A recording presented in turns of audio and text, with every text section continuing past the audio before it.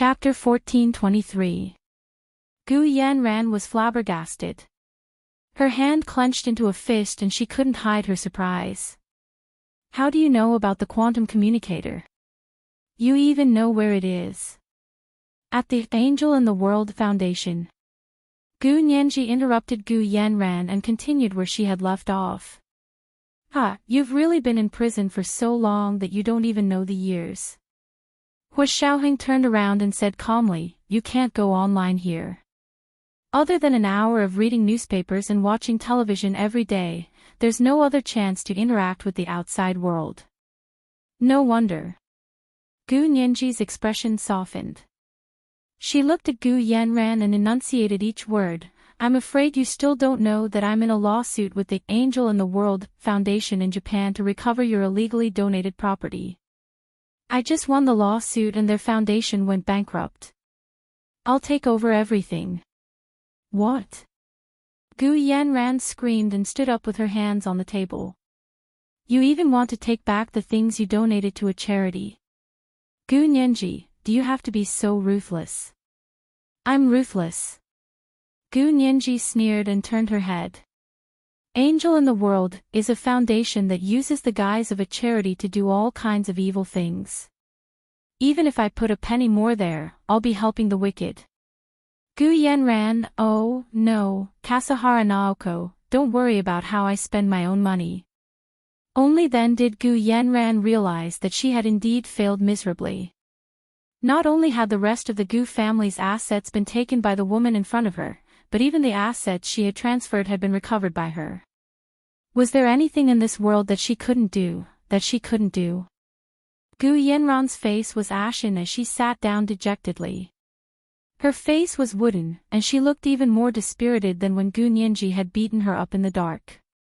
Hu Xiaoheng gestured for Gu Nianji not to speak. They waited quietly for a few minutes until Gu Yanran's psychological defenses were about to collapse. Gu Nianji then asked, how did you receive the message from the quantum communicator? How many quantum communicators are there at home? The corners of Gu Yanran's mouth twitched, and her eyes rolled dully. She said, only one. It was received with a phone. That thing is already in your hands. Haven't you used it? Gu Nianji shook her head. That quantum communicator is broken. I can't use it at all. It's still bad.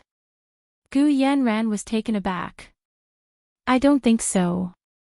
Haven't they fixed it yet? What do you mean by still? Could it have been broken a long time ago? Gu Nianji raised an eyebrow. What exactly is going on? Gu Yanran looked down, panic and viciousness flashing across her eyes. She stammered, It's just that after it received news about Gu Xiangwen 7 years ago, it somehow broke down. I gave it to the foundation in the hope that they could find a skilled craftsman to fix it. Gu Nianji face-bombed speechlessly. After a while, she said, do you think the quantum communicator is a clock? Find a skilled craftsman to repair it. Why don't you ask Liu Ban to build an aircraft carrier out of wood? Do ordinary skilled craftsmen know what a quantum communicator is? Gu Yanran bit her lip and kept her head down. I don't know. They have a lot of capable people anyway. Gu Nianji chuckled. It was clearly those people who stole and snatched other people's things, and now it was they who had a lot of capable people. Indeed, there were a lot of capable people who were thick-skinned and ruthless.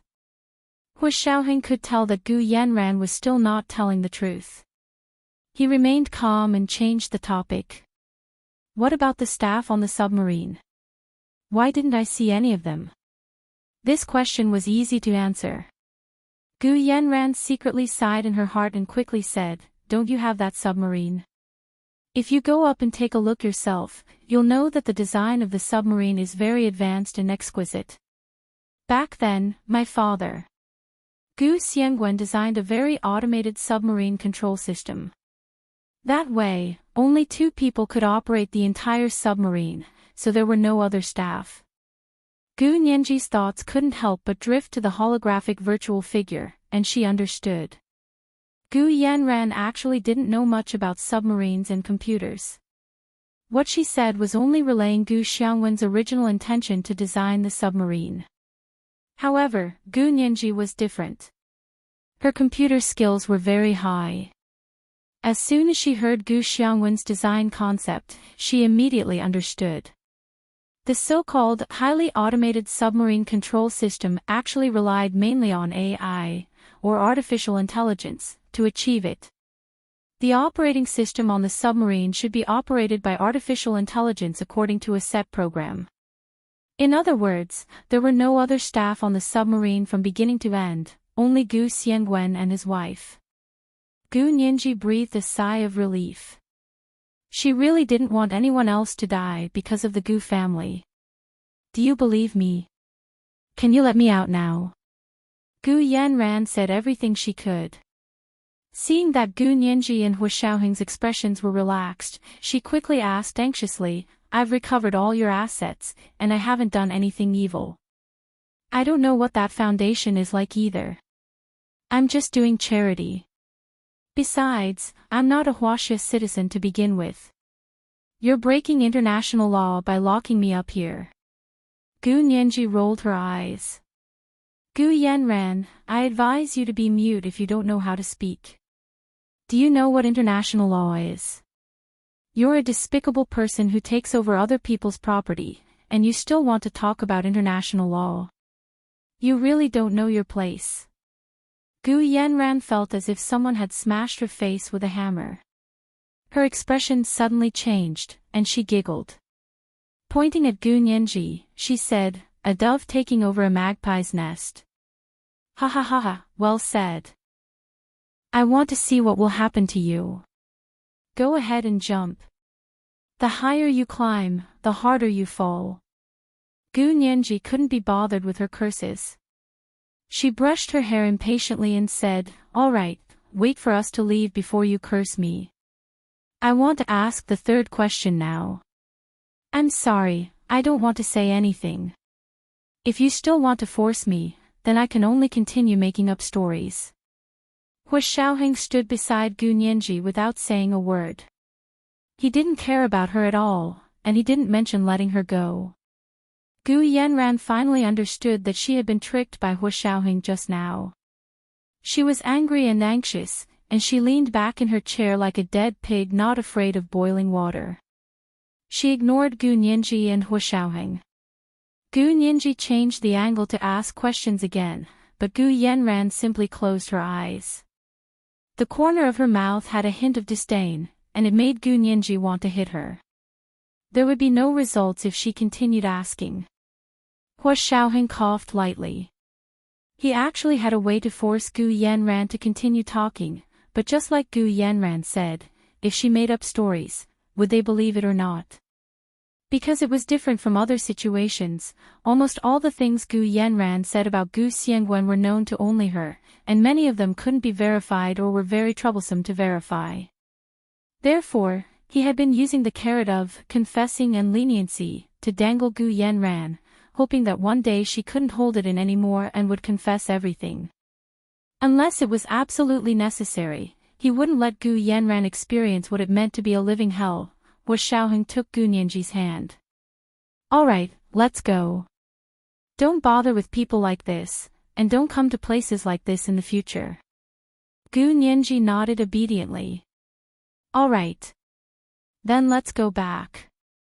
The two of them walked out in front of Gu Yanran, hand in hand.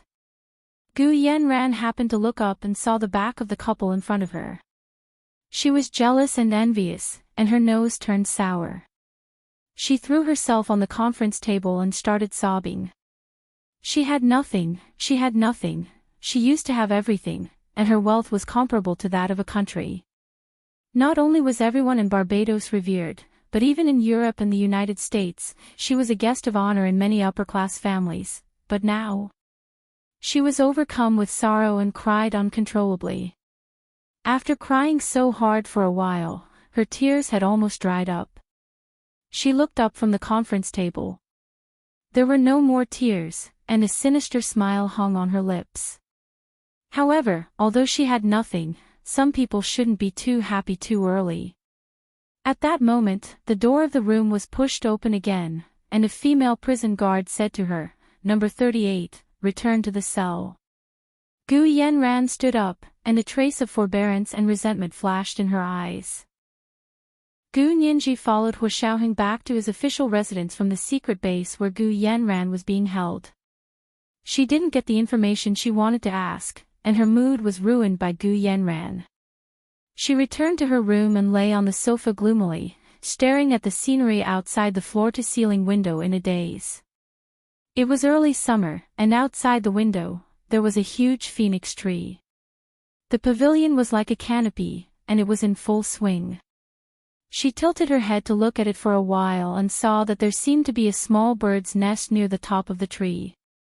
Her heart skipped a beat, and she got up from the sofa, walked to the window, opened the floor-to-ceiling window, and walked out. There was a small balcony outside her room. The beautiful purple and red phoenix wood stretched out its branches, covering half of the balcony. Gu Nianji gently caressed the phoenix tree's brilliant flowers. Her eyes sparkled as she looked at the dense canopy that was like a red cloud. The phoenix tree should be a tree that grew in the tropics. The phoenix tree in the imperial capital was already an improved species. She looked at the small palm in the middle of the phoenix tree. It was like a palm, and she couldn't help climbing up the balcony railing. She grabbed the branch and climbed up. Hua Xiaoheng took care of business in his study for a while and only came out when it was lunchtime. Although he was on vacation, a person in his position couldn't really ignore his work for 30 days. Therefore, he would check his email whenever he had time. He pushed open Gu Nianji's door, but saw that there was no one in the room.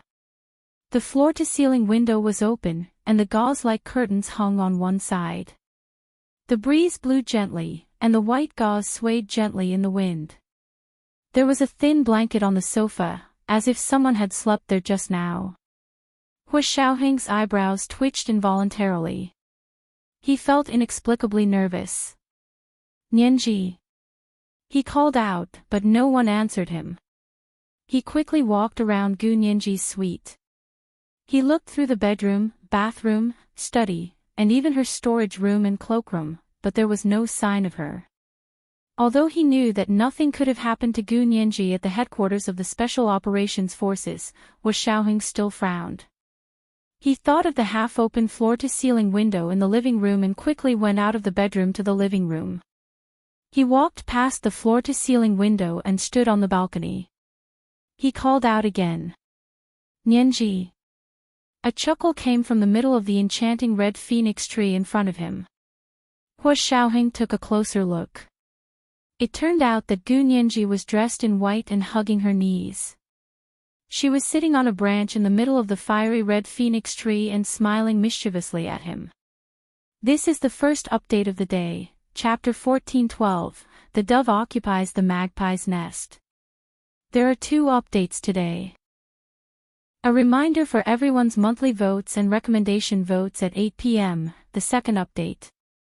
P.S. Thank you to so many moms and little Chijo for the 10,000 Chidian coins each this morning. Mwah. Chapter 14:24. Amidst the fiery red phoenix wood, the fairy-like white-clothed girl smiled faintly, her gaze filled with affection. The June afternoon sun was scorching hot, but it couldn't compare to this scene that made people yearn for it and made their blood boil. Hua Xiaoheng's heart skipped a few beats. He narrowed his dark eyes and smiled.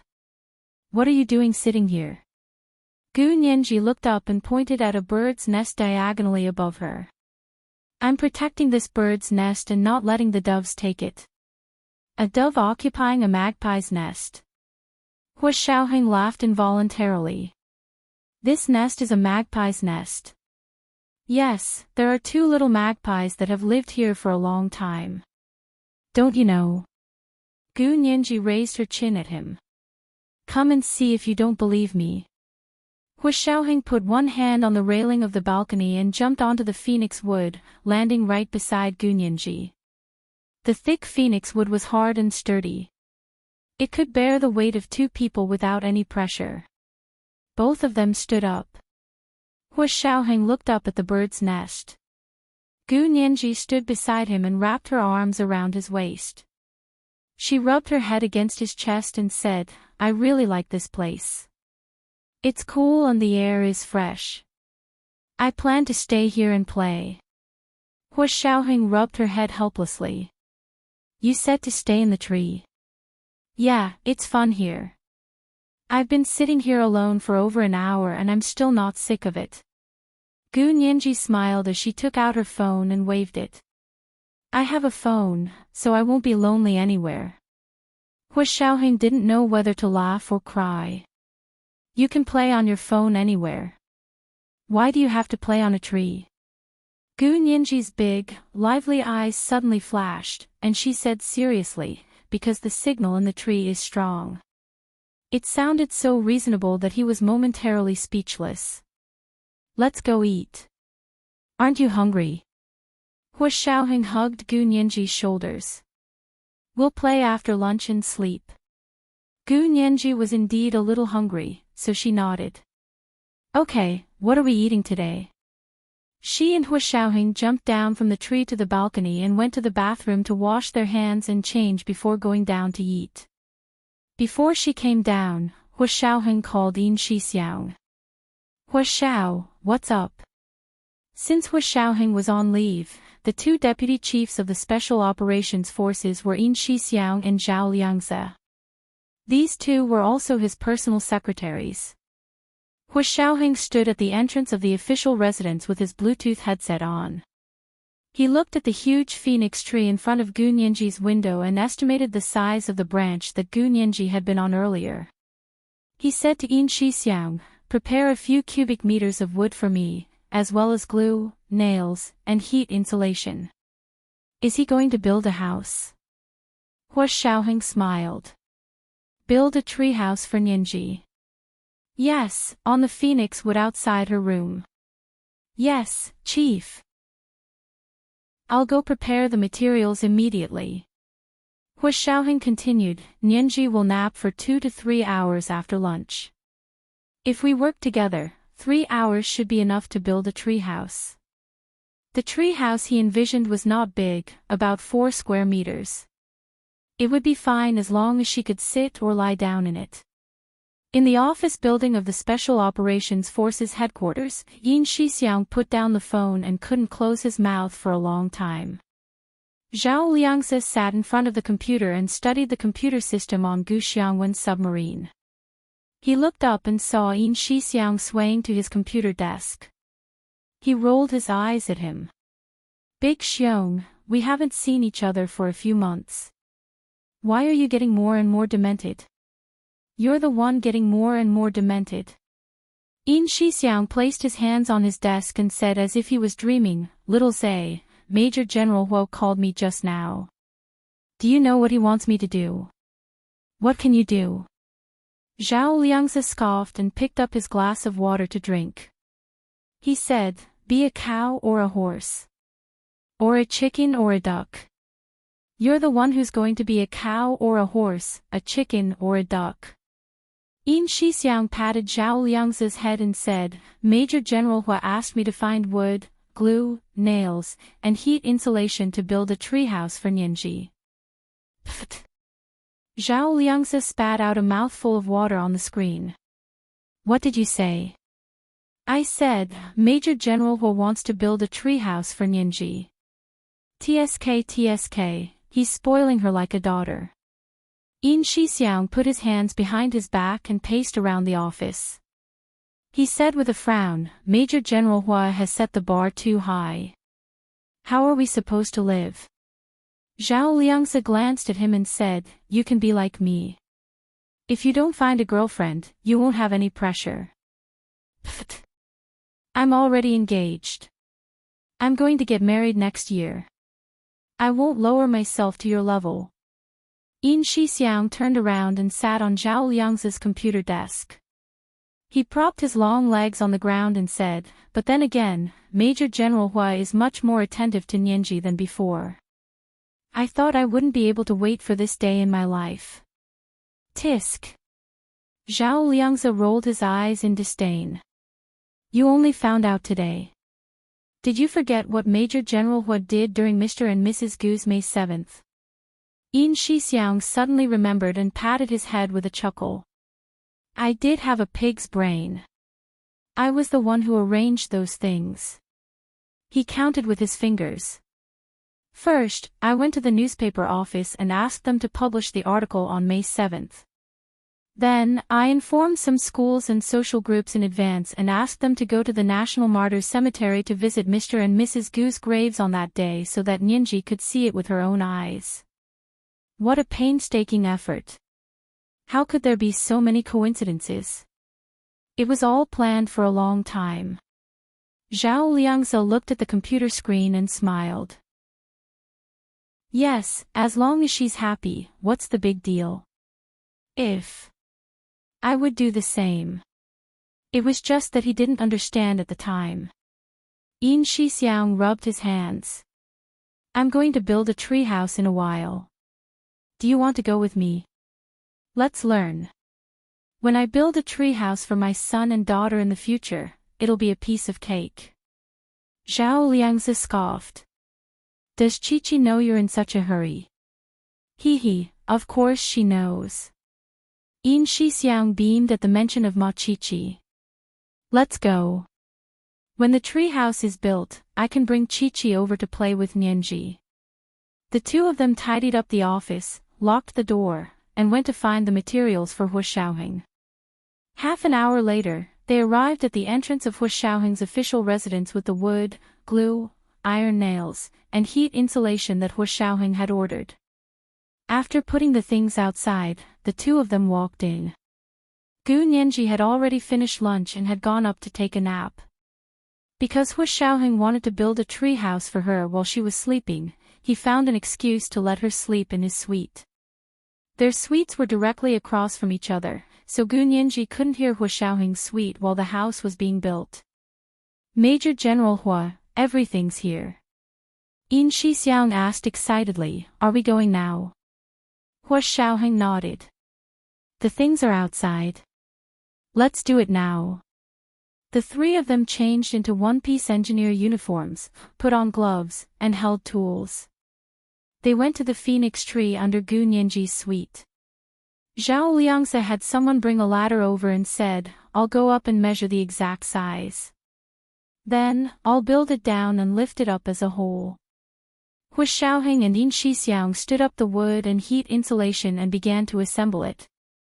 Yin Shixiang had bought professional materials from the General Assembly Department. Not only was it insulated, but it was also fireproof and waterproof. It was strong and durable. The size was just right. Just like building blocks, the three of them busied themselves for nearly 2 hours and finally built a simple and imposing treehouse. Yin Shixiang took a pulley and passed it through the branches of the phoenix tree. Then, he hung it on the roof of the treehouse. Zhao Liangzi exerted force on the other side of the pulley and lifted the entire log treehouse up. When the treehouse was placed in the gap between the palm-shaped branches in the middle of the phoenix tree, the size was just right.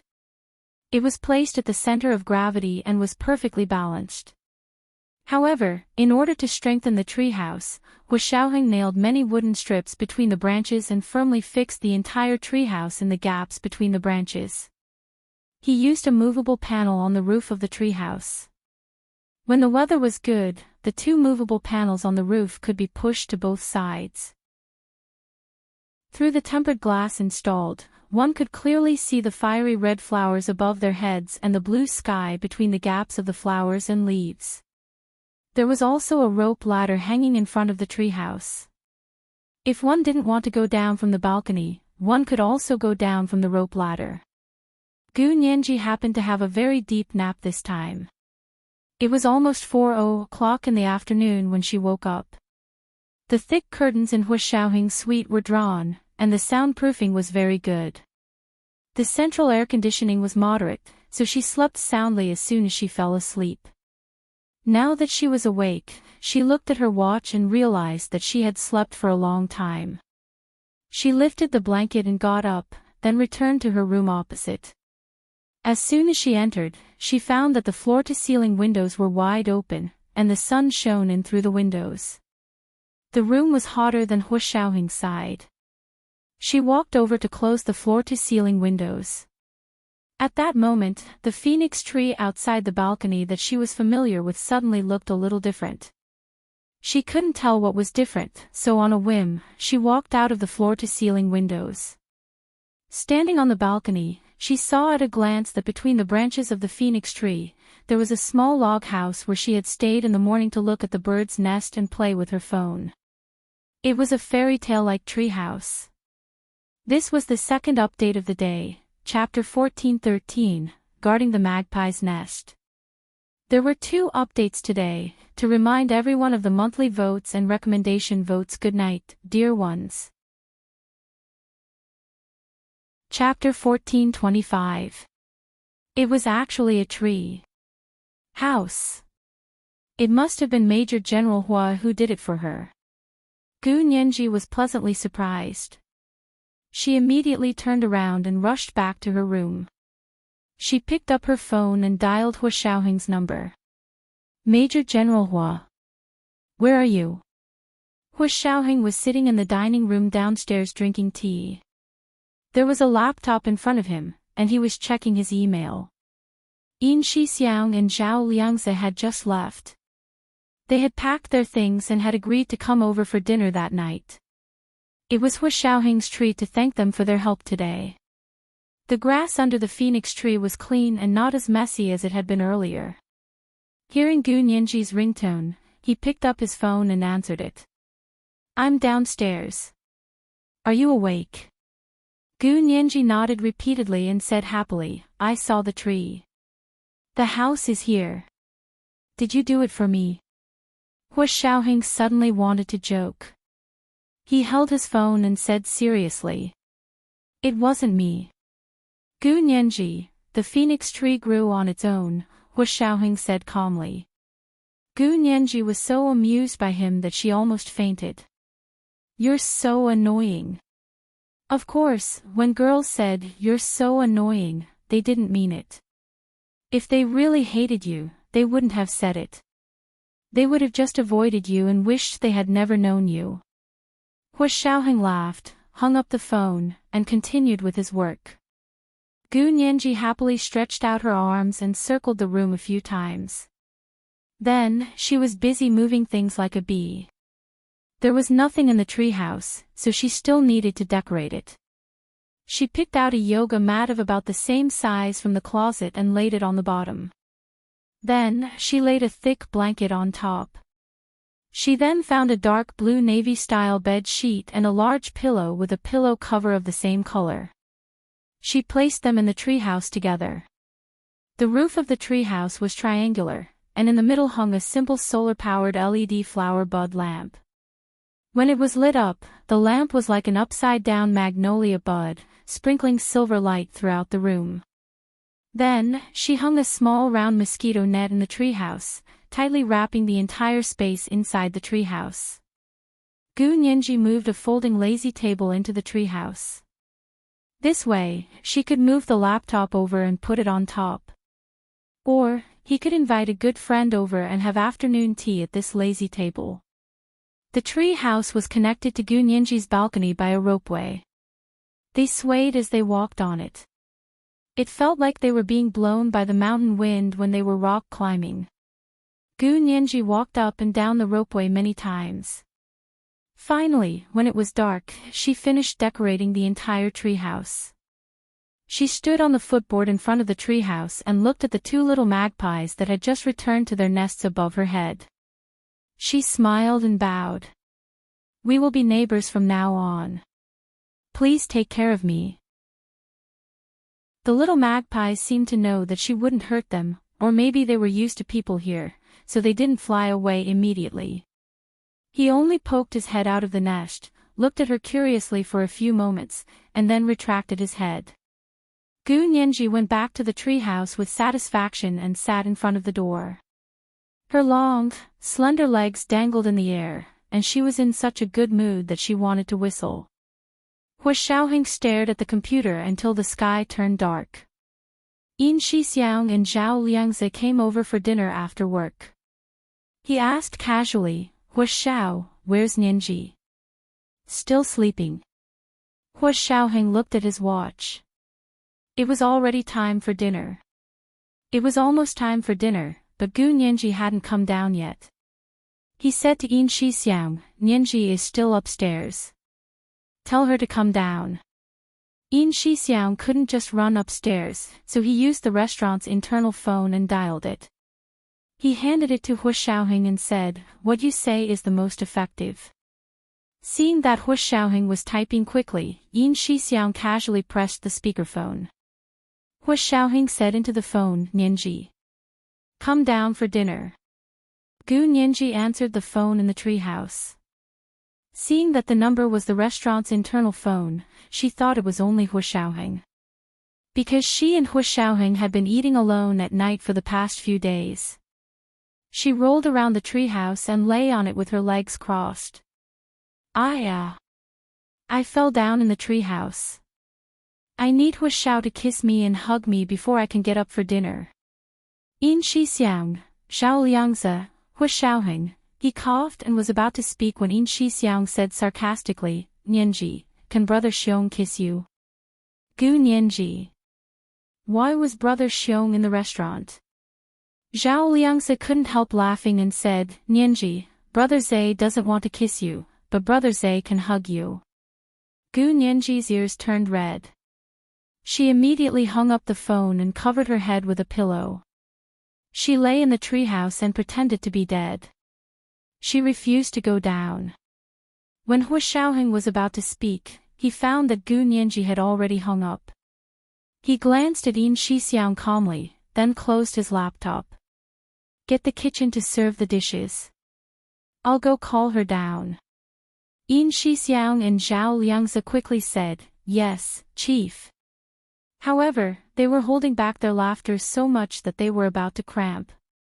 As soon as Hua Xiaoheng left the restaurant, he heard the two people behind him burst into laughter. Hua Xiaoheng stopped in his tracks. These guys. Nianji was so mischievous because she learned it from them. When he arrived at Gu Nianji's room on the second floor, Hua Xiaoheng looked around but didn't see her. However, this time, he didn't panic. He walked directly to the balcony and saw that there was a light in the direction of the treehouse. Under the solar LED light of the white magnolia bud, a girl in a black short-sleeved t-shirt and short hot pants was lying under the light, covering her head with a large pillow. Hua Xiaoheng curled the corners of his lips. With one hand on the railing of the balcony, he gently jumped over the ropeway and landed silently in front of the treehouse. He held on to the roof and bent down to walk in. The treehouse was decorated comfortably and elegantly. It was Gu Nianji's style. Hua Xiaoheng half knelt in front of her and looked at Gu Nianji, who had hidden her head under the pillow like an ostrich. He reached out and gently lifted her pillow. Gu Nianji still refused to let go. She held the two corners of the pillow tightly and pulled it down with all her might. Seeing this, Hua Xiaoheng reached out and slapped her perky buttocks. He didn't use any force, and the slap didn't hurt, but the sound was crisp and clear. The slap traveled far into the night sky. The magpies on the roof were alarmed. They poked their heads out of their nests and looked at their new neighbors. Gu Nianji's body stiffened for a moment. She let go of the pillow and quickly turned around. She saw Hua Xiaoheng's calm and handsome face pressing down on her. She froze for a moment. A kiss had already landed on her forehead. It was as gentle as the feeling of the phoenix wood flower gently brushing against her forehead when she moved things to the treehouse in the afternoon. Okay, I've already kissed you. Let's hug again. Hua Xiaoheng put his hands under her armpits and picked her up. Gu Nianji threw herself into his arms like a child and only came back to her senses after a long while. She covered her face with her hands and said embarrassedly, "Why are Brother Xiong and Brother Zai here too? You didn't even tell me in advance and made me embarrassed." Hua Xiaoheng patted her back and said with a faint smile in his voice, "They're not outsiders. They helped me build this treehouse for you today." Gu Nianji understood and played with Hua Xiaoheng's collar with her hand. "So you're treating them to dinner?" "Yes, actually it's all your favorite dishes." Hua Xiaoheng smoothed her hair. "Can we go now?" "Okay." Gu Nianji patted Hua Xiaoheng's face. "I'll forgive you this once. But if they want to laugh at me later, you have to speak up for me." "Okay.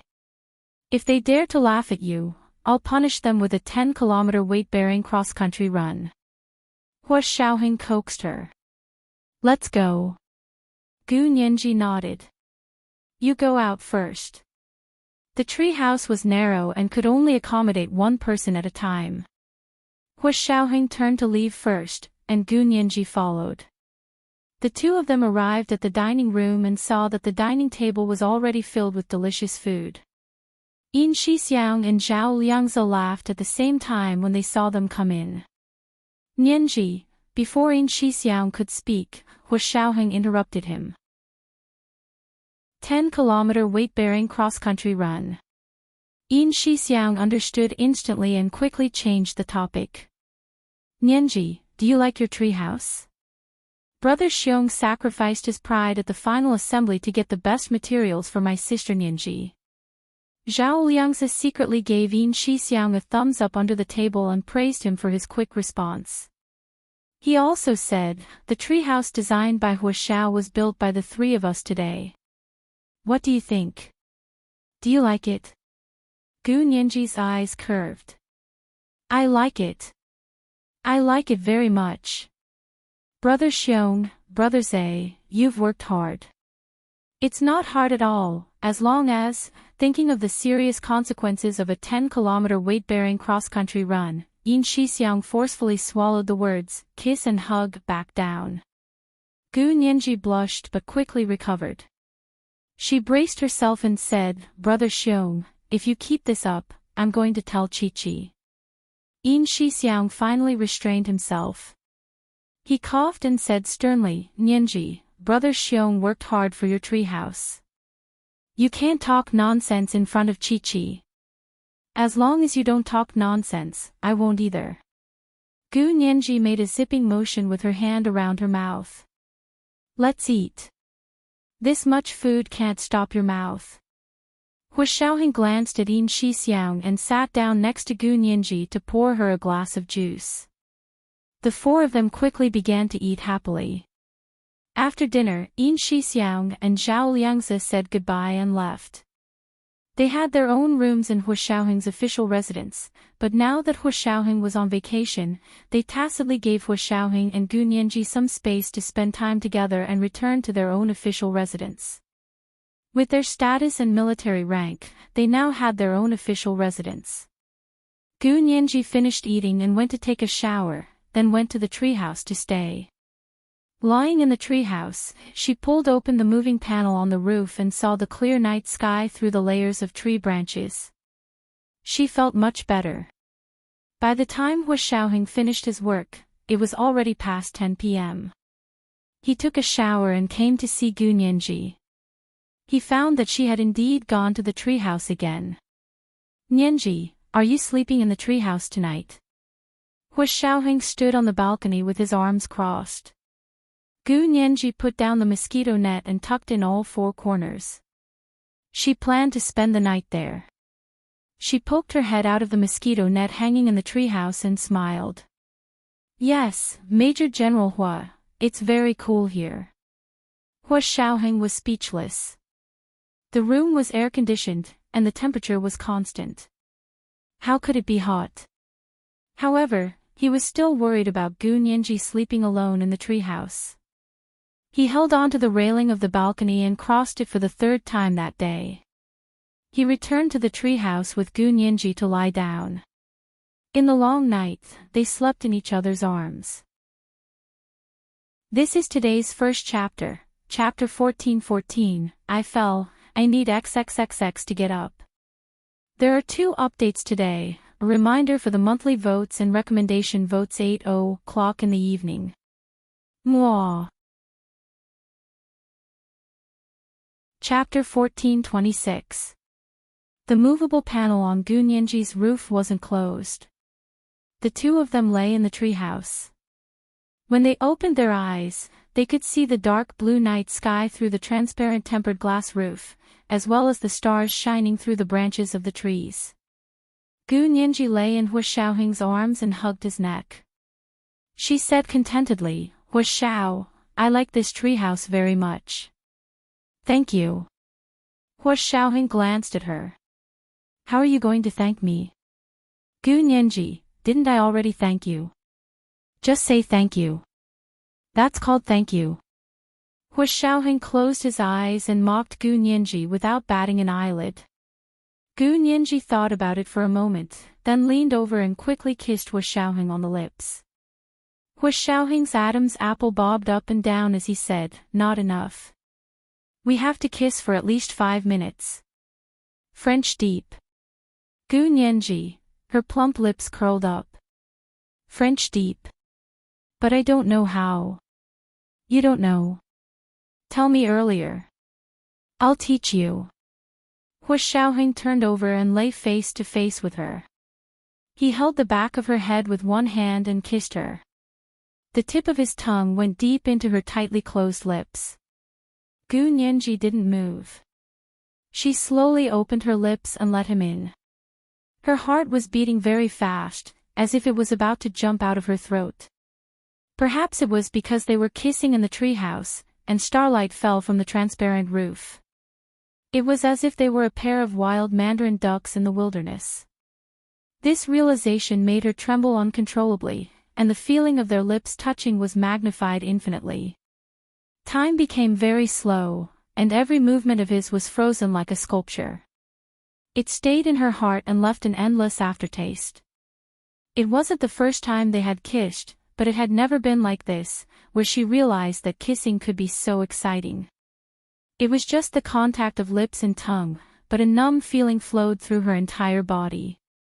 Every time the tip of his tongue touched the tip of hers, it would cause a lightning-like tremble.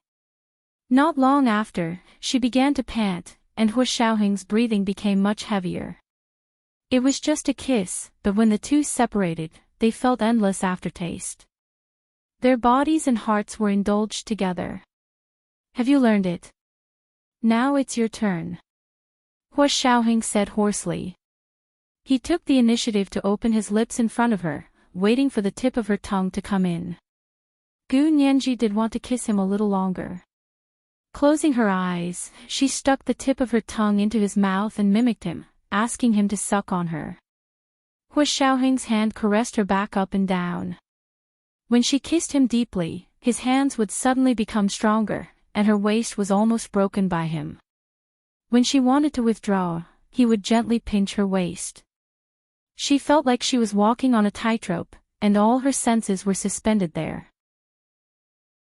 She would be defeated if the wind blew.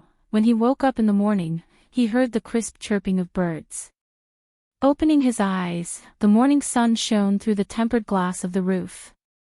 After being filtered by the leaves of the phoenix tree, the sunlight was no longer as hot, and specks of sunlight fell on the thin blanket. The two magpies woke up too. A bird walked curiously up and down on the roof, pecking at it from time to time. Gunyenji opened her eyes and saw the silhouette of a bird. Speechless, she placed her hand on her forehead to block the glaring sunlight and muttered, "You're a magpie, so don't be like a woodpecker. Besides, this isn't a tree. Why are you pecking at my roof?" Perhaps her nagging worked, or perhaps the little magpie was tired of playing this game. After a while, it spread its wings and flew away. Gunyenji turned her head and saw Hua Xiaoheng sleeping beside her. Satisfied, she leaned her head against his arm and said, "Good morning." Hua Xiaoheng didn't open his eyes. He followed the voice and kissed her cheek. He also said, "Good morning." His deep, magnetic voice carried a hint of laziness from just waking up. Gunyenji's ears turned red. Hua Xiaoheng opened his eyes and saw that her white, jade-like earlobes were slightly red. They were like high-quality pink tourmaline, and also like sweet lychee meat. They were translucent and moist, and made him want to take a bite. Hu Xiaoheng did take a bite, leaving 2 faint teeth marks on her earlobes. Gu Nianji covered her ears and quickly stepped back. She said angrily, "Are you a dog? Why do you bite people so often?" Hu Xiaoheng raised an eyebrow. "Often? When have I ever bitten you?" Gu Nianji was speechless, but she was unwilling to be refuted. Her eyes darted around and she muttered. "You bite me every time. Have you forgotten?" Hu Xiaoheng looked down at her. "Are you talking about the earlobes? Or?" His gaze wandered from her delicate collarbone to the deep, shadowy ravine hidden below her collarbone.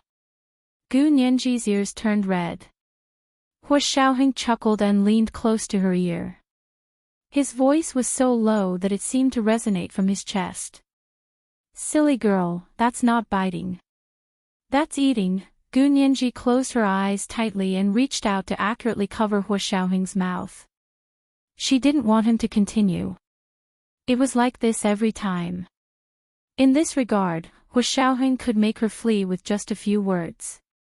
The two of them cuddled in the treehouse for a while before getting up to go to their room to wash up.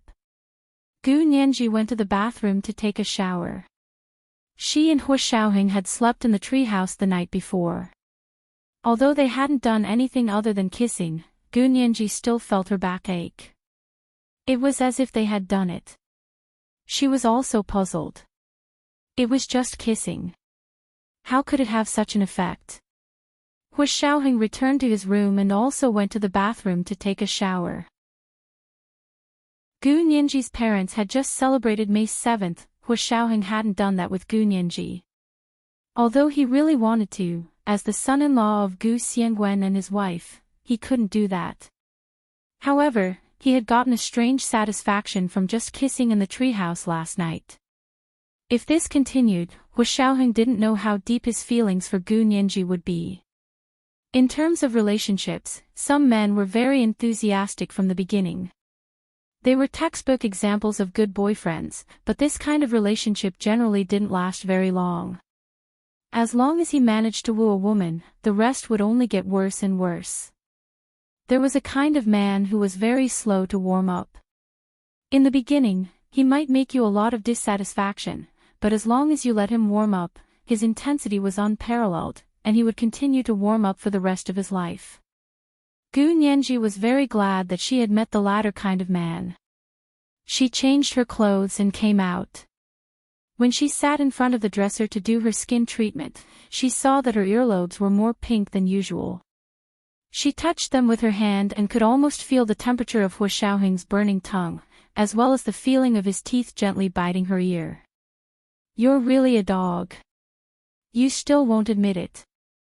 Gu Nianji looked at the mirror on the dresser and laughed softly. Speaking of dogs, Gu Nianji couldn't help but think of the purebred little corgi that the cute little Russian boy had given her. Ever since she had returned to the country, she had been so busy that she hadn't had the chance to see it. During breakfast, Gu Nianji asked about little corgi AKO. "Major General Hua, I remember that you sent it to the military camp to train with the military dogs. Can I go see it?" This was the second update of the day, Chapter 14-15, Wild Mandarin Ducks. Today's second update was to remind everyone of the monthly votes and recommendation votes. Good night, dear ones. Chapter 14-27. The corgi that Dreamy gave you. Hu Xiaoheng narrowed his eyes and thought for a while. He said calmly, "The discipline in the military camp is strict, and it's still training." "What's wrong? Do you miss it?" "Ha! You're really training it as a military dog?" Gu Nianji's eyes widened in surprise. Her dark eyes were crystal clear, as pure as a kitten's. However, her personality was similar to a kitten's. When she was happy, she could meow beside you, and when she was unhappy, she could raise her hand and claw you. Hu Xiaoheng smiled and lowered his eyes. Of course, military orders must be obeyed. Do you think I'm joking? But when Dreamy gave it to me, Aku was only a week old. Its short legs weren't even as long as my fingers. Gu Nianji gestured with her hand, and her heart ached even more. She had thought that Hu Xiaoheng was joking when he said that he would train the little corgi as a military dog. He was just looking for an excuse to send the little corgi back to the country in advance and hand it over to professional dog trainers to learn the rules. So it was really sent to the military camp to be trained like a military dog. Hu Xiaoheng grunted noncommittally and calmly ate his breakfast. Gu Nianji sighed across from him for a long time, but he pretended not to hear her. In the end, Gu Nianji had no choice but to sit beside him and shake his arm vigorously. Good Major General Hua. Good Major General Hua. You treat Aku like this. He's only a few months old. Hu Xiaoheng was unmoved and said calmly, for a dog, a few months is considered an adult. Gu Nianji was so choked that she couldn't speak. She sat beside Hu Xiaoheng with her head lowered and played with her fingers. She stopped begging him. Hu Xiaoheng finished breakfast and wiped his mouth with a tissue. He looked down and saw that Gu Nianji was still listless. He smiled and stood up. What are you planning to do today? Gu Nianji frowned. I wanted to see Aku, but you said he was training. Suddenly, her heart skipped a beat.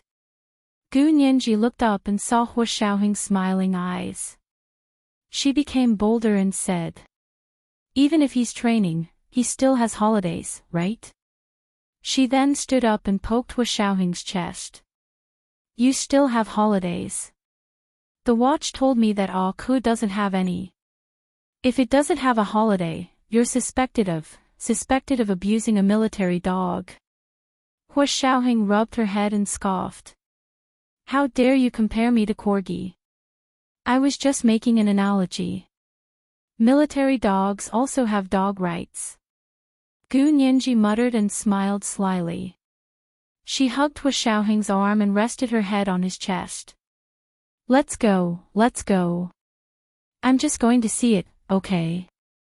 Hu Xiaoheng looked at his watch and said, I'll go make a call and see if Aku is on leave today. Go. I'll be waiting. Hu Xiaoheng went upstairs to make a call. After a while, he came down and said, Aku has half a day off today. Do you want to see him? Gu Nianji nodded repeatedly. Yes. Okay, but you have to wait until afternoon. It was only 8 in the morning, which meant that she had to wait for at least 4 hours. Is it true? Gu Nianji was quite disappointed. Can't it rest? No. Hu Xiaoheng held back his laughter and showed her the 2 movie tickets he had prepared beforehand. However, I have 2 movie tickets here. Do you want to go take a look first? Watch a movie. Gu Nianji's eyes lit up. What movie? Actually, the home theater in Hu Xiaoheng's official residence was already comparable to a movie theater outside. It could seat 50 to 60 people. A typical small theater was about this size. Moreover, the equipment and sound system were all top-notch. If he wanted to borrow a movie, he could borrow it. However, it was different to buy movie tickets to watch a movie. He felt guilty towards Gu Nianji. When she was with him, he couldn't do many things with her that normal couples did. Although Gu Nianji didn't care and was able to enjoy herself, Hu Xiaoheng still felt sorry for her. The deeper their relationship, the more he couldn't see her unhappy at all. Hu Xiaoheng looked at the name written on the movie ticket. A new movie, waiting for you home. Gu Nianji, what movie is this? Why haven't I heard of it? Gu Nianji frowned. It's not a blockbuster, is it? If it was a blockbuster, all kinds of publicity would have been blasted everywhere by now. Hu Xiaoheng looked at the name and was speechless. He was the one who had asked Dean Shixiang to buy the movie tickets. He had only said to buy the kind of movie that Gu Nianji liked to watch. He hadn't expected him to buy 2 unpopular movie tickets. It's not a blockbuster. It's a new domestic movie. Hu Xiaoheng took out his phone to check and realized. It's a feature film co-produced by the military's publicity department. No wonder. That's good. I'll support my own people. Gu Nianji was happy. What time is the movie? 9 o'clock, 12 o'clock, or 4 o'clock in the afternoon. Which one do you want to watch? Then 9 o'clock in the morning. Gu Nianji calculated the time. I can go see Little Ah Ko after I watch it. Ha ha ha ha. Hu Xiaoheng, he stuffed the movie tickets into his wallet. Go up and pack up. I'll drive you there. Gu Nianji snapped her fingers happily. Okay. I'll go right now. She smiled and ran upstairs. She opened the closet and found a new summer Chanel outfit. It was a pink silk shirt with bubble sleeves and a waistline. It had a Peter Pan round neck with a black ribbon tied around it. It was paired with a pair of white slacks and a pair of Hermès red Berlin handbag. She rushed downstairs. Hu Xiaoheng wasn't wearing his military uniform today. He was wearing casual clothes. She couldn't tell the brand, but it fit him very well. It accentuated Hu Xiaoheng's broad shoulders, chest, and waist. Black jeans wrapped around his long legs and black wavy shoes. If one didn't look closely, they wouldn't be able to tell that they were actually a couple's pair of white wavy shoes. He held the car keys in his hand and stood at the door waiting for her with his arms crossed. His tall and straight waist made her heart beat faster. Gu Nianji smiled and walked over to hug Hu Xiaoheng's waist from behind. She whispered. I really want to wrap my legs around you. Hu Xiaoheng was stunned, but he quickly composed himself. He turned around and flicked her forehead. You're even flirting with me. You're getting bolder. So what? It's only right for me to flirt with my own man. Gu Nianji turned around and hooked her arm. She looked at him sideways with a smile. Don't tell me you want me to flirt with other men. Hu Xiaoheng snorted. Why don't you try? I wouldn't dare, I wouldn't dare. I wouldn't dare even if I had 100 guts. Gu Nianji smiled and begged for mercy. She walked out of the official residence with him. They got into the car and drove to the Poly Cinema in the city center. It was the most luxurious and well-equipped cinema in the entire imperial capital. They parked the car in the underground parking lot. Hu Xiaoheng and Gu Nianji took the elevator straight up. Because it was an early screening and an unpopular movie, there weren't many people there. A few people were scattered around the hall, which was lit up with neon lights. The staff looked like there were more people watching the movie. It was Gu Nianji's first time watching a movie in a movie theater outside. In the past, she had either watched it in the home theater at home, on the computer, or on the iPad. She had never actually watched a movie in a movie theater with so many people. Gu Nianji was curious about everything. When she saw that everyone had bought cola and popcorn, she tugged at the corner of Hu Xiaoheng's shirt to buy them. Hu Xiaoheng glanced at her and said dryly, You'll get fat if you eat too much junk food. Gu Nianji didn't care. I just want to eat. It's only once. How fat can I get? In fact, she had lost a lot of weight recently. Hu Xiaoheng saw that her sharp chin had also lost weight, so his heart softened and he agreed to buy cola and popcorn for her. I want a big tube. Gu Nianji followed closely behind. However, Hu Xiaoheng stopped when he reached the service area for cola and popcorn. Not far in front of him, two people walked over hand in hand. It was Yin Shixiang and Ma Qiqi. Ma Qiqi first saw Hu Xiaoheng, then saw Gu Nianji beside him. She immediately ran over in surprise. Nianji. Long time no see. Are you feeling better? Gu Nianji had been in a bad mood ever since she buried her parents. She closed her door and didn't even contact Ma Qiqi. After Gu Xiangwen and his wife's May 7th, her mood gradually improved. Now that she saw Ma Chi-Chi, she was also very happy. The two of them held hands and chatted about what had happened after they parted. Yin Shixiao nodded at Hua Xiaoheng with a wry smile. Hua Xiao, sorry to disturb you. Hua Xiaoheng looked at him and turned to buy cola and popcorn. He also bought large portions for Yin Shixiao and Ma Chi-Chi.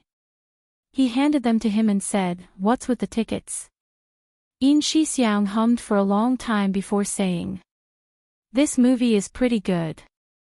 I saw director Bai recommend it and said it's good for people like us." He had originally thought that Gu Nianji wouldn't wake up so early, so he wouldn't run into Hua Xiaoheng and the others. However, he didn't expect Hua Xiaoheng to also watch the morning show. Hua Xiaoheng didn't say anything and turned to urge Gu Nianji to enter. However, when they were at the door, they ran into Zhao Liangzi again. Everyone could only awkwardly and politely greet him. Hua Xiaoheng glanced at Gu Nianji. Seeing that she wasn't unhappy, he took her hand and walked inside. They found the two seats at the top and the center to sit down. Of course, Yin Shixiao and Ma Chi-Chi found seats on the side. Zhao Liangzi sat in the middle of the theater. However, not long after, Bai Yueran arrived.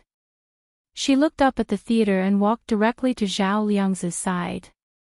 She asked, "Little Zhe, is there someone sitting next to you?" Zhao Liangzi looked up at her for a while before replying calmly, "No, sit down." He no longer had feelings for her, so he didn't care where she sat. Bai Yueran sat down with a smile. Gu Nianji and Ma Chi-Chi both saw this and couldn't help gossiping with each other on WeChat. Yin Shixiao rolled his eyes and also texted Hua Xiaoheng. "Hua Xiao, these two are having such a hard time chatting," Hua Xiaoheng texted back. "Yeah, you guys sit here." Yin Shixiao quickly pushed Ma Chi-Chi. "Sit with Nianji. You guys don't have to text in the same theater." Ma Chi-Chi put away her phone and rolled her eyes at Yin Shixiao. "We're using WeChat to chat. Who's texting?" However, he still stood up happily and sat with Gu Nianji. Hua Xiaoheng and Yin Shixiao sat outside while the two girls sat inside next to each other. Gu Nianji and Ma Chi-Chi whispered. "Look ahead, Director Bai and Little Zhe. Do you think Director Bai is chasing after Xiao Zhe?" Probably. After talking for a while, the lights in the theater dimmed and the movie began. This is the first chapter of the day, chapter 14-16, Getting Bolder. There are two updates today, a reminder for the monthly votes and recommendation votes 8:00 in the evening. Mwah. Chapter 14-28. Gu Nianji and Ma Chi-Chi quickly turned off their phones and stopped whispering to each other. The movie started playing on the spherical movie screen. After a 5-minute preview, it was time for the official movie. The words, "Waiting for you to come home," appeared on the big screen from afar. Gu Nianji and Ma Chi-Chi looked at each other and smiled secretly. This beginning seemed very boring and old-fashioned to them. But seeing the two men beside them sitting upright, they only complained in their hearts and didn't show it. But as the story progressed, they were unknowingly attracted. The movie was about a story that spanned half a century. During the war years, the female lead and the male lead, who was a soldier, met and got to know each other. In the end, they became husband and wife. Did you think the story was over? How naive. The love story of the war years, from meeting and getting married, was just the beginning. 5 minutes into the movie, the female lead and the male lead got married. The pace was indeed much faster than online novels. And the year they got married, the war broke out. As one could imagine, not long after the two got married, the male lead was drafted to the front line and began an arduous war.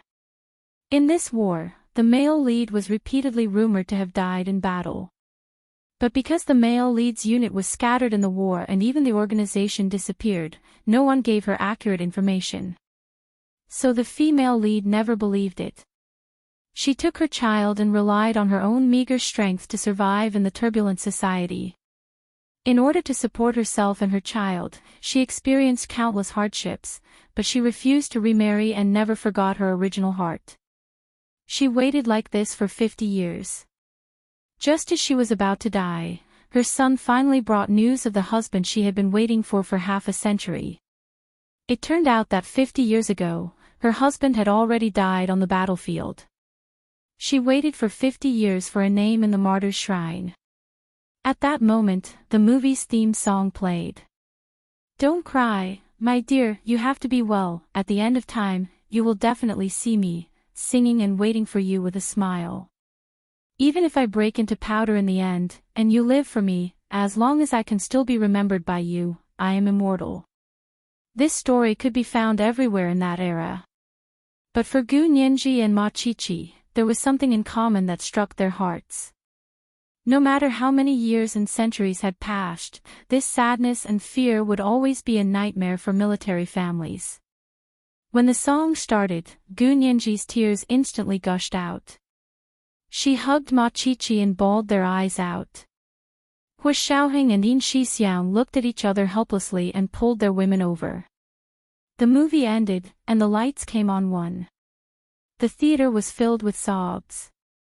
The film wasn't too sensational.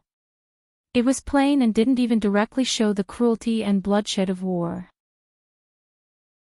But at the end, when the hope that the heroine had been looking forward to for half a century was finally destroyed by a piece of news, the audience finally understood what war was. Especially the theme song at the end, the desolate and clear baritone voice echoed in the theater, just like a tearjerker. Gu Nianji gripped Hu Xiaoheng's shirt tightly and cried until she was out of breath. She hugged him tightly as she cried. She was worried that if she let go, he would disappear just like the male lead in the movie. Needless to say, Ma Qiqi had the same idea as Gu Nianji. She also hugged Yin Shixiang tightly. Yin Shixiang hurriedly led Ma Qiqi to the theater entrance. When he walked to the row where Bai Yueran and Zhao Liangzi were sitting, he looked back. Zhao Liangzi's eyes were red. He must have cried. Bai Yueran's face was solemn. Although she hadn't cried, she didn't look too good. She comforted Zhao Liangzi softly, I know you're thinking of Shuang. However, her spirit in heaven might not be willing to see you like this. Zhao Liangzi took out a tissue to wipe his face and mumbled, Director Bai, I know you want to comfort me. But to me, Shuang is unique and irreplaceable.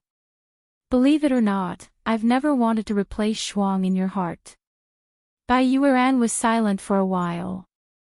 She leaned back in her seat and said in confusion, I don't know why I still want to be with you, even if I know that from now on, Shuang will always be the white moon in your heart.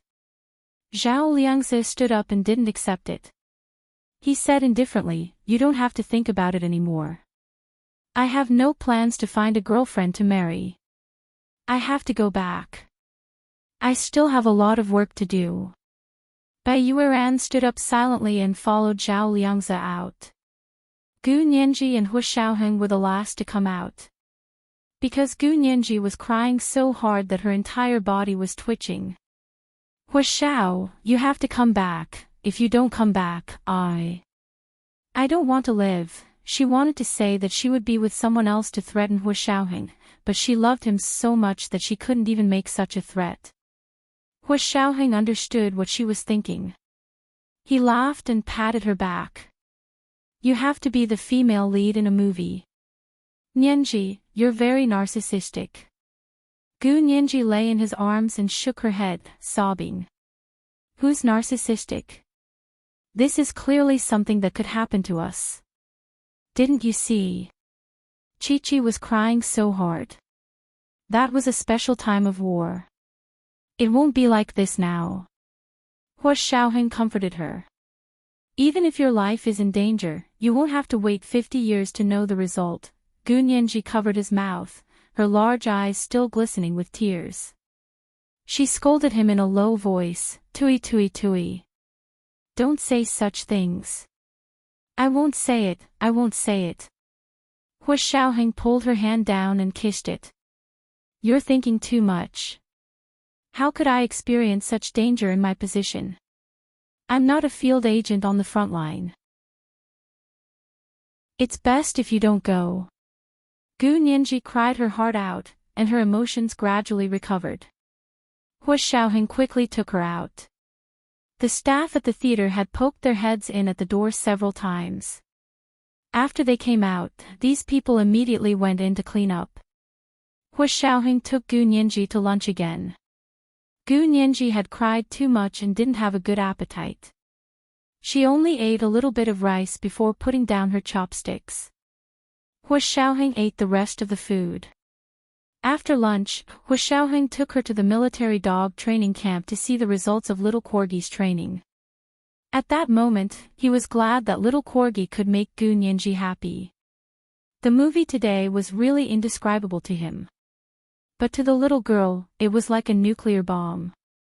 Especially Gu Nianji, who had a relatively low tear threshold, had been crying since she was young. He looked at Gu Nianji, who was sitting listlessly in the passenger seat, and smiled. It was already 1:00 in the afternoon when they arrived at the military dog training camp. Hu Xiaoheng had informed them in the morning, so little Ako could take half a day off today. Gu Nianji followed Hu Xiaoheng to the dog training ground. It was a huge lawn surrounded by a white fence. On the grass, there were a dozen or so mighty German shepherds running. They were tall and had especially long legs. Gu Nianji glanced at them nonchalantly. These aren't corgis. Where's my little Ako? Hu Xiaoheng stood beside her and stared at the German shepherds that were gathered together. He stared at them for a while before pointing. I think he's over there. Gu Nianji looked in the direction he was pointing and suddenly wanted to cry. The little puppy that had been so small a few months ago had now grown up. However, no matter how big it was still as small as a toy when compared to the German shepherds with long legs and bodies. It was hidden behind the long legs of the German shepherds and was almost hidden from view. The dog trainer let out a long whistle, and the German shepherds on the grass barked together. Then, they ran frantically to the other side. Poor little Ako's short legs couldn't outrun the German shepherds at all. However, it still didn't give up and chased after them. Gu Nianji looked at the dog heads moving and couldn't help asking. Where are they going? To eat. Hu Xiaoheng raised his hand and pointed. He saw that by the time little Ako ran over, the food had already been snatched away by the German shepherds. It was a small, short-legged dog, so it had no choice but to circle the food trough and lick the remaining food from time to time. Hu Xiaoheng awkwardly retracted his finger and scratched his forehead. Gu Nianji's eyes widened. They're snatching little Ako's food. How can they do this? My little Ako. Tears were about to fall again. Hu Xiaoheng quickly said, No, no. If they couldn't snatch the food, they would have fed it separately. Really? Of course. Look at how fat it is. You know they didn't starve it. However, snatching food was one of the training programs, so little Corgi looked very pitiful at this time. Gu Nianji looked at little Corgi circling the food trough and stomped her feet. Her eyes welled up with tears. No. I have to bring little Ako back. It's not a military dog at all. How can you treat it like this? Hu Xiaoheng had always been a man of his word. He had never changed his decision. But this time, under Gu Nianji's strong request, he had no choice but to give in. He finally nodded and agreed. If that's the case, then take it back and raise it for 2 days. If it doesn't listen, then send it back. Gu Nianji's tears turned into laughter. She waved at little Ako and shouted, Ku. Little Ako. Daddy and Mommy are taking you home. The trainers at the military dog camp and the German shepherds all looked up. Hu Xiaoheng was on the verge of breaking down. His face was burning, but his expression remained calm. It was as if he didn't know Gu Nianji and didn't know what she had just said. Gu Nianji couldn't care less. She was pleasantly surprised because the little corgi actually remembered her voice. As soon as she finished speaking, little corgi immediately stopped circling and ran towards her. Its short legs bounced as it ran so fast that it looked like it was flying over the grass.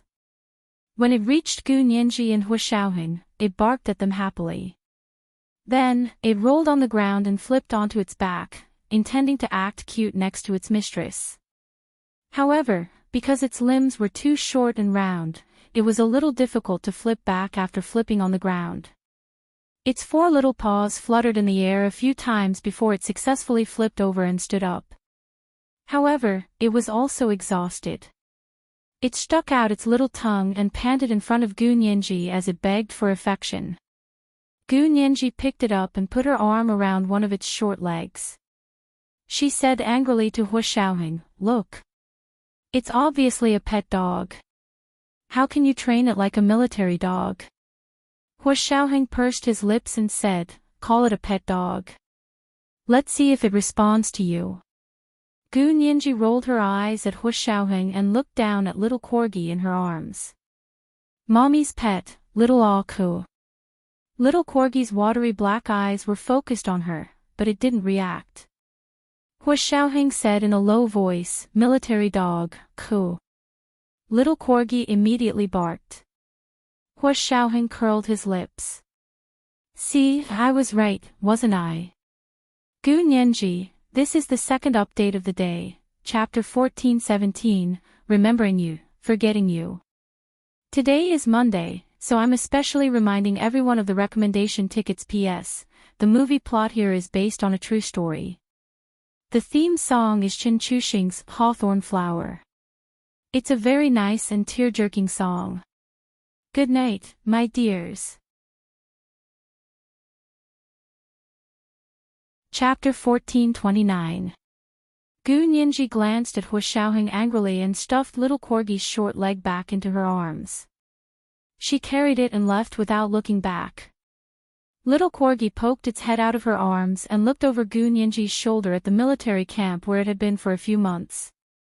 It barked twice and followed its mistress home with a clear conscience. In the end, this was not a place where it should stay.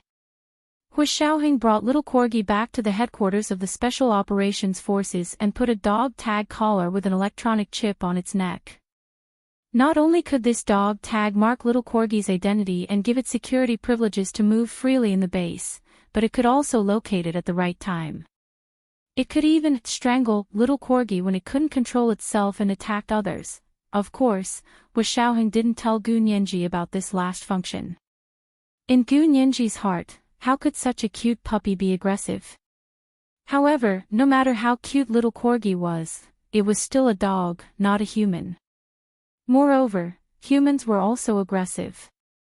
Gu Nianji set up a very comfortable kennel for little corgi in the outer room of her suite. A large pillow was placed in the corner, and next to it was a bowl for it to drink water and eat. It had been trained by a dog trainer and wouldn't urinate or defecate anywhere. It was a very clean little corgi. Gu Nianji was overjoyed the first night she brought it back. She poured milk for it and filled it with a large bowl of dog food. Little corgi's stomach was round. Hu Xiaoheng couldn't take it anymore. He threw a book about raising dogs at her and said, "Don't make it explode like you're raising goldfish." Gu Nianji had raised a few little goldfish before, but she had often fed them to death. "Got it, I'll be careful." Gu Nianji embarrassedly took away the extra dog food from little corgi and pointed at its little nose. "There's no more for today. You can't eat anymore. Now take a shower and sleep." Little corgi wagged its tail at her and licked the small bowl of water. It then went back to the kennel to sleep. Gu Nianji had been messing around all day, so she went to the bathroom to take a shower. Hu Xiaoheng wanted to sleep on Gu Nianji's side. However, as soon as he walked to Gu Nianji's bedroom door, little corgi sat up energetically from the kennel and looked at him with bright eyes. When he walked in, little corgi followed and squatted at his feet.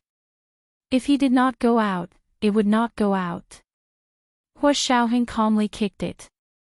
Little Corgi was stunned for a moment, as if he hadn't expected Papa to kick him. He retreated step by step to the door of Gu Nianji's bathroom and laid down. Gu Nianji pushed the door open and saw little Corgi lying at the door. She said in surprise, "Weren't you asleep? What are you doing?" Little Corgi looked at her aggrievedly and let out a whimper from his throat. He looked very pitiful. The corner of Hua Xiaoheng's mouth twitched. He did not expect little Corgi to be such an actor. Of course, he wouldn't hold a grudge against a dog. He stood up nonchalantly and said to Gu Nianji, "Go to bed early after showering. I still have something to do, so I won't be able to accompany you tonight." Gu Nianji tilted her head to look at him and said in confusion, "You don't accompany me every night." Over the past few days, he had only slept with her in the treehouse yesterday. Hua Xiaoheng nodded and glanced at little Corgi, who was still staring at him. "Ah, Ku, stand at attention." Little Corgi shivered and immediately exerted force with its hind legs. It stood up and used its two short hind legs to support its body. Gu Nianji was worried for little Ku's two short legs. All right, he's no longer at the military dog training camp. Hua Xiao, let him rest too. Gu Nianji quickly tried to smooth things over. Ah, Ku, sit down. Little Corgi looked at Hua Xiaoheng and then at Gu Nianji. It hesitated and didn't know who to listen to. A smile flashed across Hua Xiaoheng's eyes as he said calmly, "Ah, Ku, come out." He led the way out. Little Corgi immediately landed on all fours and ran out with him. After leaving Gu Nianji's bedroom, little Corgi returned to the kennel. It watched Hua Xiaoheng push the door open and leave before lying down again and closing its eyes. After Hua Xiaoheng went out, he took out a pack of cigarettes from his pocket and stood in the corridor to take a few puffs. When he pushed the door open again, little Corgi, who had clearly fallen asleep, poked its head out of the kennel and stared at him. Hua Xiaoheng was both angry and amused. He scolded it in a low voice for being a busybody, then locked the door and went back to his room. Gu Nianji didn't know that the man outside the bedroom and little Corgi were eyeing each other. She was really exhausted. Lying on the bed, she took out her phone and saw that Machichi had sent a few messages. She also replied to a few before falling asleep. At 7:00 the next morning, the sun had just shone through the curtains and onto the bedroom floor when Gu Nianji was woken up by a few barks. Was it little Corgi? What was it doing so early in the morning? She lay on the bed and pretended to be dead, not wanting to get up. However, little Corgi, who had been trained in the military dog training camp for a few months, had displayed good military qualities. After barking a few times without getting a response, it knocked open Gu Nianji's bedroom door. Woof woof. Woof woof. The dog's barking was getting closer and closer, almost right next to her ears. Gu Nianji covered her ears with a pillow in frustration. But it was useless. Soon, furry dog fur brushed against the back of her hand. Gu Nianji jumped up. Ah, cool. Are you trying to rebel? Little Corgi saw that she had finally woken up and didn't mind her bad temper and roar at all. Instead, it happily circled in front of her bed. Its short legs chased after its little tail. It was so cute that it was ridiculous. Gu Nianji's anger instantly disappeared. She jumped down from the bed and hugged little Corgi for a while before saying, "It's so early in the morning. What are you doing? Are you hungry?" She poured milk and dog food for little Corgi, but little Corgi was able to resist the temptation of food and used its mouth to pull her slippers out. Gu Nianji was still wearing the men's black military t-shirt that she had worn as pajamas. It was long enough to reach her thighs. Of course, she couldn't go out with her legs bare. The human and dog were competing when Hua Xiaoheng, who had just finished his morning exercise, opened the door and came in. He saw the expected scene and smiled. Little Corgi wants to go out for morning exercise. Actually, he wanted to walk the dog. Gu Nianji. What was wrong with him? She hated running in the morning. Gu Nianji quickly said, I haven't washed up yet. Hua Xiao, why don't you take it with you? Hua Xiaoheng spread his hands. This is your pet dog. How can you leave your little dog spirit alone? Little Corgi didn't want to go out with Hua Xiaoheng at all. It stubbornly bit Gu Nianji's slippers and desperately dragged them out. Gu Nianji rubbed her forehead and said helplessly, wait a minute. I'll change my clothes. Little Corgi let go and wagged its tail as it watched her walk back to the bedroom. Gu Nianji changed into her sportswear and tied her long hair in a ponytail. She went out to walk the dog in a refreshing manner. Hua Xiaoheng walked to the balcony of Gu Nianji's room with a cup of black coffee and looked ahead with a smile. Not far away, Gu Nianji ran on the track at the base with the short-legged dog Spirit. There were many people doing morning exercises at the base, and most of them knew Gu Nianji. However, not many people knew about Little Corgi. Therefore, they greeted her curiously and asked about Little Corgi's situation. Little Corgi displayed the good qualities of a military-trained pet dog. It kept a vigilant eye on the people running over. If anyone got too close to Gu Nianji, he would definitely pounce on them with a howl. He was super fierce. Not bad. Hua Xiaoheng took a sip of black coffee with satisfaction. He hadn't spent the past few months in the military camp for nothing. He watched for a while and went downstairs to prepare breakfast. Gu Nianji's morning was especially fulfilling. She didn't sleep until the sun was high up in the sky like before. Little Corgi ran 10 laps on the track and was so tired that it only stuck out its tongue. Gu Nianji was so tired that she collapsed. She held her waist and stumbled behind it. She said weakly, Corgi, have you had enough? How much longer do you have to run? She wanted to cry, but no tears came out. Other people's corgis would only obediently sleep in with their masters, but her corgi would actually supervise her morning exercise. At that moment, she finally understood why Hua Xiaoheng wanted to send Little Corgi to the military camp for training. He was too cunning. She could rack her brains to avoid running in the morning in front of Hua Xiaoheng, but she couldn't refuse Little Corgi's cute little eyes. How much did he know her to use such a trick?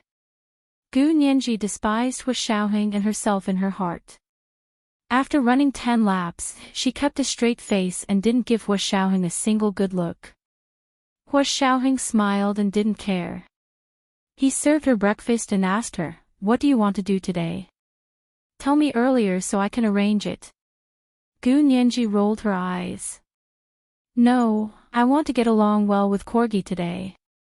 I want to beat up its bad habits. She had to make Little Corgi realize the truth that it was a pet dog. It couldn't continue to follow the German Shepherd and learn to be a military dog. Hua Xiaoheng smiled and nodded. Okay, you beat it up. I'll watch from the side. In fact, Hua Xiaoheng watched the show for the whole day. Little Corgi came out of the military camp and suddenly found a sense of ownership. From day to night, he lived meticulously according to the habits of the military camp. He had a strict sense of time when to go out for a run, when to snatch food, when to go out to solve personal problems, when to watch TV and play with toys. Gu Nianji had wanted Little Corgi to get used to the lazy days of being a pet dog, but she was too soft-hearted. As soon as Little Corgi looked at her with his watery black eyes, she surrendered unconditionally. In the end, Gu Nianji was trained by Little Corgi according to military standards for the whole day. At night, Gu Nianji lay on the bed weakly and asked Hua Xiaoheng to massage her. Looking at the short-legged Corgi squatting in front of the bed with an innocent expression, Gu Nianji gritted her teeth and said, Hua Xiao, you were right. This guy is indeed a little dog spirit. Hua Xiaoheng curled his lips and said calmly, fortunately, I've changed my opinion of him. At least he can spur you to adjust your schedule. That's a good thing. In the past, he could still be merciless to Gu Nianji, but ever since the two of them got together, his authority in front of her had become less and less. Gu Nianji snorted and turned her head away. Hua Xiaoheng massaged her sore calf and suddenly said, "You're too soft-hearted. I can't let you take care of our son in the future. I'll send him to the military camp to learn the rules." Gu Nianji, this is the first chapter of the day, chapter 14-18, Too Soft-Hearted. There are 2 updates today, a reminder for the monthly votes and recommendation votes 8:00 in the evening. Mwah. Chapter 14:30. Son. Why was he talking about a son? Gu Nianji's heart pounded. Hua Xiaoheng felt the soft body under his hands suddenly stiffen. He curled his lips and said casually, "If you don't say anything, I'll take it that you agree."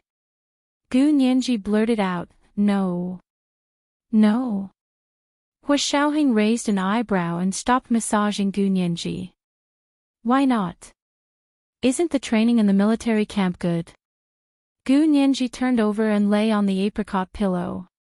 Her cheeks were flushed, and she was even more beautiful than the flowers of the phoenix wood. Her plump, red lips opened and closed. "But you can train him yourself." Gu Nianji thought that since he was her biological son, Hua Xiaoheng would probably show mercy, right? Her heart ached at the thought of her son being trained in the military camp. Hua Xiaoheng leaned down and kissed her on the lips. He smiled and said, "Everyone has their specialties. I'm not good at training recruits." Gu Nianji scoffed and turned around to ignore him. He made it sound like her son had already grown up and joined the army. Actually, there wasn't even a shadow of him. Gu Nianji had just had her period a few days ago. In the past 20 days, she had only kissed Hua Xiaoheng at most. There had been nothing at all. How could she have a son? Moreover, she wasn't even 20 years old yet. How could she have a son? Wasn't it too early?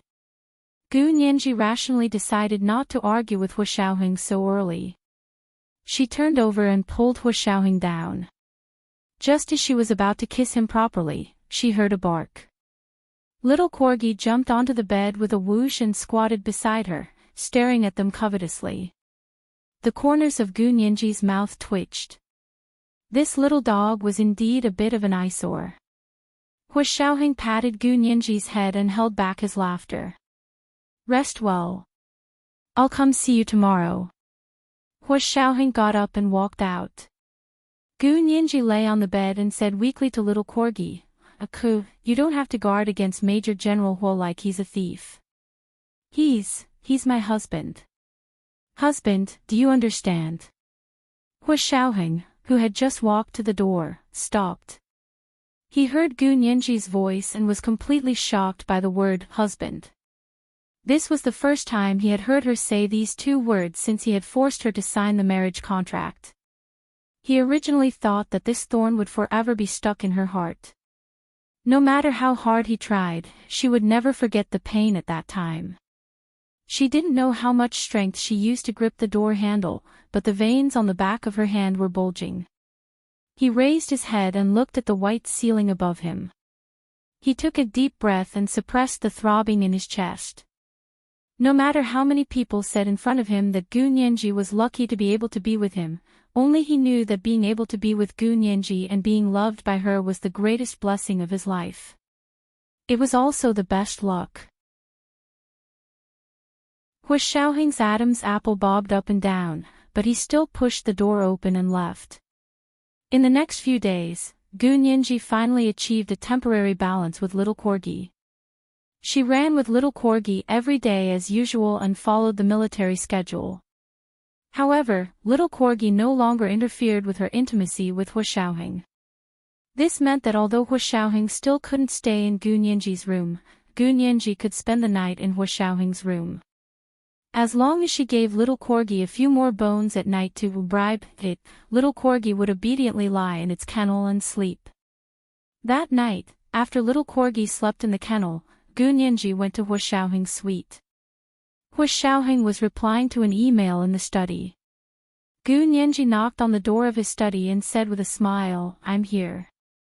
Hu Xiaoheng looked away from the computer screen and smiled. "I'll be done right away." Gu Nianji gestured to him and turned to Hu Xiaoheng's bedroom. She had been staying here at night for the past few days, so her things had been moved over bit by bit. The bathroom was filled with her usual facial soap, cream, essence, and facial masks. Her bath towel was on the shelf, and a pair of pink slippers and blue slippers were placed side by side in front of the bathtub.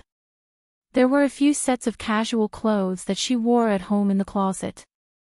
She had also brought over some underwear, shoes, and socks and placed them in Hu Xiaoheng's closet. Most of Hu Xiaoheng's clothes were military uniforms.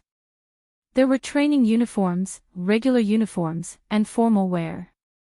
They were neatly arranged according to their categories. Gu Nianji's colorful clothes were placed in the room. They were messy, but compared to his military uniform, there was a strange sense of harmony. It was like a rose pinned to an AK-47, and the shocking sense of violence and aesthetics assaulted her senses. Gu Nianji placed her glass of water on the desk in front of Hu Xiaoheng's bedroom window, then tidied up her cosmetics. There was no dresser in Hu Xiaoheng's bedroom, so she placed some simple bottles and cans directly on his desk. She was already sleepy before Hu Xiaoheng came in. She looked at her watch. It was already past midnight, so it was time to sleep. She climbed onto the bed, leaving only a warm yellow night light on, and fell asleep just like that. Hu Xiaoheng finished dealing with the email and returned to the bedroom. He saw that Gu Nianji was already asleep. He didn't wake her up and quietly went to the bathroom to wash up. He turned on the bathroom light and saw the sapphire bottles and cans on the sink. Hu Xiaoheng pursed his lips and smiled. With Gu Nianji's things, his bathroom seemed to have transitioned from a black and white movie to a color movie. The background and feeling were all different. After washing up, he returned to the bedroom, turned off the nightlight, and lay down next to Gu Nianji. She seemed to realize that the nightlight was off. She quietly moaned and shifted uneasily. Hu Xiaoheng pulled her into his arms and let her sleep with her head on his arm. She quickly settled down, found a very comfortable position in the crook of his arm, and fell into a deep sleep again. For the past few days, although the two of them slept in the same bed at night, there was no accidental fire. It wasn't that he didn't want to, but Gu Nianji's mood hadn't fully recovered yet. He didn't want to make things difficult for her. So although he didn't feel very comfortable every night, he forced himself to endure it. The two of them were husband and wife. They still had a lifetime ahead of them. There was no rush, no rush. Happy days always fly by quickly. Before he knew it, Hu Xiaoheng's 1-month vacation was almost over. Gu Nianji was also preparing to return to the Senate to officially take up her post. That morning, Gu Nianji came back from her morning jog with little Corgi. Before she entered the house, she heard her phone ring. She wore a Bluetooth headset and answered the call with a voice. She smiled and asked, "May I know who this is?" "Nianji, it's me." He Jichu's cold and clear voice came from the phone. In the hot summer morning, it actually sounded a little cold. Gu Nianji smiled slightly. "Professor He. You released me from the blacklist." Ever since he had parted ways with Gu Nianji in front of Gu Xiangwen and his wife's grave at the National Martyrs Cemetery, He Jichu had blacklisted her phone. Gu Nianji was also angry at He Jichu's attitude towards her parents, so she didn't take the initiative to contact him. The two of them hadn't spoken for a whole month. Now that He Jichu had taken the initiative to call, she could only take the opportunity to tease him. He Jichu was silent for a while, then said uncomfortably, "I'm sorry. It's okay." Gu Nianji spoke as she walked up the steps of Hu Xiaoheng's official residence. "Just don't talk about my parents like that in front of me in the future." He Jichu felt even more uncomfortable, but he could only nod. "Okay, I understand." Then, he quickly changed the topic. Nianji, do you still remember Vanderbilt from the United States? Gu Nianji stopped in her tracks. Vanderbilt? I remember. What's wrong? Has the case been solved? According to Gu Yanran and Yi Xian's confessions, Vanderbilt was the appointed lawyer for Gu Nianji's father, Gu Xiangwen. Yi Xian had specially made a trip to Little Rock in the United States to ask Vanderbilt about Gu Xiangwen's will because of Gu Nianji and Gu Yanran's estate dispute. But before the Vanderbilts had time to reply, the whole family was executed in their home. The murderer then set fire to the house, burning it almost to the ground. At that time, the American police thought that Yi Xian was the murderer because he had just come into contact with Vanderbilt's lawyer, and the Vanderbilt family was killed. Because of this, a large number of police officers were sent to hunt him down. Later, it was He Zhichu who specially went to the United States to fight a lawsuit for him and rescue him. At that time, Yi Xian was exonerated, but no one knew who the murderer was. He Zhichu held his phone and sat at his desk. He looked at the computer and said, "The case hasn't been solved, but the executor of Mr. Vanderbilt's will just contacted me. He said that there's a commission in Mr. Vanderbilt's list of law firms. It's from Gu Xiangwen's will, and it's for the beneficiary of the will, which is you." Gu Nianji was extremely shocked. Vanderbilt really has my father's will. No one knew that Gu Xiangwen really did have a will, and that it was placed in the hands of an ordinary American lawyer. There were a lot of such lawyers in the US. If one wasn't particularly familiar with Gu Xiangwen, how would they know his whereabouts? Gu Nianji thought of Gu Yanran again. She was probably the only one who knew that Vanderbilt was the lawyer for Gu Xiangwen's will. It was clear that her father really didn't treat her as an outsider back then. This is today's second chapter, chapter 1419, didn't treat her as an outsider. There are 2 updates today, a reminder for the monthly votes and recommendation votes. Good night, sweethearts. Chapter 1431. Gu Nianji felt slightly uncomfortable. He Zhichu heard her surprise and said disapprovingly, "There should be. Otherwise, why would Yi Xian make that trip?" If it had been more than a month ago, Gu Nianji would have been overjoyed if she had known about this will. But now, she was very depressed. Because this will wasn't that important anymore. After those 2 lawsuits, she basically knew the Gu family's assets like the back of her hand.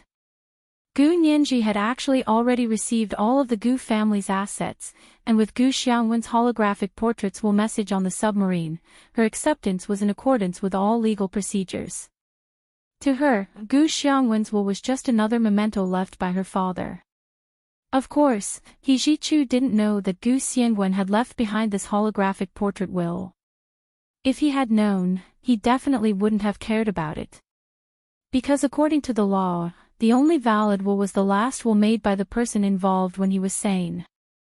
The will in the hands of lawyer Vanderbilt had obviously been replaced by Gu Xiangwen's holographic portrait will. Legally speaking, the will in the hands of lawyer Vanderbilt was already invalid. However, Gu Nianji wanted to know how her father dealt with the distribution of his own assets before anything happened. She was depressed for a while and asked, "Did Professor He see the will?"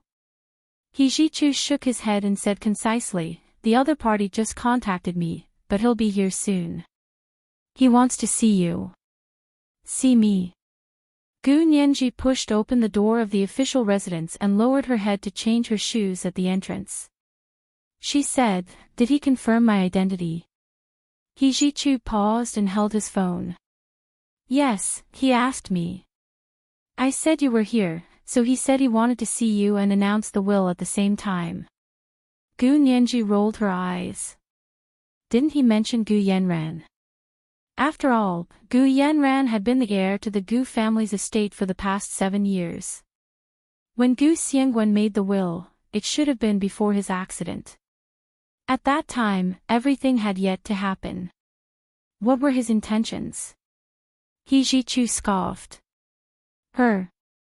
She's so shameless. She can fool other people, but can she fool Gu Xiangwen? The corners of Gu Nianji's mouth twitched. Professor He, can you not talk about my father like that? He Jichu was speechless. After a while, he said, I was wrong. I'm sorry. When the executor arrives, we'll arrange a time to meet. After that, he hung up the phone and sat alone on the single sofa in the living room of the Shishan villa. He supported his head with his hand and looked expressionlessly at the lush grass and trees outside the French window. After Gu Nianji answered the call, she brought little Corgi into the house. Little Corgi squatted down at the entrance and waited for Gu Nianji to bring it a wet tissue to wipe its feet. As a clean dog, it has very good hygiene habits. Gu Nianji returned to the bedroom to take a shower after serving the young master. After coming back from his morning jog, he took a shower and felt refreshed. All the depression he felt just now had been swept away. Sitting in the dining room downstairs, Gu Nianji told Hua Xiaoheng about He Jichu's call just now when they were having breakfast. Hua Xiaoheng looked up at her and said slowly, He Jichu released you from the blacklist. Gu Nianji, she rolled her eyes at him resentfully. Major General Hua, you still remember? Can I say that I'm a little disappointed? Hua Xiaoheng smiled faintly and got back to business. Is it that Vanderbilt lawyer from the United States?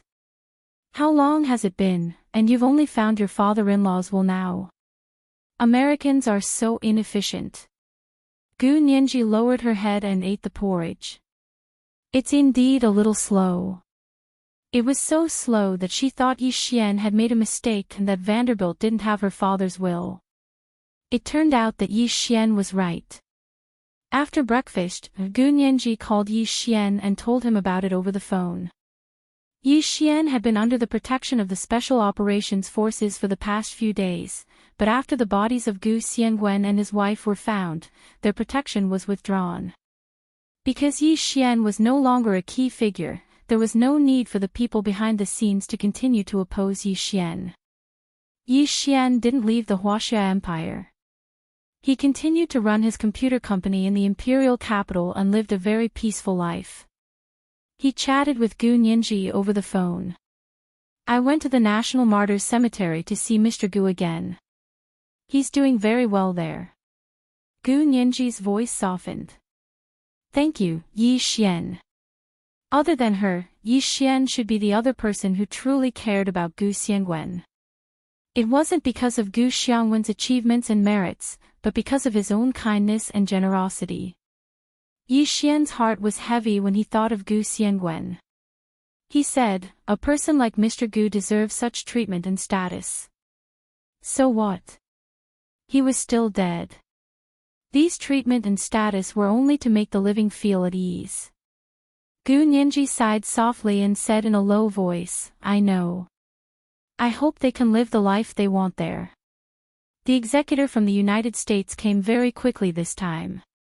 He arrived in the imperial capital the next day, and He Jichu personally went to the airport to pick him up.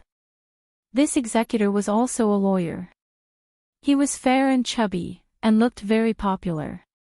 He was even more low-key than Vanderbilt's lawyer. Because Vanderbilt's immediate family had all been killed, his family property could only be inherited by other relatives according to the law, so it took a lot of effort to deal with his estate. The executor had been busy until recently, and only had the time to deal with Vanderbilt's professional legacy. This part of the business was not Vanderbilt's estate, but the rights and interests of his clients. The will that Gu Xiangwen made with Vanderbilt was transferred to the executor with his death, and the executor handed it to his only legal heir, Gu Nianji. Gu Nianji came to his office under He Jichu's arrangements and met the chubby executor.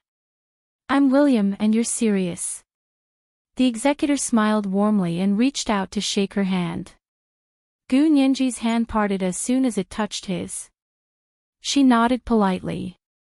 Hello, I'm serious. My Chinese name is Gu Nianji.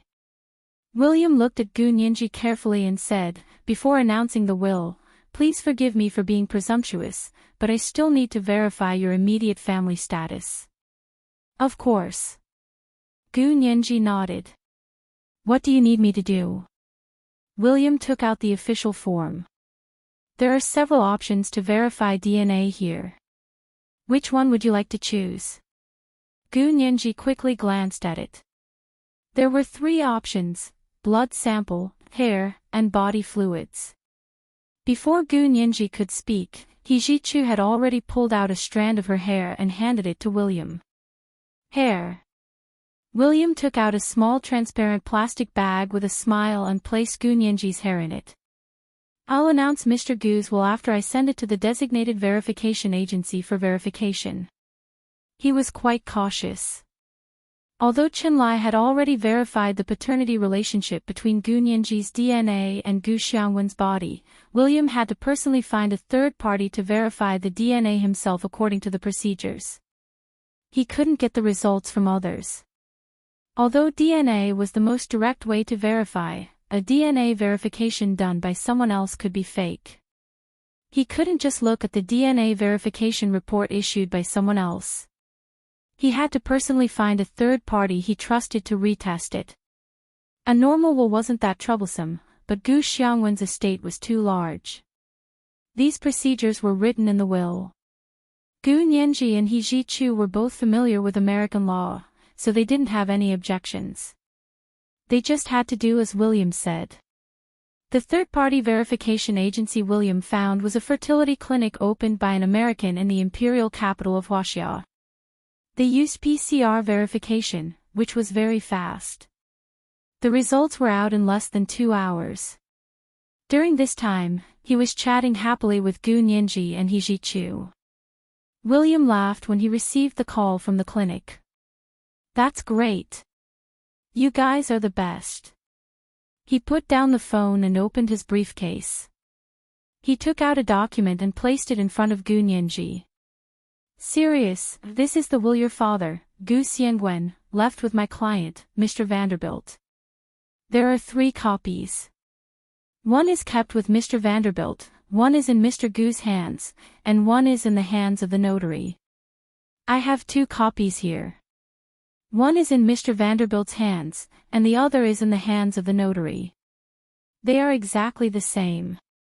Gu Nianji nodded and looked at the 2 wills. She said, I don't know where my father's will is. It doesn't matter.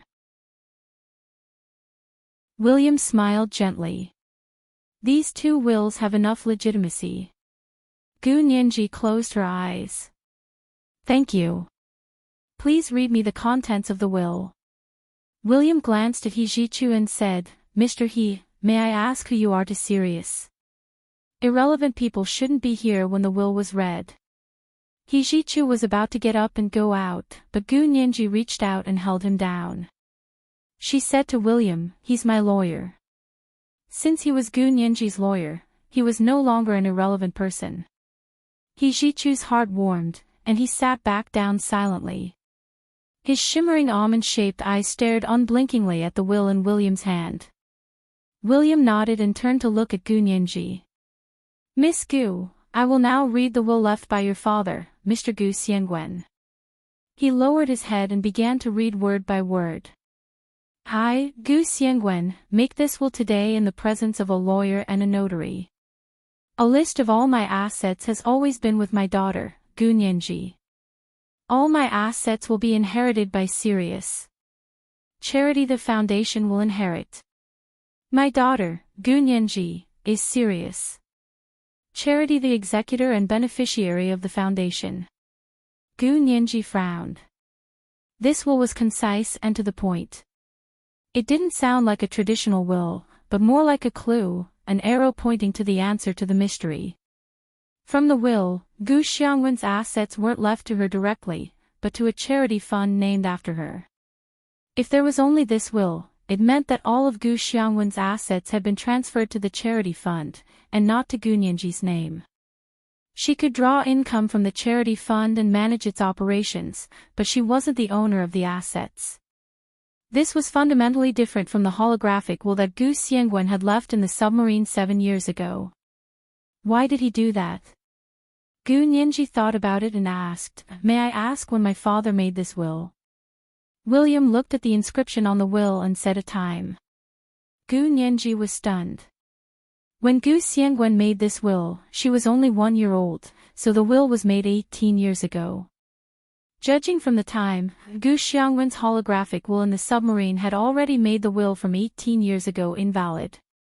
Gu Nianji wasn't worried about her inheritance, but she was very curious about Sirius Charity Foundation. May I ask who is running this charity fund? Gu Nianji asked curiously. William looked at the document and said, this charity fund was founded by Mr. Gu Xiangwen 18 years ago. At that time, he gave Mr. Vanderbilt an initial fee that could last for 18 years. This fund had no assets, but now, it has assets. He looked at Gu Nianji with a smile. Sirius, you are now the executor and beneficiary of a charity fund with hundreds of millions of dollars in wealth. You are rich now, you're rich. This was the first chapter of the day, chapter 1420, You're Rich. There were 2 chapters today, to remind everyone of the monthly votes and recommendation votes 8 p.m., the second chapter. Moi. Chapter 1432. Gu Nianji's eyes flashed. If this was considered a fortune, she would have been rich long ago. Why would she have waited for this will? The daylilies were already cold. In fact, Gu Xiangwen's last words on the submarine were the real and effective will. In that will, Gu Xiangwen gave all his assets directly to Gu Nianji. Gu Nianji recalled what Gu Xiangwen's holographic avatar had said. She felt sad, touched, and a faint sense of pride. She looked at the simple will that William had handed over, and her gaze froze on the 2 lines. All my assets are to be inherited by Sirius Charity Foundation inheritance. My daughter Gu Nianji is Sirius Charity executor and beneficiary of the foundation. She suddenly remembered charity's nature.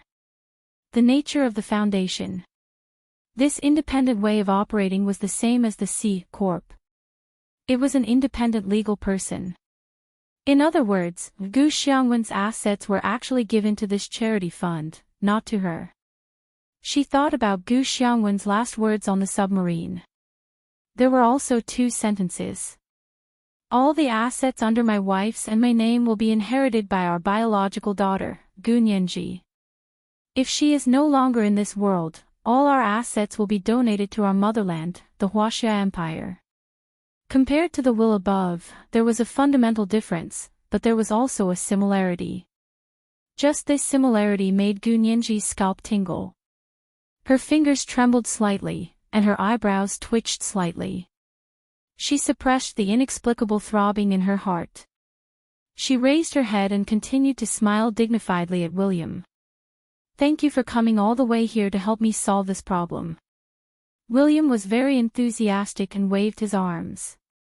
Do you need a manager for your charity fund? I can be your manager, if you don't mind. Gu Nianji shook her head and said, no need. I'm a lawyer myself. I know how to run a charity fund. Besides, I don't want to inject money into this charity fund at the moment. Ha! That won't do. According to the will, you have to. William was flabbergasted and pointed his fingers in objection. Gu Nianji stopped smiling and said lightly, I'm sorry, my father left another will 7 years ago, so the will in your hand is actually invalid. What? Mr. Gu left another will. William's grayish-blue eyes were popping out.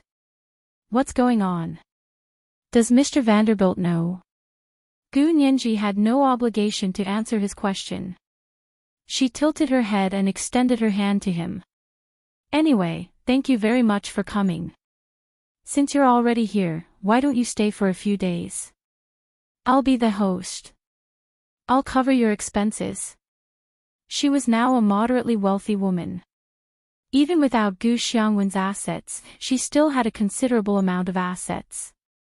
William rubbed his hands and said helplessly, do you really have another will? If it's convenient, can I have a look? Of course, Gu Nianji wouldn't agree. She calmly said, no matter what, I am my father's only heir. It's just that the method of inheritance is different. The last will is the only valid one, so you don't have to worry about it. William asked again and again, but Gu Nianji didn't answer. He had no choice. He was only Mr. Vanderbilt's executor, not Gu Xiangwen's executor. After asking a few more times, he tactfully stopped talking. In any case, Gu Xiangwen's last will could only be challenged in court by a new heir. Only then could he challenge Gu Nianji and ask her to announce it. Otherwise, if she said she wouldn't take it out, no one would have the right to force her to take it out. After William left, He Jichu sat on the sofa and looked at her without moving. He said, Gu Xiangwen has another will. Did you discover it when you found his body? More or less. Gu Nianji nodded. Her eyes darted around, and she didn't dare look at He Jichu. She muttered. Professor He, I didn't mean to hide it from you. He Jichu reached out a hand to stop her from continuing. His face was livid. That's enough. You don't have to explain to me. He didn't want to know anything about Mr. Gu Xiangwen. Gu Nianji looked over and opened her mouth. In the end, she lowered her head like a child who had done something wrong. She said, I really didn't mean to hide it from you. It's because other things are involved, so, I know. You really don't have to tell me. He Jichu rubbed his temples with a headache. His expression was as cold as ever. His eyes were lowered, and his long eyelashes were densely packed like a small fan, blocking Gu Nianji's line of sight. She couldn't see He Jichu's eyes clearly, nor could she understand his thoughts. The two of them fell silent for a moment. After a while, He Jichu calmed down and said aloofly, now that these things have been resolved, when will Hua Xiaoheng hold your wedding with you? The topic had changed so quickly, Gu Nianji complained in her heart, but she didn't dare to go against He Jichu anymore. She quickly said, we had planned to hold the wedding next year. My parents have just been buried, and it's only been a month.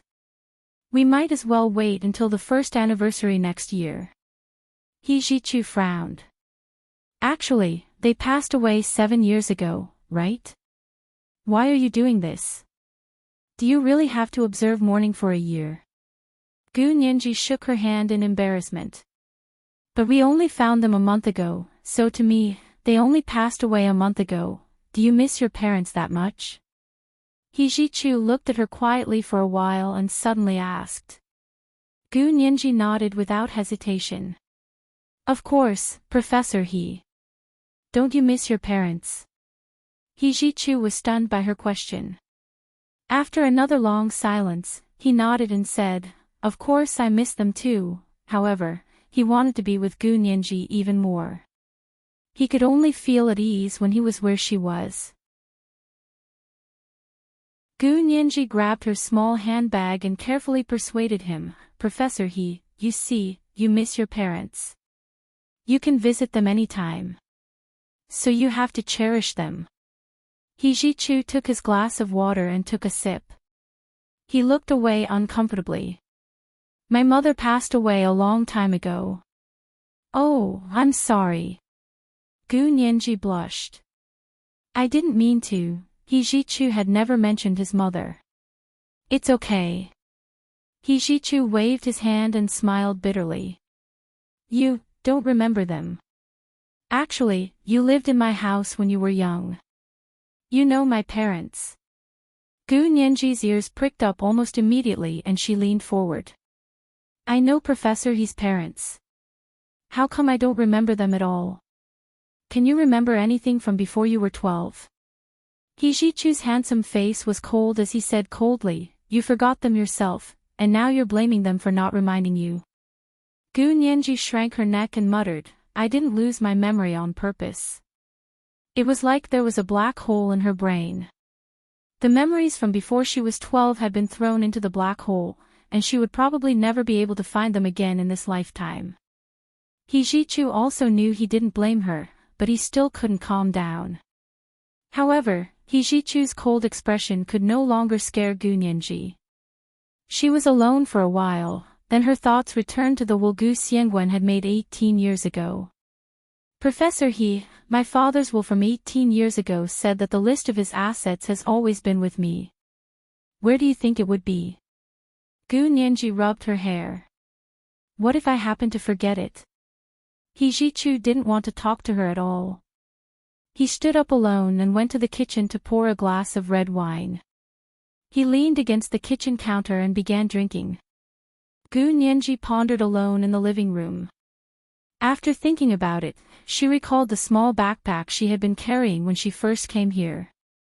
She remembered that there was a blueprint in the backpack, and she had also been carrying a doll. Also, the clothes she had been wearing at the time. Could these be clues? Gunyanji regained her confidence and stood up happily. She went around to the kitchen and said to Hijichu, who was drinking red wine by himself, Professor He, I'll go back first. I have to look in my small backpack to see if there's anything important. Hijichu turned around, already tipsy. What small backpack? It's the small backpack I was carrying when Huashao rescued me from the car. Gunyanji gestured excitedly. And the doll I was carrying, and the clothes I was wearing at the time. I have to check all of them carefully. Hijichu snorted and turned his high chair back to show Gunyanji his beautiful back. I advise you not to waste your time. It's definitely not among these things. No way. How would I know if I don't look for it? Gunyanji disagreed. If it's always been by my side, then I can only think of them. Just as she was about to open the door to leave, Hijichu's lazy voice came from behind her. If it's really among the things you mentioned, do you think Huashao and the others haven't checked it? They must have already checked it thoroughly. Your small backpack, doll, and clothes must have been X-rayed inch by inch. Why would they wait until today? If I say it's not there, it's not there. That seemed to make sense. Gunyanji stopped at the door and thought hard about it again. She muttered to herself, if it's not among these things, then how can you say it has always been by my side? Hijichu held a glass of red wine and put one hand in his trouser pocket as he strolled out of the spacious American-style kitchen. He leaned against a pillar in the living room and stared at Gunyanji's back. He sighed and said, where's your logical thinking? Was it eaten by your corgi dog? Gunyanji, Hijichu walked over and didn't even look at Gunyanji. He said coldly, Gu Xiangwen made his will 18 years ago. He said it was something that had always been by his daughter's side, so it should have been prepared by him. 18 years ago. It was also something that little Nyanji liked very much and had always been by her side. Think about it, what could it be? Gunyanji pursed her lips and felt something flash in her mind. It was as fast as lightning. You still haven't remembered. It must be. Gunyanji suddenly turned around. Her big bright eyes were as bright as stars. Pink diamond crown. Is it a pink diamond crown? This is the second update for today, chapter 1421, difficult to calm down. There are 2 updates today to remind everyone of the monthly votes and recommendation votes. PS, it's time to recommend books. Author, Feng Qidong. Title, Female supporting characters are always transmigrated. Introduction, all kinds of mighty people can't just pick one person to wear, right? Rain and dew equally, okay? Mwah.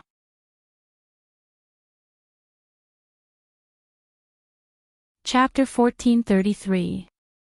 The pink diamond crown had once belonged to Tsar Catherine of Russia and was a betrothal gift from her mother-in-law, Tsar Elizabeth. When Gunyanji was 1 year old, Gu Xiangwen had bought it at Christie's auction house for a high price of $70 million as a gift for his daughter's first birthday. This pink diamond crown must have been something that had always been with her, right? For young girls, anything that represented their status as little princesses was their favorite. At the age where she could even wear a pillow towel and pretend to be a princess, how could she ignore such a beautiful pink diamond crown? Is it that pink diamond crown? Am I right? Gu Nianji was extremely excited. She clasped her hands and held them in front of her. Not only because of its value and its attractiveness to young girls, but also because my father left a lot of clues. Do you still remember the Taj Mahal? The reflection in the pool in front of the Taj Mahal is a young girl wearing a crown. And that note.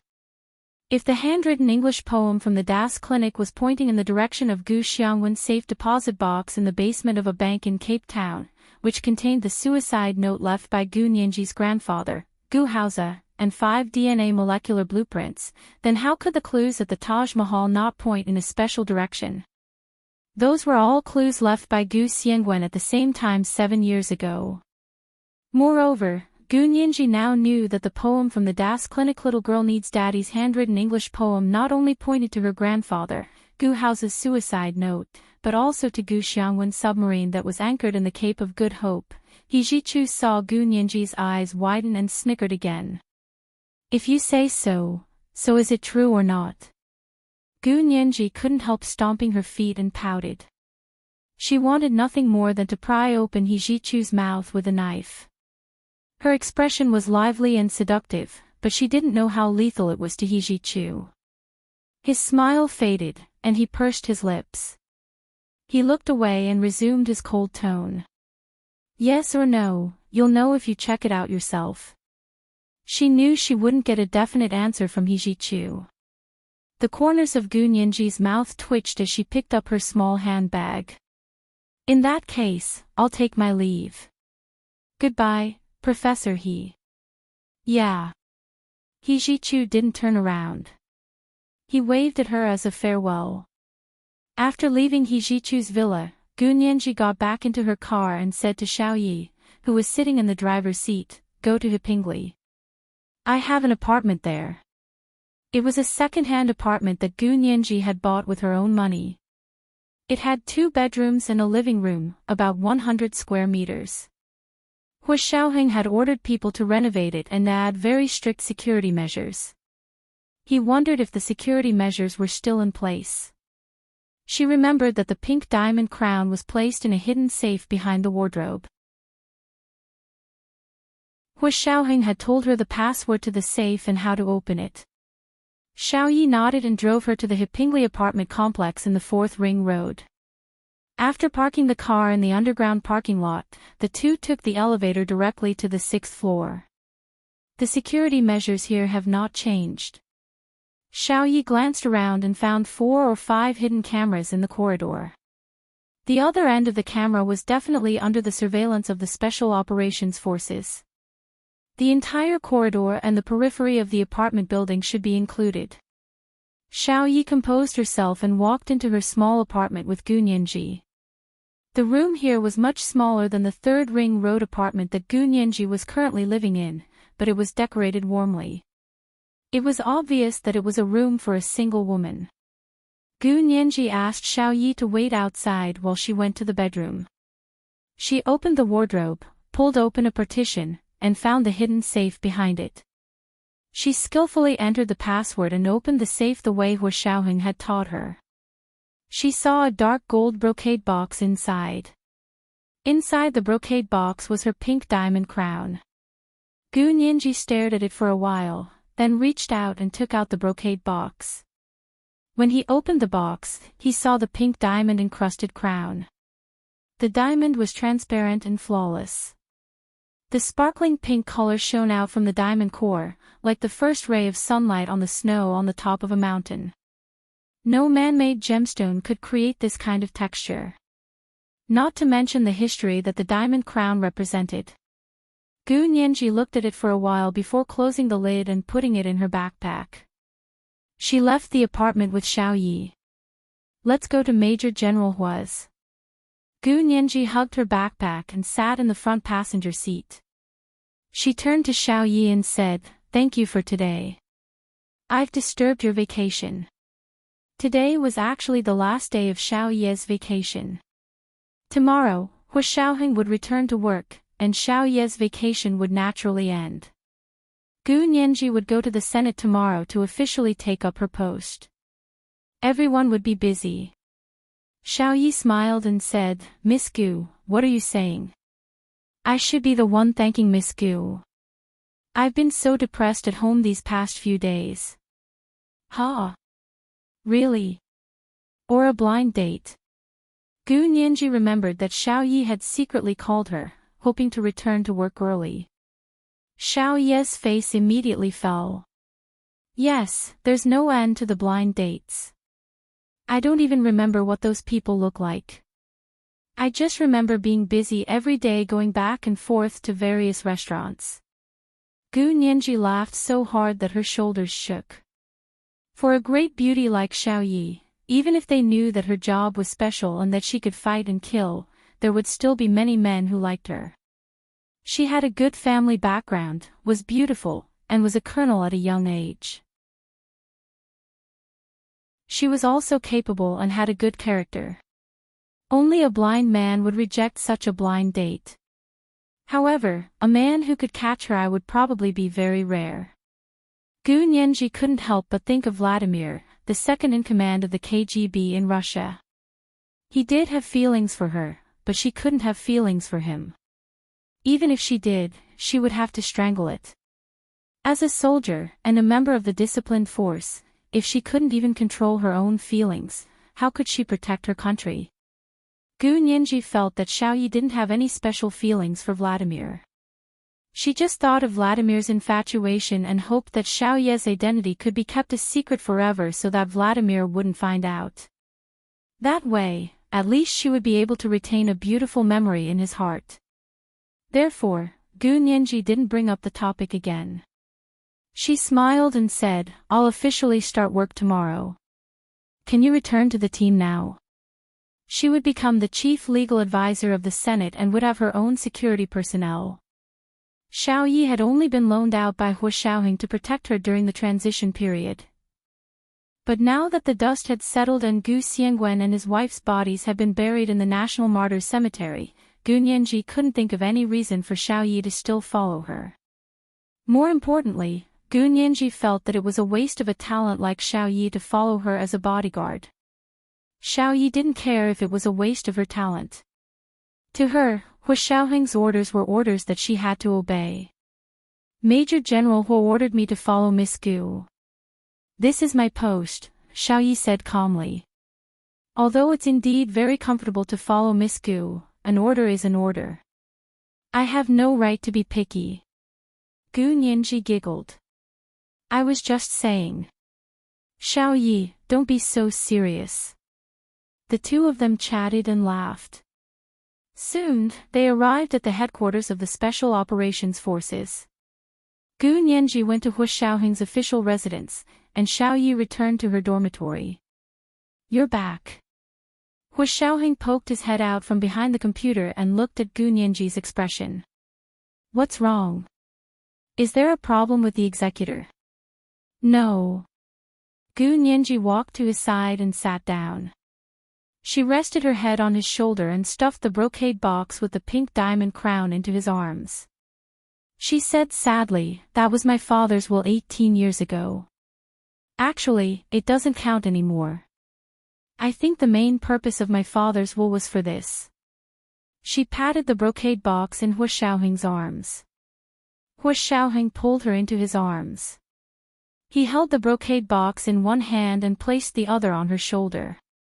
After a long silence, he kissed her forehead and said, "It seems like your father has been planning for a long time. I feel strange." Gu Nianji tilted her head. "Look at this pink diamond crown. Does it look like something can be hidden inside?" Hu Xiaoheng glanced at her. "Why do you ask?" Gu Nianji took out Gu Xiangwen's will from 18 years ago. "Look at this." The will was very short, and the important content was all in one sentence. "The list of all my assets has always been with my daughter, Gu Nianji." Hu Xiaoheng looked at it for a long time before saying slowly, "Father-in-law is really a very cautious person. Gu Nianji found it very strange when she heard the words father-in-law from Hu Xiaoheng's mouth. She tilted her head to look at him for a while and saw that he had a matter-of-fact expression on his face. She smiled and said, "Yes, it's just one sentence. If someone gets their hands on this will, who knows how much he has." Even the lawyer didn't know his family assets. Hu Xiaoheng's gaze shifted to the brocade box that Gu Nianji had stuffed into his arms. He picked it up and placed it on the coffee table in front of him. He said thoughtfully, "You think that this diamond crown has always been with you?" Gu Nianji raised an eyebrow. "Isn't it?" If she remembered correctly, her father, Gu Xiangwen, had bought this pink diamond crown at an astronomical price at Christie's auction house the year he made his will as her first birthday present. It was obvious that it was a precious piece of jewelry that could be used as a family heirloom and accompany her for the rest of her life. Hu Xiaoheng narrowed his eyes and moved closer to her ear. He said in an extremely low voice, "Isn't it me who has always been by your side?" His voice was low and magnetic, like the first nocturne played by a cello at dusk on a summer day. It carried the gentleness of the evening breeze and the fragrance of grass. It was refreshing. Gu Nianji's ears were numb. She scratched her earlobe uncomfortably and glared at Hu Xiaoheng. "How did my father know that you would be by my side 18 years ago? Besides, you weren't by my side all the time, at least not before I was 12. Hu Xiaoheng was just joking. He sat back down and placed one hand on the sofa's armrest. He said calmly, "If it wasn't me, then it could only be this diamond crown." This is the first update of the day, Chapter 1422, If You Say It's Yes. There are 2 updates today. A reminder to everyone about the monthly votes and recommendation votes. The second update was at 8 p.m.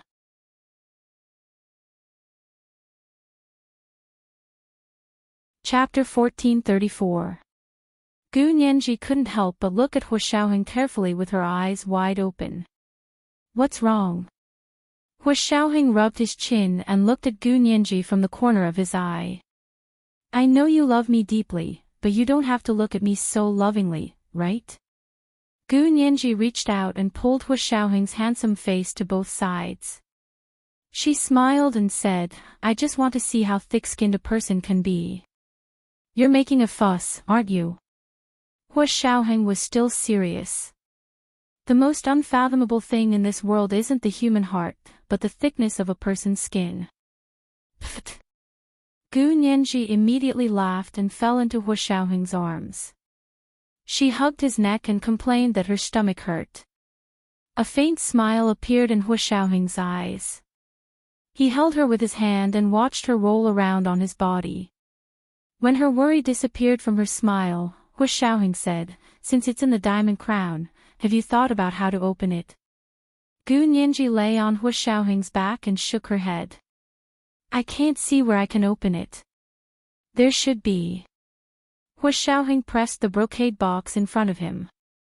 "If you give me the authorization, I can help you find a way to open it." Gu Nianji shrugged. "Up to you. I brought it here for you to do whatever you want." She didn't hesitate to hand over her most precious thing to him. This heavy trust was even more rare than her love. Hu Xiaoheng patted the back of her hand. "Okay, I'll help you." Of course, the prerequisite for opening it was not to damage the diamond crown, which would require a lot of effort. Since Gu Xiangwen had put things in without destroying the diamond crown structure, there must be a way to take it out intact. However, Hu Xiaoheng opened the brocade box and took out the pink diamond crown to study for a long time, but he still had no clue. He thought about it and said, "I have to take it to the office and think of a way. I'll let you know when it's opened." "Okay." Gu Nianji nodded uneasily. Her mind wasn't on the list of assets in the diamond crown. Gu Nianji's eyes flickered as she caressed the will that Gu Xiangwen had made 18 years ago. She asked Hu Xiaoheng, "Major General Hu, do you think there are any differences or similarities between the will that my father made 18 years ago and the holographic will that my father made in the submarine?" "Different and same," Hua Xiaoheng thought about it casually. The only similarity is that you will inherit all the assets. The only difference is that the method of inheritance is different, right? Hua Xiaoheng didn't know much about inheritance laws and regulations, so he didn't give Gu Nianji any further explanation. Gu Nianji smiled. The difference is indeed in the way of inheritance. 18 years ago, my father decided to invest all of his fortune in Sirius when he died. Charity Inside Foundation. Then I will be the executor and beneficiary. Actually, this property was not left to me, but to the foundation. 7 years ago, my father directly said that I would inherit all his assets, but if I passed away, all his assets would be donated to the country. But don't you think that among these differences, there is actually a little bit of internal connection, that they are completely the same? Gu Nianji narrowed her jade-like eyes, and a hint of melancholy appeared on her beautiful face. Hua Xiaoheng thought about it for a moment and patted her head. I can't tell. You lawyers are really obsessed with playing word games. In my opinion, your father's intention to give you all his assets has never changed. No matter what method it is, that's enough. Gu Nianji lowered her head and thought to herself, was she really thinking too much? Hua Xiaoheng's words weren't without reason. No matter what method it was her father's way of thinking for her. Thinking of this, Gu Nianji felt relieved again. She snuggled into Hua Xiaoheng's arms and said softly, "You're going to work tomorrow." "Yes, you're also going to the Senate tomorrow to officially take up your post." Hua Xiaoheng kissed her face. "I'll send you there tomorrow." "How could I dare?" Gu Nianji's mood improved, and she said playfully, "It's an honor for Major General Hua to personally take charge." Hua Xiaoheng chuckled softly. "Please give me this opportunity, Mrs. Hua."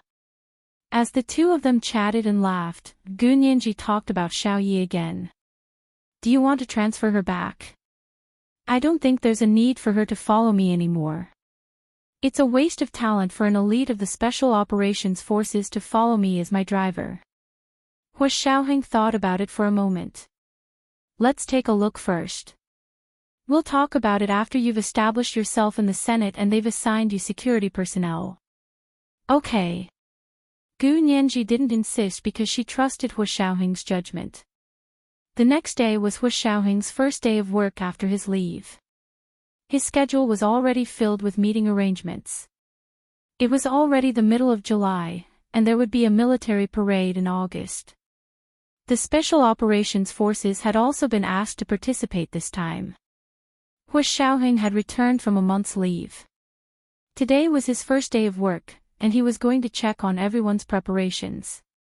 In the large conference room of the Special Operations Forces Headquarters office building, a huge rectangular conference table was placed in the middle of the room. Hua Xiaoheng sat at the head of the table. Yin Shixiang and Zhao Liangzi sat on either side of her. Zhou Qiyuan sat behind Hua Xiaoheng and took notes for him.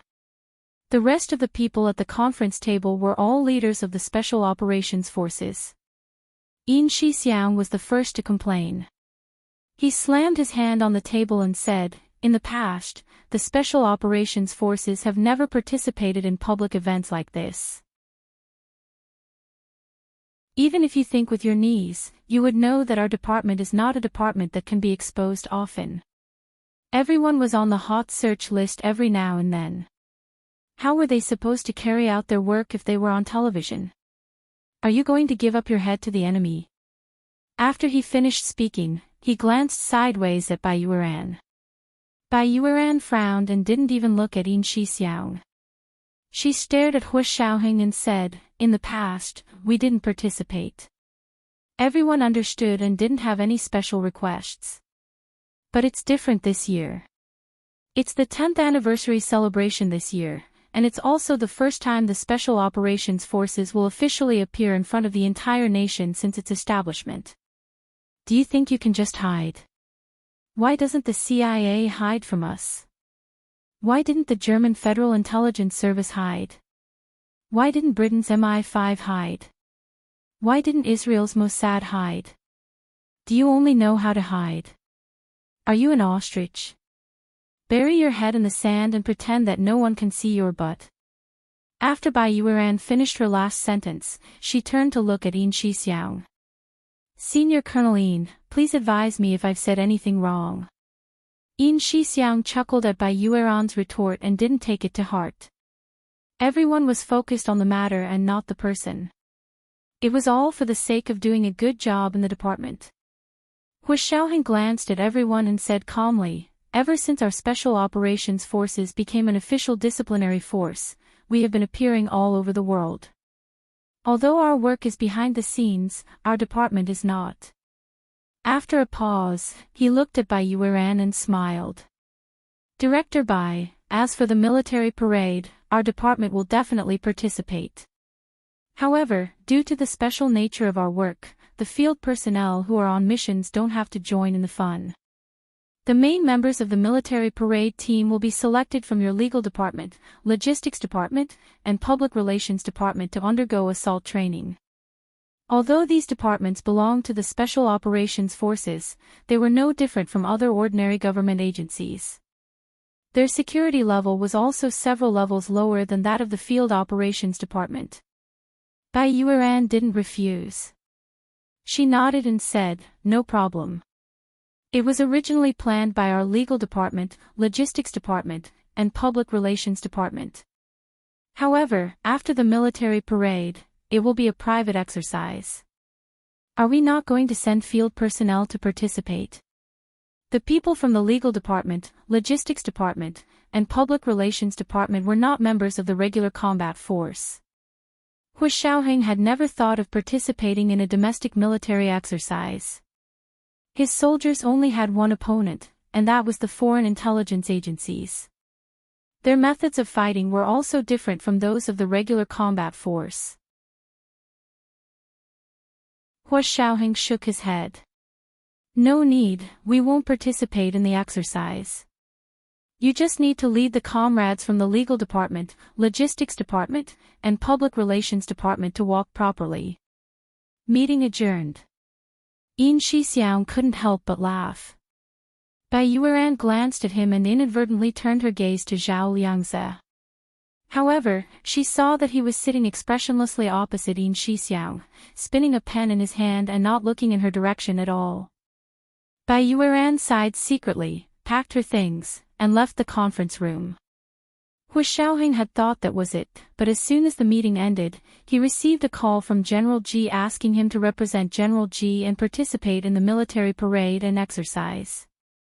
As a leading member of the command center, he would supervise the military parade and exercise. Xiaoheng, this is a very good opportunity to train. You have to seize this opportunity. Don't just focus on the Special Operations Forces. In the future, your position will not be limited to any one department. You have to have a holistic view and have a comprehensive understanding of all aspects of the military. And this military parade and maneuver is a very good opportunity. Hu Xiaoheng immediately said, yes, Chief. I will leave immediately and go to Rice City to participate in the military parade and exercise. The mission of the military parade had been issued to the various troops 3 months ago.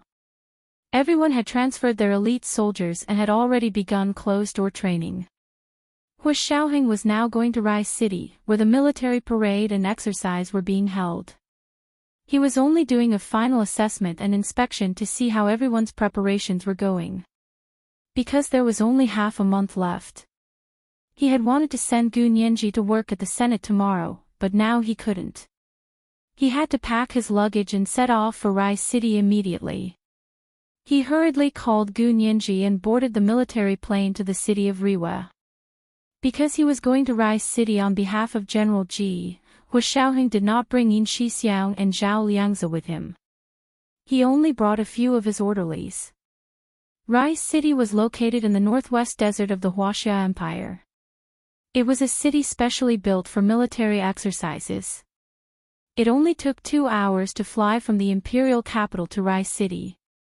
However, half an hour after the plane took off, a sudden thunderstorm caused them to disappear from the radar. This was today's second update. Chapter 1423, Behind the Scenes. Today's second update was to remind everyone of their monthly votes and recommendation votes. Good night, dear ones.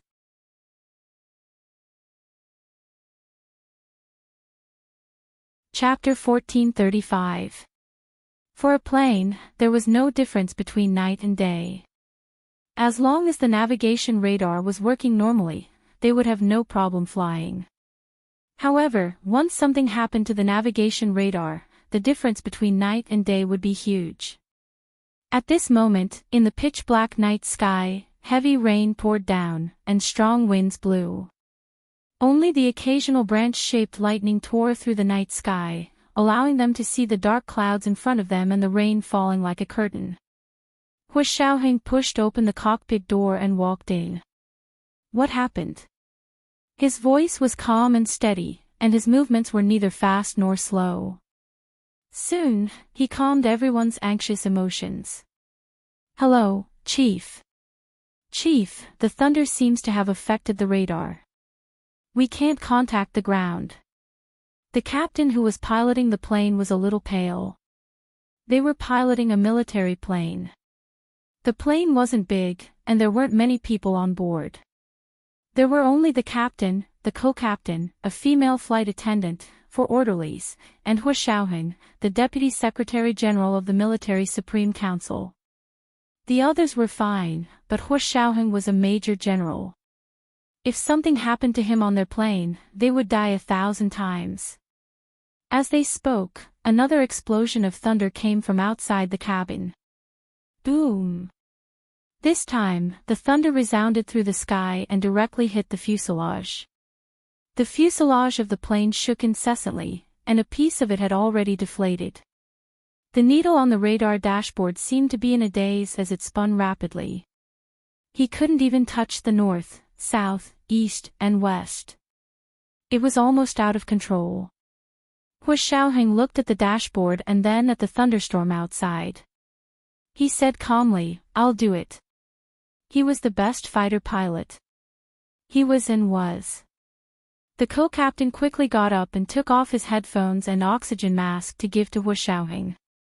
The captain sat in the co-captain's seat and gave his seat to Hu Xiaoheng. He was the co-captain for Hu Xiaoheng. At this moment, the aircraft navigation building on the ground was in chaos. Where did the chief's plane go? Have you guys contacted him? We've already called 18 ground navigation buildings along the way. Even the military navigation has been notified, but we haven't found the chief's plane. The navigators in the navigation tower were all sweating profusely and extremely anxious. This lousy thunderstorm weather. I didn't expect it to be so powerful. What's wrong with the weather station? Such a strong thunderstorm can't be predicted accurately. Civil airliners would generally avoid thunderstorms and would not take off unless it was absolutely necessary. Military aircrafts were a little stronger. They had been specially trained for thunderstorms, and the lightning resistance of military aircrafts was much stronger than that of civilian aircrafts. Generally, it was fine to fly in thunderstorms. However, the situation this time was a little different. This time, there was no sign of a strong thunderstorm. Even the weather station did not issue any warning. It was a sudden thunderstorm. They tried for half an hour but still couldn't contact Hu Xiaoheng's private plane. Left with no choice, he could only report it to the higher-ups. From the leader on duty in the navigation tower to the leader of the airport, then to the military's telephone operator, company commander, regiment commander, division commander, and finally to General G. General G was still awake and reading some documents in his study. When she received the call, she stood up abruptly. What? Xiaoheng's private jet had encountered a strong thunderstorm and lost contact. I'm warning you, hurry up and get in touch. What is the weather station doing? With the strong intervention of General G, the personnel on duty at the weather station woke up the experts and nervously monitored the weather. The results of the monitoring were suffocating. Reporting to the chief, the strong thunderstorm this time was very sudden. There were no signs beforehand. The expert at the weather station looked at the data in front of him, and sweat broke out on his forehead. He wiped his sweat with a handkerchief as he trembled and said, "Judging from the intensity, this is not a normal thunderstorm, but a hurricane that usually forms on the ocean." Tropical cyclones formed on the ocean were generally divided into three major categories according to the intensity and speed of the wind. Wind force 8 to 9 was known as a tropical storm. Wind force 10 to 11 was known as a tropical storm. Wind force 12 and above was known as a hurricane. Tropical cyclones only formed on the ocean and would bring a lot of precipitation. Therefore, when a hurricane arrived, it would be accompanied by strong thunderstorms. This kind of weather phenomenon was common for marine countries. However, this was the inland of the Huaxia Empire. Hu Xiaoheng's private plane had just flown north, and it had been inland all the way, not the ocean. General Ji immediately reacted and roared, "A hurricane on the ocean? You mean, a hurricane suddenly formed on the ocean in the inland sky? What about the other planes? What about the civil airplanes? Did anything happen to them?" The leader in charge of the navigation building was also sweating profusely. He quickly said, "A few civil airliners were indeed affected, but when the storm started, they all made an emergency landing. Currently, only Major General Hu's private plane is affected. Moreover, the other civil airplanes that were affected had no problems with their radars. As soon as they discovered the storm, they immediately returned. Only Hu Xiaoheng's private plane not only did not return, but it also instantly lost contact with the ground. He didn't give them any time to react." General Ji felt a little better when he heard that the civil airplanes were all fine. However, when he heard that Hu Xiaoheng's private plane had almost instantly lost contact with the ground, his heart immediately jumped to his throat. What about Major General Hu's private plane? Don't tell me that even civil airplanes can return, but their military planes can't. If that was the case, why would they even fly a military plane? They might as well just send their heads to the enemy. The leader of the navigation building had no choice but to say, "Chief, it's not that the military plane can't return, but we suspect that their radar was struck by lightning and malfunctioned." A malfunctioning radar wasn't fatal to a plane, but in this kind of hurricane weather and at night, it was no different from being fatal. Motherf asterisk cur. How could there be such a coincidence? Are you sure this is a natural weather phenomenon? General Ji didn't stand on ceremony. What's the use of having you? He hung up the phone with a bang and said to Secretary Chow, who was standing behind him with an uneasy expression, with a cold expression, "Connect me to the weather force." The weather forecast of the weather force wasn't on the same level as the civilian weather station. They had the best equipment and top-notch talents. Most importantly, their mission wasn't just to predict the weather. "Hello, Chief. What orders do you have?" The leader of the weather force was woken up from his bed in the middle of the night. He rushed to the duty room and spoke to General Ji on the phone. "I heard that there's a strong thunderstorm here tonight. I heard that it's a hurricane. Did you predict it?" They quickly gathered the data and placed it in front of the leader of the weather force. The leader of the weather force took a quick look and said to General Ji, "There's no indication that it's a weather war from another country against our country. However, this weather is indeed very strange. However, because the intensity is too great, the possibility of it being man-made has been ruled out." As far as he knew, no country in the world had mastered such a hurricane technology. If they could create a hurricane of this intensity, then there would be no need for conventional combat preparations.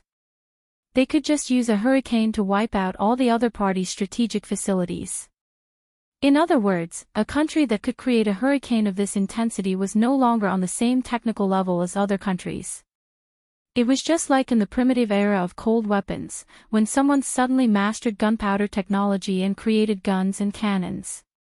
A country with a big knife and a red tasseled spear would become a fish on the chopping board of the other party and could only be at the mercy of others.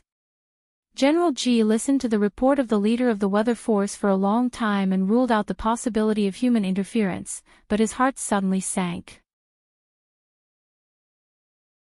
Okay, continue to monitor. Report immediately if there's anything. After hanging up the phone, General G sat down dejectedly in the round chair. If it was a weather war launched by another country, it would be fine.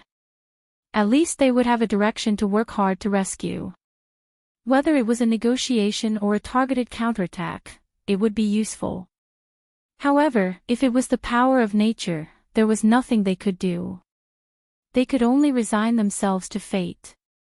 Time passed minute by minute. Hua Xiaoheng sat in the pilot's seat and looked ahead. When there was no lightning, there was thick darkness in front of the plane. The waterfall-like rain hit the fuselage, and the small military plane was like a small boat in the vast ocean, passing through the clouds, lightning, and heavy rain. The people around him were all soldiers, and they were not timid people who were afraid of death.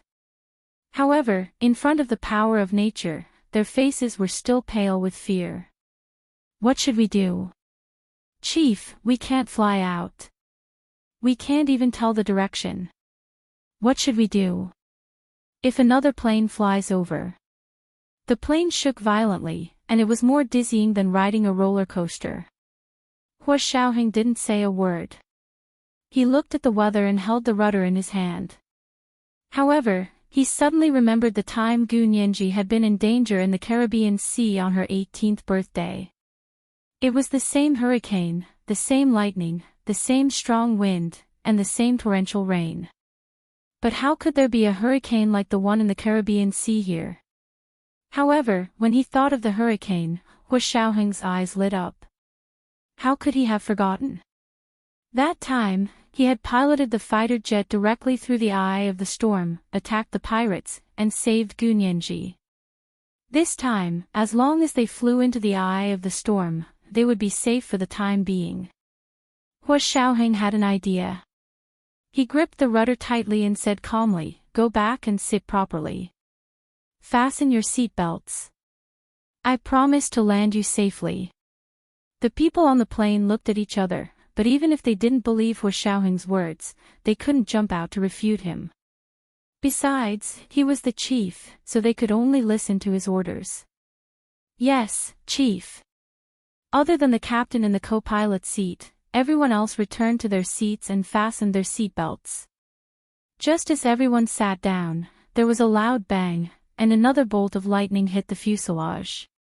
The captain's face was pale as he said, "Chief, if this continues, even if we can escape the storm, we won't be able to escape the explosion of the plane itself." Now he was glad that the previous bolt of lightning had only damaged the radar.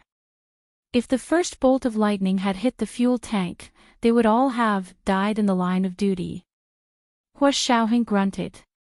"I know. I'll turn off the engines on both sides. Listen to my orders, open the fuel tank door, and empty all the oil. That way, we won't have to worry about the lightning hitting the fuel tank and exploding." "Ha!" The captain raised his head abruptly and looked at Hua Xiaoheng as if he was looking at a lunatic. "Turn off the engines on both sides. Empty all the oil. How will the plane fly then?" It wasn't impossible for the plane to glide and make a forced landing when both engines failed at the same time, but it wasn't at such a high altitude, nor was it in such weather. At such a high altitude and in such weather, the plane would only crash if it lost power. Hua Xiaoheng didn't have the patience for this person. He didn't explain and used his strength to hold the rudder. He suddenly rushed forward and directly rushed into the eye of the storm of the hurricane. There was a violent jolt, tremor, and the world spun. It was as if they had entered the void. Clouds and mist lingered, but the heavy rain suddenly disappeared. After a while, the plane calmed down. They had really entered the eye of the storm. This was the most peaceful area in the entire hurricane. Hua Xiaoheng growled, "Release the oil." The captain was so scared that he trembled. "Are you really going to release it? Release the oil." Hua Xiaoheng gritted his teeth and said for the second time, "If you don't release it, you'll be shot." The captain saw that he would die if he released the oil, so he closed his eyes and opened the fuel tank door according to Hua Xiaoheng's instructions. Tons of oil began to spray into the air and fall from the fuselage. The weight of the plane quickly began to decrease, and in the center of the storm, it began to float lightly. Hua Xiaoheng stared at the dashboard and calculated the ratio between the wind speed and the weight of the plane in his mind.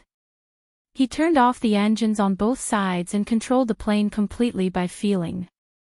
He looked for the direction of the wind in the eye of the storm and glided down. The radar on the plane had failed, and the steering wheel was also affected by the strong magnetic field. However, no matter what, the direction of the cyclone would not change. As long as it was within the range of the blue planet, the gravitational field would guide the direction of the wind. As long as he followed the direction of the cyclone's descent, he would know where the land was. Hua Xiaoheng relied on his excellent understanding and experience of the airflow and the influence of gravity to steer the plane in the direction of its rapid descent. He used all his strength to stabilize the plane. The muscles on his arms were knotted, and the veins on the back of his hands were bulging. 10,000 meters, 8,000 meters, 5,000 meters, 3,000 meters, 2,000 meters. Gradually, the influence of the storm was not so great, and the situation on land could be seen clearly. They didn't know if the ground already knew that they were in danger. Although the rain was pouring, the land below them was brightly lit. Even the uninhabited places were lit up with military signal lights. Rows and rows were like pearls sprinkling on the ground, guiding the direction of the landing. There was a burst of cheers on the plane. "We're saved!" Hua Xiaoheng informed the people on the plane, put on the parachute and prepared to jump. The captain was surprised and happy, but also a little sad. He said, "Chief, you jump first. I'll take over the plane." He was already satisfied that there was still hope for the people on the plane to survive after such a big incident. As long as the chief and the others successfully jumped, he would die without regrets. Hua Xiaoheng glanced at him and said, "You take them and jump first. I'll be fine." "Chief! You can't do this." The captain was anxious and almost pounced over to grab the rudder from Hua Xiaoheng's hand. "I'll bring up the rear. If you jump, I'll jump." This was the first chapter of the day, 4,000 words, chapter 1424, "I'll jump if you jump." I heard that the double monthly votes have begun. Dear friends, you can vote for your monthly votes now. It was 8:00 in the evening.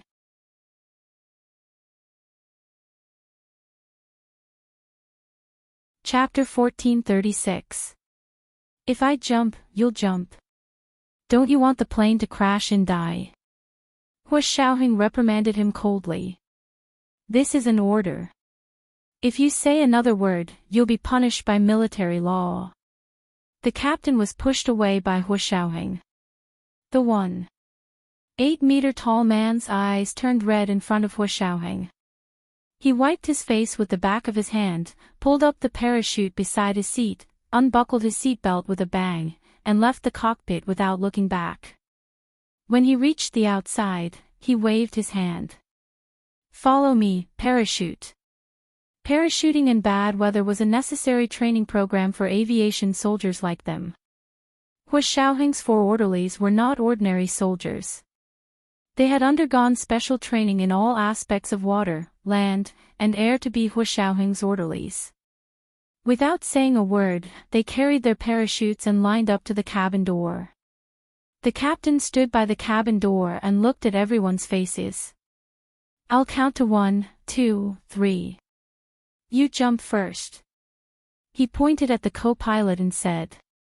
That was his second in command, who completely obeyed his orders. "Yes, Captain."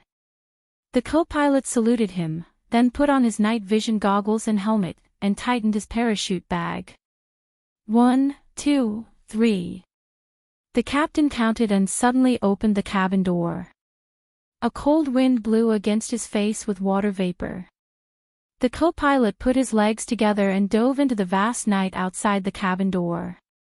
Next was the female flight attendant. She saluted the captain and dove down as well. Then it was Hu Xiaoheng's 4 orderlies. They were still calm and jumped down one after another. They were still in the eye of the storm, but the closer they got to land, the weaker the storm became. The rain had almost stopped, and the clouds were gradually dissipating. The ground with flashing signal lights was right in front of them. The captain said to Hu Xiaoheng through the walkie-talkie, "Chief, everyone has jumped." "I'm jumping." With that, he jumped out of the cabin door. At this time, they were less than 3 kilometers from the ground. This distance was not difficult for them. They did not know where they were, but judging from the lights on the ground, they should not be far from Rice City, or rather, they were within the range of Rice City. This was because only the people at the military base in Rice City knew of the arrival of their private plane. Dark blue umbrella flowers bloomed in the pitch-black night sky. Their walkie-talkies began to adjust their frequency to get in touch with the ground troops. Military vehicles drove out of the military base in Rice City and rushed to the spot where they had jumped. At the same time, General Ji, who had been nervously watching the development of the situation in the imperial capital, received a call from the Rice City Military Command Center. Reporting to the chief, Major General Hu's private plane has appeared, and all the personnel on board have parachuted. End of report. General Ji breathed a huge sigh of relief and immediately ordered, when Major General Hua and the others land successfully, have him video call me immediately.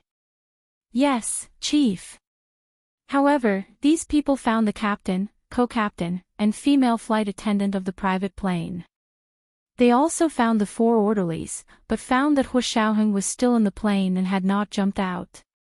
An urgent call was made to General Ji's office. Reporting to Chief. Major General Hua hadn't jumped yet. Major General Hua hasn't jumped yet. General Ji's heart, which had just calmed down, was in his throat again. At that moment, Hu Xiaoheng was still piloting the plane calmly. Although both engines had been shut down and the radar had failed, he relied on his superb piloting skills to take advantage of the gaps in the airflow of the storm. A plane was faintly discernible in the clouds and gradually descended to the ground. The scene on the ground could already be seen clearly. Hu Xiaoheng could see that there was a river here. He planned to crash land on the river. This way, he could preserve the plane and let the technicians study the cause of the accident. At the same time, he could protect himself as much as possible. However, just as he piloted the military plane out of the eye of the storm and began to fly over the river, the portable surface-to-air missile launcher at the Rice City military base suddenly rumbled. What's going on? There's an enemy. Rice City was equipped with a full set of air defense equipment. Although it was used for a drill, everything was real, especially the portable surface-to-air missile launcher. The missiles inside were real. It was originally specially equipped for the military parade and drill. The drill hasn't started yet. Why is it spinning? The combat personnel in charge of monitoring the air defense equipment were confused. However, the computer in front of them did show the enemy's situation. The enemy's air power was approaching their base step by step. Radar station. Radar station. What's going on over there? Why is our portable surface-to-air missile launcher moving? The atmosphere in the air defense combat room of the Rice City drill base suddenly became tense. The combat personnel at the radar station nervously checked the equipment, but did not see anything unusual. Report. There's nothing unusual on our side. The radar shows that everything is normal. Then is it a problem with the air defense system? The combat personnel in the air defense combat room of Rice City suddenly discovered the problem. Not good. The surface-to-air missile is locked onto Major General Hu's private plane. They already knew about Major General Hu's private plane being in danger. Moreover, the base had just sent a car out to pick up the parachutists. They didn't expect Major General Hua to still be on the plane while everyone else had jumped. Everyone was touched by such a major general and felt warm in their hearts. Now that they thought about it, they felt cold from head to toe. If something happened to Major General Hua, how much would the country and the military suffer? And the guys from the Special Operations Forces would tear down their base. Hurry up and cancel the portable surface-to-air missile launcher over there. However, the cancellation function on the control system did not seem to work. No matter how hard they pressed, the portable surface-to-air missile launcher was still aimed in the direction of Hua Xiaoheng's private plane. The system automatically aimed and locked onto the target with infrared. Surface-to-air missiles all used infrared guidance and tracked the target according to the heat source.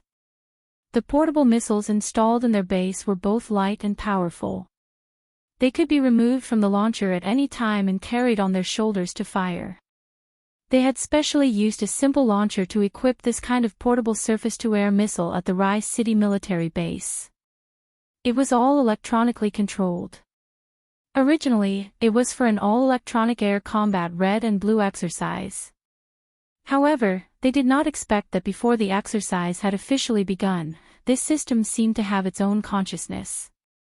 Not only could it automatically search for targets, but it could also automatically lock onto targets and activate the missile system. The computer program controllers at the Rise City military base frantically entered instructions, but they were not accepted by the system. What should we do? We can't cancel it. Aren't you very F*King capable? You can't even handle a set of electronic equipment. The commander of the Air Defense Combat Room in Rice City was so anxious that his eyes turned red. He quickly picked up the phone to inform the ground crew of the surface-to-air missile system and said loudly, "Smash it with an axe. Let's see how it can fire automatically." But it was already too late. As soon as they finished speaking, they heard a whistling sound. They looked up and saw a fiery red missile rise from their launch base, speeding toward the approaching plane in the clouds.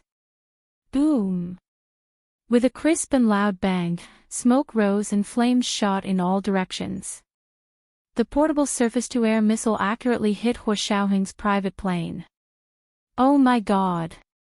The commander knelt on the ground with his head in his hands, tears rolling down his cheeks. Chief! He covered his face, not daring to look at the collision between the missile and the plane. Hua Xiaoheng noticed something strange the moment the plane was locked onto by the missile. Although the plane's radar had malfunctioned, all the oil had been emptied, and the engine had been shut down, it was still a military plane. When the plane was immediately locked on by the missile, another set of emergency devices on the plane was activated, and an urgent alarm sounded. This emergency system had its own backup battery and was not affected by the aviation oil. When Hua Xiaoheng heard the emergency system's alarm, he immediately knew that something had happened. He didn't have time to think too much. With a whoosh, he pulled off the parachute above his head and carried it on his back. With one hand on the seat, he jumped out of the seat and rushed out of the cockpit. He came to the wide-open cabin door, put his feet together, kicked his legs, and jumped towards the river on the ground. Before he could open his parachute, an earth-shattering explosion came from above. The missile hit the private plane. With a whoosh, in the blink of an eye, huge sparks rose in midair, and the military plane instantly burned into a huge fireball. Shrapnel flew everywhere, and the high-temperature flames were burning fiercely as they attacked Hua Xiaoheng's back. He did not open his parachute. Instead, he endured the pain and relied on his own weight to fall rapidly. Because if he opened his parachute at this time, the high-temperature flames would definitely destroy his parachute immediately. Then, he would be waiting to fall to his death. The plane above his head was almost blown to pieces by the missile. When it fell, it let out a whistling scream. Like a burning meteor shower, it chased after Hua Xiaoheng's head and fell. Hua Xiaoheng saw that the water was getting closer and closer, and the scorching temperature behind him was getting farther and farther away. Only then did he open his parachute just before he fell to the ground. With a soft whooshing sound, the dark blue umbrella opened up, as if another blue flower had bloomed in the air. However, the debris of the plane above his head fell like rain, and there were flames of all sizes. Soon, a few holes were smashed in his parachute. Air passed through the holes, and the umbrella could no longer support his weight. Hu Xiaoheng's fall only slowed down for a moment before he found that the parachute had broken. He couldn't control the speed of his fall at all. Fortunately, there was a river below. He had originally wanted to crash land on this river. Hu Xiaoheng pulled the parachute rope tightly and calmly adjusted the direction and speed of his descent in the air. Finally, at the last moment before a large piece of burning wing smashed towards his head, he fell into the river with a plop. The wreckage of the private plane also fell into the water. The flames were drowned by the river, and with a sizzle, they turned into thick black smoke and drifted over the river. Not far away, countless cars were speeding over with their headlights on. The headlights pulled out a long line, illuminating the road by the river. This is today's second update, Chapter 1425, Stars Falling Like Rain. I heard that the double monthly votes have begun. Dear friends, you can vote for your monthly votes now.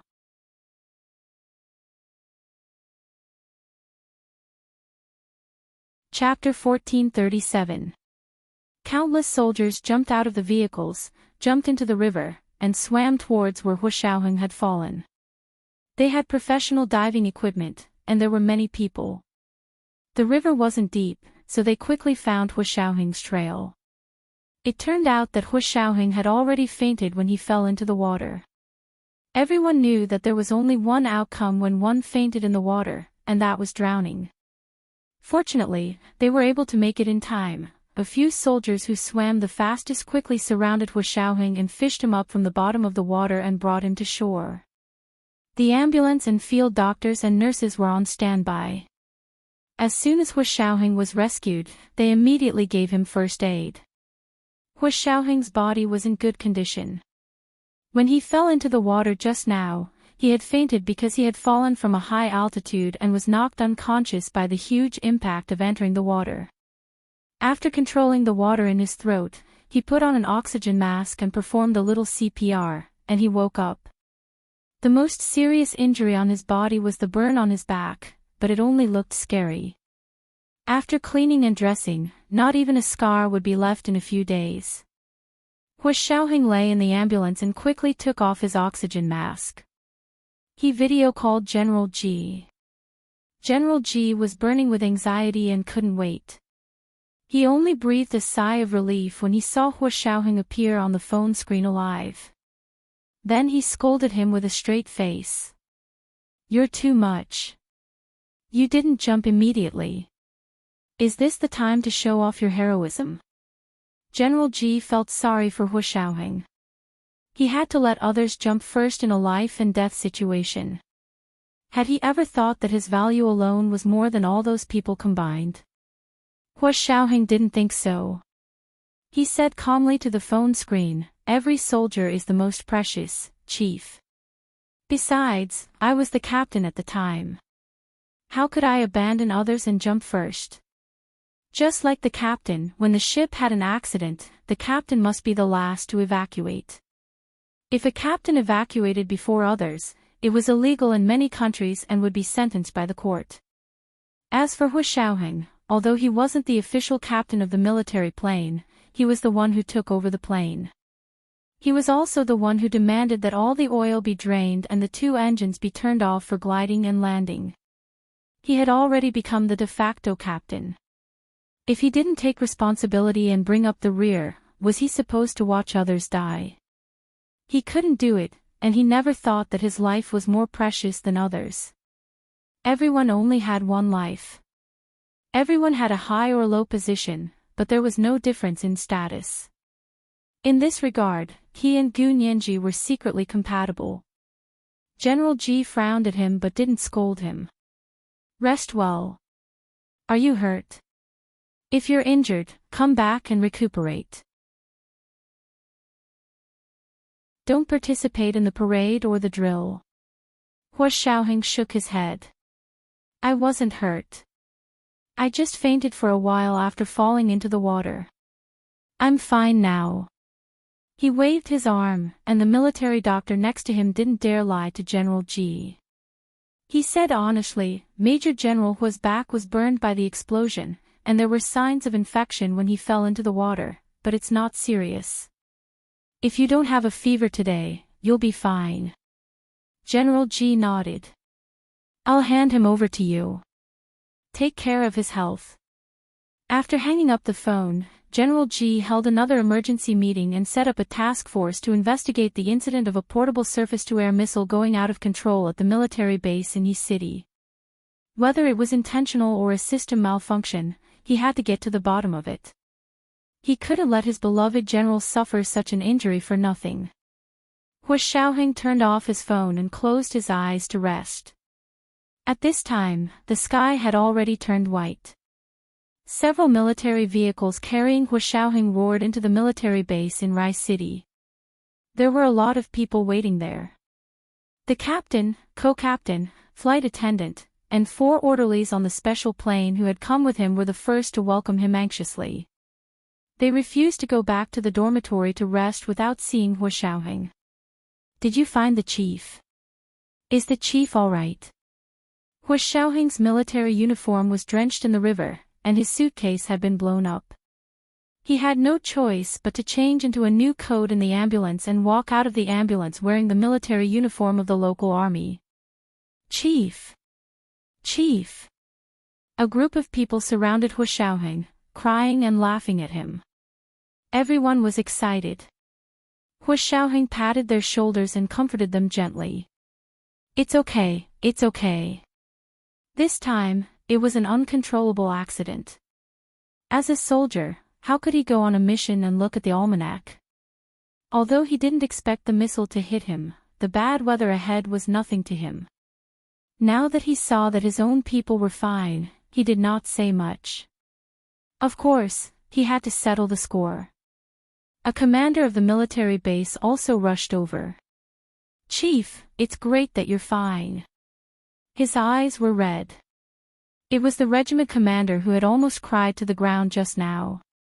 Hua Xiaoheng looked at his rank and said, Are you the air defense commander here? Yes, Chief. He quickly saluted with an uneasy expression. I order all the contents of your air defense system to be sealed. From now on, no one is allowed to approach the air defense system command room. As Hua Xiaoheng spoke, he gestured to his 4 orderlies. They immediately rushed into the air defense command room with their weapons and chased all the people inside out. Then, they cut off the power supply and the local area network. The 4 of them guarded the air defense command room from north, south, east, and west. The people at the military base did not dare to stop or resist. The surface-to-air missile had suddenly lost control and even sent out a missile to hit the chief's private plane. This matter was not so easy to erase. Moreover, they also wanted to know the reason. They wanted to know more than anyone else. The commander of the Air Defense Command Room actively cooperated with Hua Xiaoheng's investigation and quickly said, Chief, I can hand over all the electronic equipment here. We must find out the cause of the accident. If someone is causing trouble from within, they will definitely be punished by military law. Hua Xiaoheng nodded calmly. Don't be burdened by your thoughts. Don't think that I'm making a mountain out of a molehill. Think about it carefully. This matter can indeed be big or small. If it's only my private plane, it's not a big deal. At most, I'll die alone. But if on the day of the official military parade, our own weapons suddenly lose control and fire at our rostrum, have you thought about how serious the consequences will be? When Hua Xiaoheng said this, everyone came back to their senses and couldn't help but break out in cold sweat.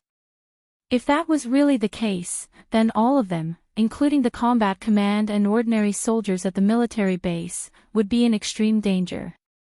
Got it, Chief. We will immediately take emergency measures. The leaders of the base rushed over and escorted Hu Xiaoheng to the base's headquarters. Hu Xiaoheng patiently met the leaders and representatives of the combat troops here. He shook hands with them one by one and brought General Ji's instructions and expectations. At the same time, he smiled and said, "Everyone is so kind to me. I really don't deserve such a big firework." The commanders of the military base were so embarrassed that they almost hid under the table. Hu Xiaoheng quietly sized them up one by one. With his professional qualities, he couldn't see anyone suspicious. Although he was still smiling, his heart sank. At this time, he would rather there was a traitor. If there wasn't even a traitor, then the consequences would be even more serious. Hu Xiaoheng chatted with everyone for a while more, then asked them to go back and write down what had happened that day. They waited for notification before going to their residences in the military base. That night, they spent it in a state of extreme tension and exhaustion. Hu Xiaoheng was also injured, so he fell asleep almost as soon as he hit the pillow. When the Imperial Capital Special Operations Forces headquarters received the news, Hu Xiaoheng had already been rescued. However, Yin Shixiang, Zhao Liangze, and Zhou Qiyuan refused to let it go. They interrogated the relevant personnel at the Rai City military base through video. From the plane's sudden encounter with a hurricane and thunderstorm to being locked on by the military base's portable surface-to-air missiles, every detail made them furious. Do you F** King want to die? If you want to die, you should have said so earlier. If we die, you'll still be cremated. Yin Shixiang moved the joints of his hands.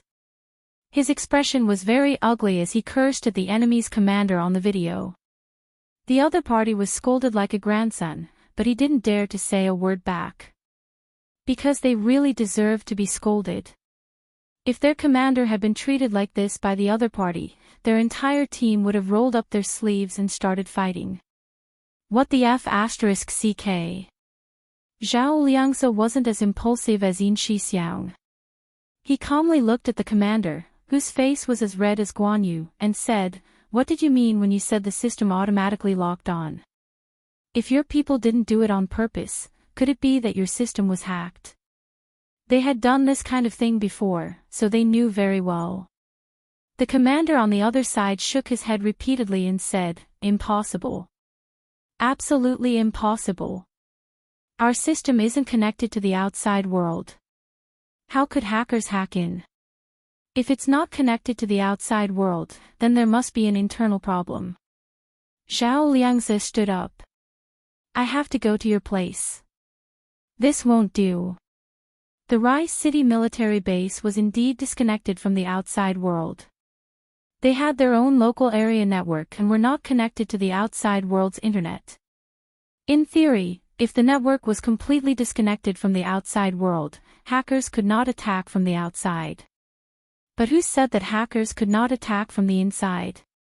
Zhao Liangze knew that Gu Nianji had been able to hack into the German Federal Intelligence Agency's internet because Reinitz had opened a back door for her on the internet.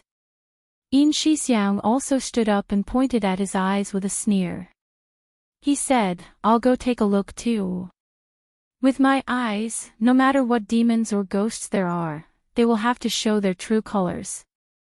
Zhou Qiyuan turned off the video call and nodded to Zhao Liangze and Yin Shixiang. "You two should indeed go. Major General Hua is the only one there, so I'm worried." Zhao Liangze and Yin Shixiang shook hands with him. "Brother Qiyuan, I'll leave the matters here to you. We won't be at ease if we don't go and take a look. There are still 2 weeks until the official military parade and exercise. Who knows if there will be any more trouble." This was the first update of the day, Chapter 1426, Accountability. The double monthly votes had begun. Dear friends, you can cast your monthly votes now. At 8 p.m., the second update. P.S. Everyone's monthly votes work hard for one more day. Maybe it will stimulate me to the point of being on steroids and fight for the third update tomorrow.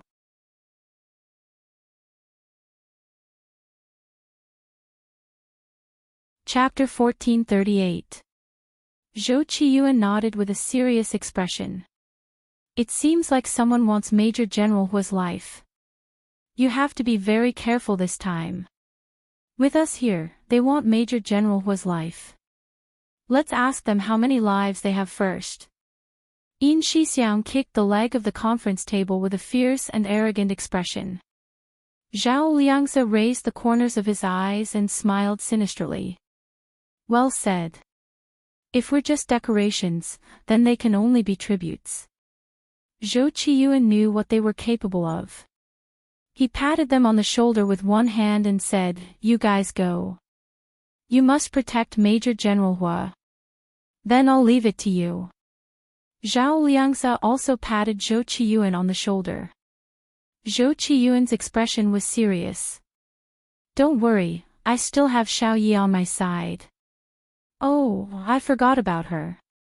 Zhao Liangzi and Yin Shixiang laughed at the same time. Xiao Yi was not just an ordinary person. Fortunately, she's back. Otherwise, we'd have one less person. Yin Shixiang turned to look at Zhao Liangzi. "I'll go pack another box of clothes and daily necessities for Major General Hua." "What about you?" Zhao Liangzi said, "I need to pack my computer equipment. I need to bring a lot of equipment this time. There are 4 of us. It's enough for Hua Xiaoheng to have no worries." Zhou Qiyuan sat back behind his desk and started making calls to arrange a private plane for Zhao Liangzi and Yin Shixiang.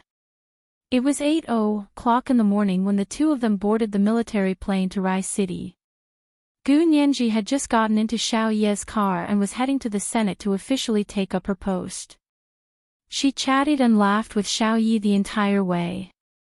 She was in a very good mood until Xiao Yi received a call from Zhou Qiyuan. "Xiao Yi, something happened to the chief last night. We don't know how serious the situation is at the moment, so maybe we'll let you handle it. We'll wait for Major General Hua's notification for the specific job transfer." Zhou Qiyuan was very serious on the phone. "Don't let Miss Gu know for now. If she wants to know, we'll have to ask Major General Hua." Xiao Ye's expression changed, but she quickly calmed down. Their chief had actually been treated like that in Rai City. As a member of the Special Operations Forces, everyone felt humiliated. Gu Nianji saw that Xiao Yi had suddenly fallen silent after answering the phone and quickly said, "What's wrong? What happened?" Xiao Yi glanced at Gu Nianji and didn't tell her the truth. This was their internal affairs. If Gu Nianji wanted to know, only Hua Xiaoheng could tell her personally. Gu Nianji saw that Xiao Yi was avoiding the topic, so she didn't pursue the matter. She smiled and opened Weibo on her phone to browse the news. Because she had lived with Hua Xiaoheng in the military camp for 6 years, she was also very interested in the military and often followed military bloggers. As soon as she opened the homepage, a few hot searches made her raise her eyebrows. #Lifetime series. Personally witnessing a missile hitting a plane. Coordinates, Rai City, you know ##, is there something big going on? ##, I heard the plane of a high-ranking military official was shot down. Gu Nianji's heart sank. She was about to open it to take a closer look, but as soon as she clicked on it, she realized that the post had already been deleted. Following that, the news could no longer be found on the internet. It was as if the tags she saw just now were just her eyes playing tricks on her. Gu Nianji immediately remembered that Hua Xiaoheng had suddenly called her last night and said that General Ji had sent him to Rai City to participate in the organization of the military parade, so he wouldn't be able to send her to work. This mission wasn't a secret, so Hua Xiaoheng mentioned it to her. He even said that she would be able to see him on TV on the day of the military parade. She carefully calculated the time. The events, time, and location mentioned in the tags just now all seemed to be right.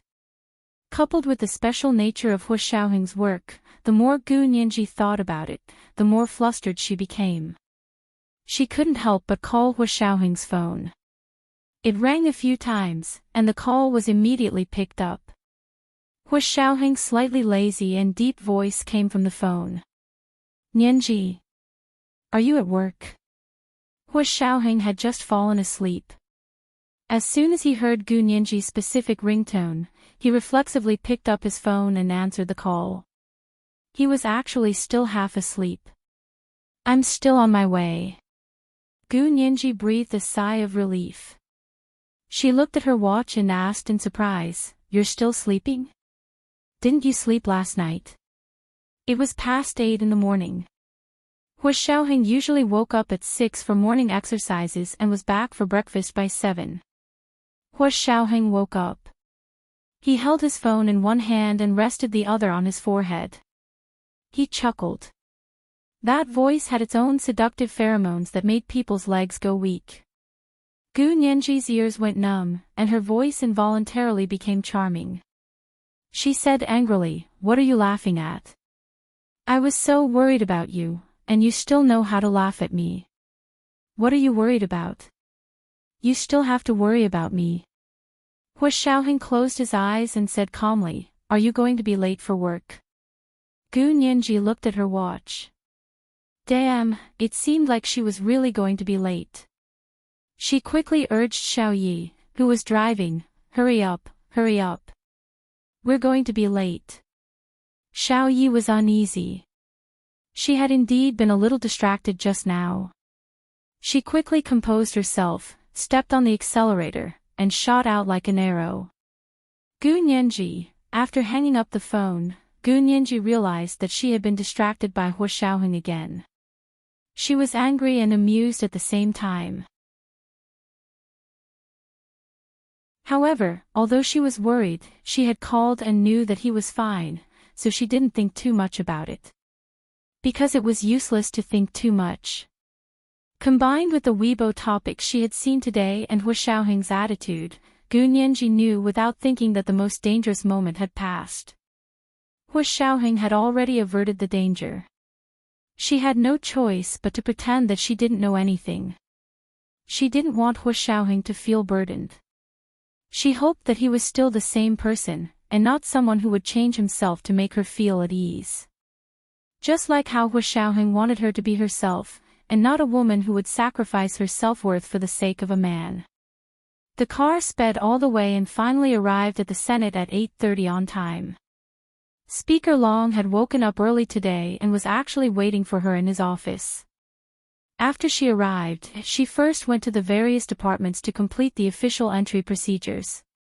Everyone was already very familiar with her, and they also knew that she was Hu Xiaoheng's fiancée and Mr. Gu Xiangwen's biological daughter. They were both respectful and warm to her, and the procedures were completed very quickly. All the departments gave the green light, and it only took 15 minutes for everything to be completed. Gu Nianji put on the sign of the chief legal advisor of the Senate and wore a slightly mature navy blue professional suit as she arrived at Speaker Long's office.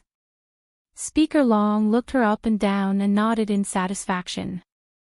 Nianji, you've finally become a member of the Senate. Gu Nianji smiled. Speaker Long, don't say that. I'll be proud. Ha ha ha ha. You should be proud. We serve the country, so how can we not have a little pride? Speaker Long admired Gu Nianji's attitude very much, and personally took her to the various departments to formally introduce her to everyone. This is Lawyer Gu, and also the chief legal advisor of our Senate. In the future, if anyone has a legal problem, they must immediately inform Lawyer Gu's office. Since Gu Nianji was the chief legal advisor of the Senate, she certainly wasn't a commander without an army. I announced that in the next month, Lawyer Gu will be forming her team. If anyone is willing to sign up, you can immediately submit the application to her. Speaker Long smiled as he announced the recruitment information that had been discussed long ago. Although Gu Nianji was mentally prepared, she still blushed slightly. What did she have to do? She actually had her own team. She followed Speaker Long back to the top floor, and her current office area was opposite Speaker Long's office. The two of them occupied a full 2/3 of the top floor.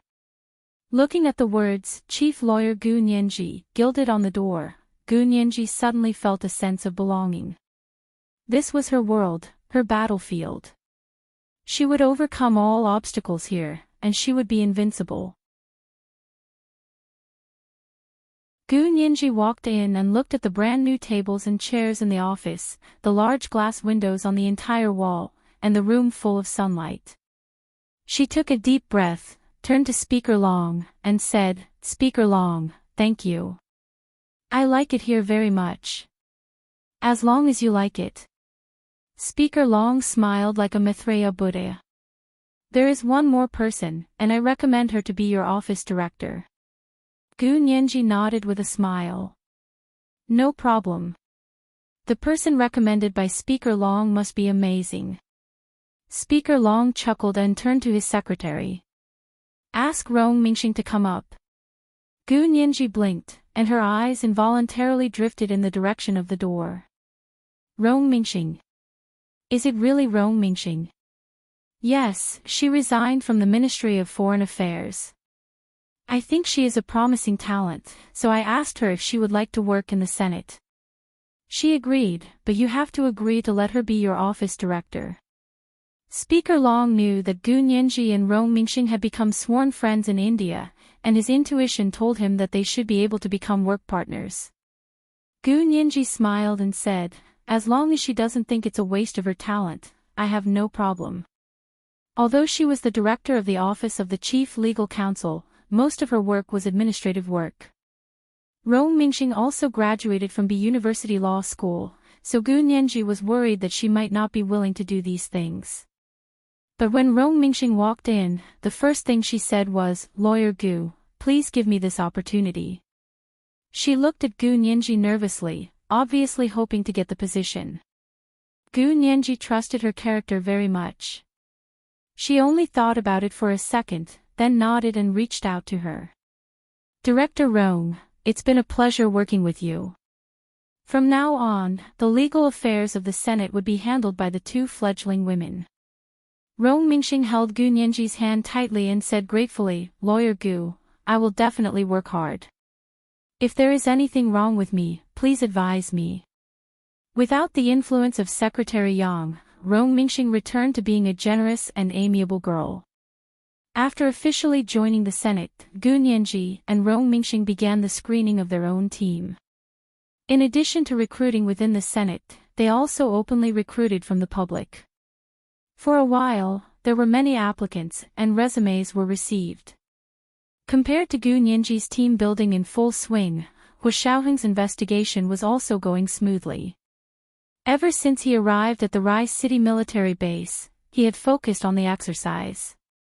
Yin Shixiang and Zhao Liangzi took a private plane to the Rai City military base the day after the accident. Although Hu Xiaoheng had scolded them, he was still quite happy. He really needed help, and he needed help that he could trust. With their help, the cause of the accident was quickly found out. This was the second update of the day, Chapter 1427, I Will Be Proud. Double the monthly votes. You can vote for your monthly votes now. P.S. Thank you to the leader of Bagel 16 for the 10,000 Chidian coins yesterday.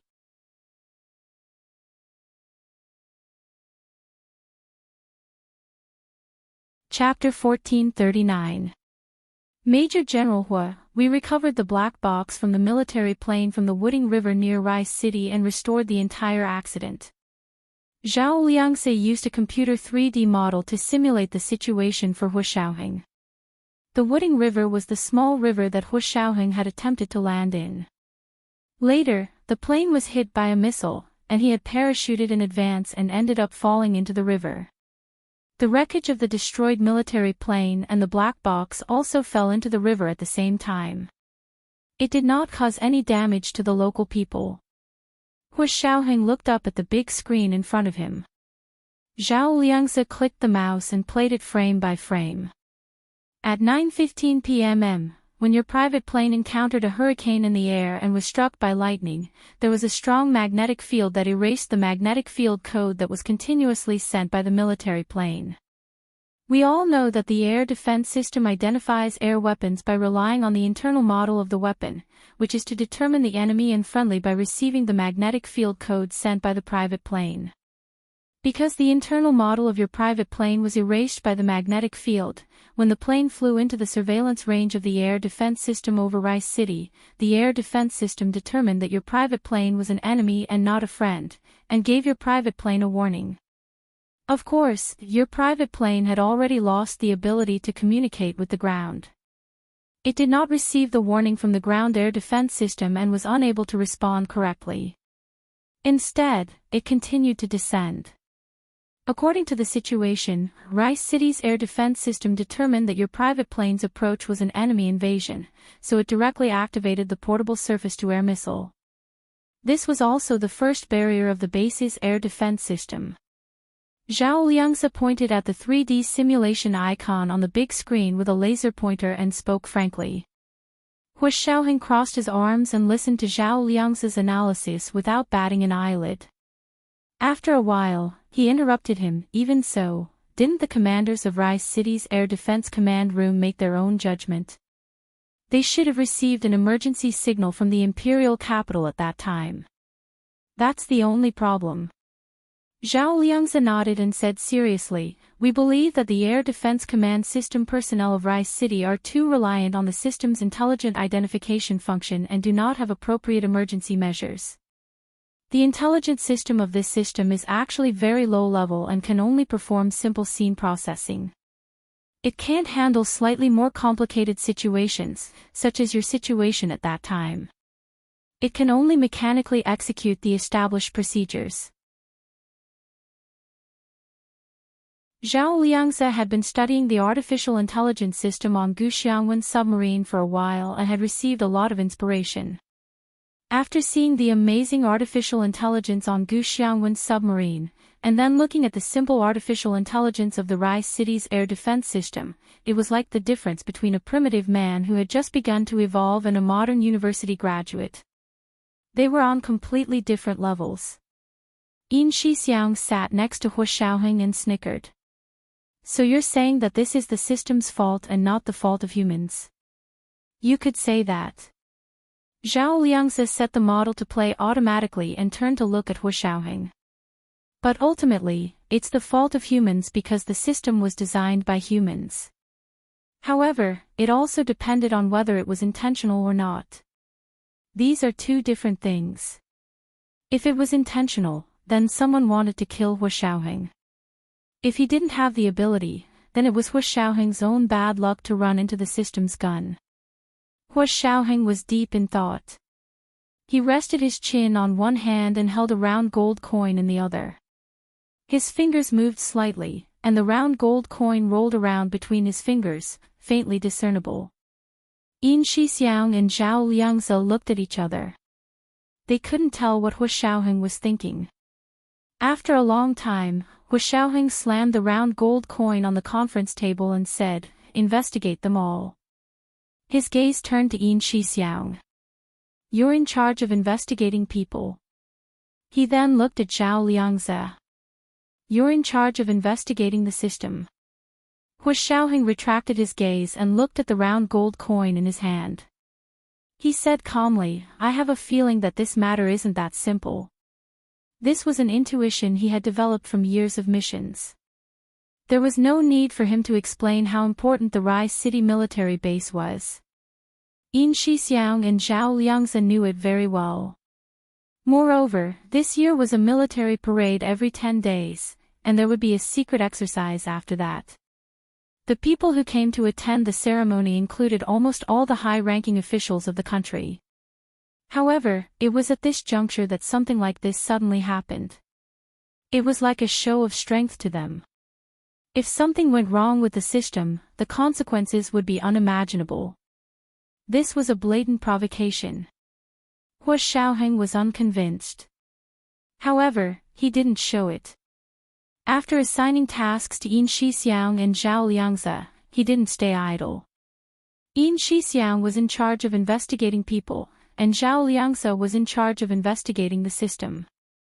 Hu Xiaoheng focused his attention on the strong magnetic field that Zhao Liangze had mentioned that had erased the model number of the private plane. If the hurricane that had suddenly appeared over the land wasn't particularly sudden, then the strong magnetic field that had appeared out of nowhere clearly showed that this storm wasn't a natural phenomenon, but a man-made one. However, the problem was that even if it was man-made, with their technical means, they wouldn't be able to reach that level to track the mastermind behind it. After Hu Xiaoheng processed the records on the black box, he sent the relevant information directly to Song Jining at the Institute of High Energy Physics. Song Jining was now a big shot in the Huaxia Empire's high-energy magnetic field research. Song Jining was very surprised when she received Hu Xiaoheng's call. What? A strong magnetic field that can erase the model number of the plane. Who is this? So vicious. The corners of Hu Xiaoheng's mouth twitched. If I knew, believe me, I would be more vicious than him. But the problem is, I don't know who did it. Xiaoheng, you can't be like this. Science and technology aren't used to fight and settle personal grudges. Song Jining didn't agree with Hu Xiaoheng's point of view and educated him earnestly. Hu Xiaoheng thought for a moment and slowly told Song Jining about his private plane's accident. Song Jining's eyes reddened when she heard it. She slapped the table hard and said, "Give me the information. I want to see who wants my son's life. I want him to die first." Didn't they say that science and technology weren't used to fight and settle personal grudges? Hu Xiaoheng curled the corners of his lips and comforted Song Jining seriously. "Miss Song, don't be so agitated. Your son is lucky. They won't be able to take him." If he hadn't been anxious, he wouldn't have told Song Jining about his accident. In order to make Song Jining take this matter seriously, Hu Xiaoheng had put in a lot of effort. As expected, Song Jining threw her advice to Hu Xiaoheng out of the window and said angrily, "No one can touch my family. If I remember correctly, this isn't the first time this strong magnetic field has appeared to take your life. If I can't find the mastermind behind this time, I don't deserve to be your mother." Hu Xiaoheng's throat tightened. He took a deep breath and said, "Miss Song, if you don't deserve to be my mother, who does?" This was the first time Song Jining had heard Hu Xiaoheng call her mother since she had woken up, and her eyes instantly turned red. She didn't speak for a long time. Finally, she picked up a tissue to wipe the corners of her eyes and whispered, "Okay, just you wait. I'll help you vent your anger." While Hu Xiaoheng was conducting an intense investigation at the Rai City military base, Gu Nianji was also working hard. Because Speaker Long had spoken and supported her, and Gu Nianji's abilities were obvious to all. In addition, her father, Gu Xiangwen, had just been exposed and was buried in the National Martyrs Cemetery. She was also the child of a martyr. She was respected and liked, and her work proceeded more smoothly than ever. Her chief lawyer's office was responsible for all law-related matters in the Senate, so she definitely wouldn't be able to do it alone. She had to have her own team. First, she agreed on the staffing from Speaker Long. The first semester would recruit 50 legal professionals and 20 office support members. They also required a law degree. Not only could the staff of the Senate sign up, but they could also be recruited from the public. As soon as the news came out, it blew up on the internet. Countless new law graduates treated this as a great opportunity. From undergraduate to master's and doctoral degrees, resumes flew to her office like snowflakes. Rong Mingxing was now her office director, and the #1 person on her team. She and Gu Nianji had been working together from dawn to dusk these past few days to screen resumes and pick out good candidates to prepare for the first round of written exams. Gu Nianji had designed a very complicated process for the recruitment of her office. First of all, Gu Nianji's office belonged to the Senate, so the people who came to recruit had to pass 3 rounds of written exams. These 3 rounds of written exams, according to the admission standards of the Senate, each exam score was top 50% of the people entered the next round. The last round of written exams was top 50% of the people directly entered the 3 rounds of written exams in the chief lawyer's office. The 3 rounds of written exams in the chief lawyer's office were professional tests, and only top 20% of the people entered the next round of written exams. After the last round of professional written exams, top 20% of the people entered the 3 rounds of interviews. After going through the entire recruitment process, as long as they were successfully hired, it would not only be a good test of the applicant's professional ability, but it would also be a huge test of their psychological endurance. Even if they weren't hired in the end, their entire mental outlook would be different. They had once climbed the highest peak and seen the most beautiful scenery. When they looked at the scenery at the foot of the mountain again, they would no longer be in fear and trepidation. Gu Nianji hoped that every exam would help those who were seeking jobs. In fact, after this, the recruitment process of the office of the Chief Legal Counsel of the Upper House of Parliament also became an important mark on the resume of the job seekers.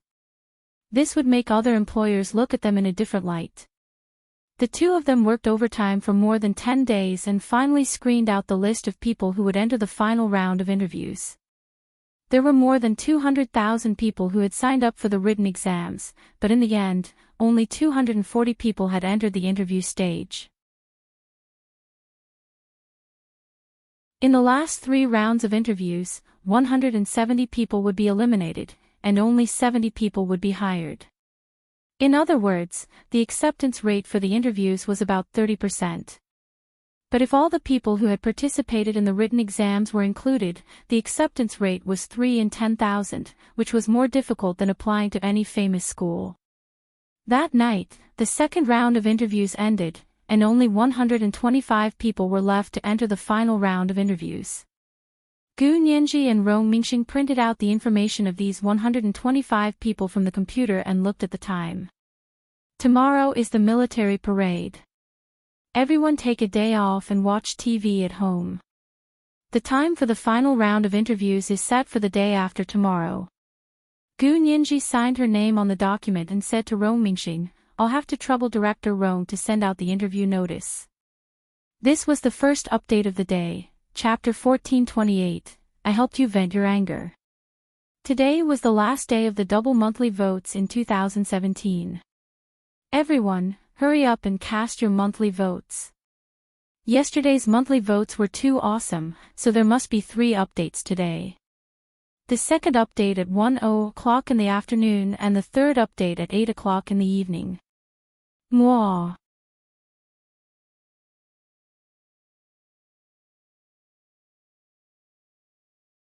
Chapter 1440.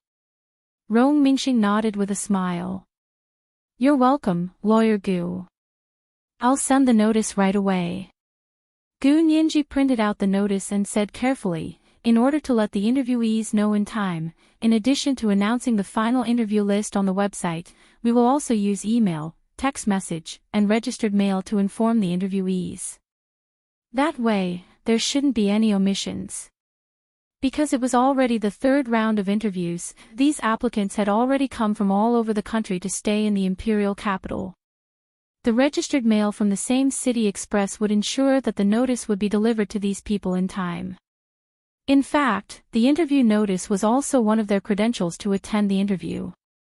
Rong Mingxing put the notice into an envelope one by one, labeled it, and said, after sending it out, I'll send the email receipt, text message receipt, and registered mail receipt to your email for archiving.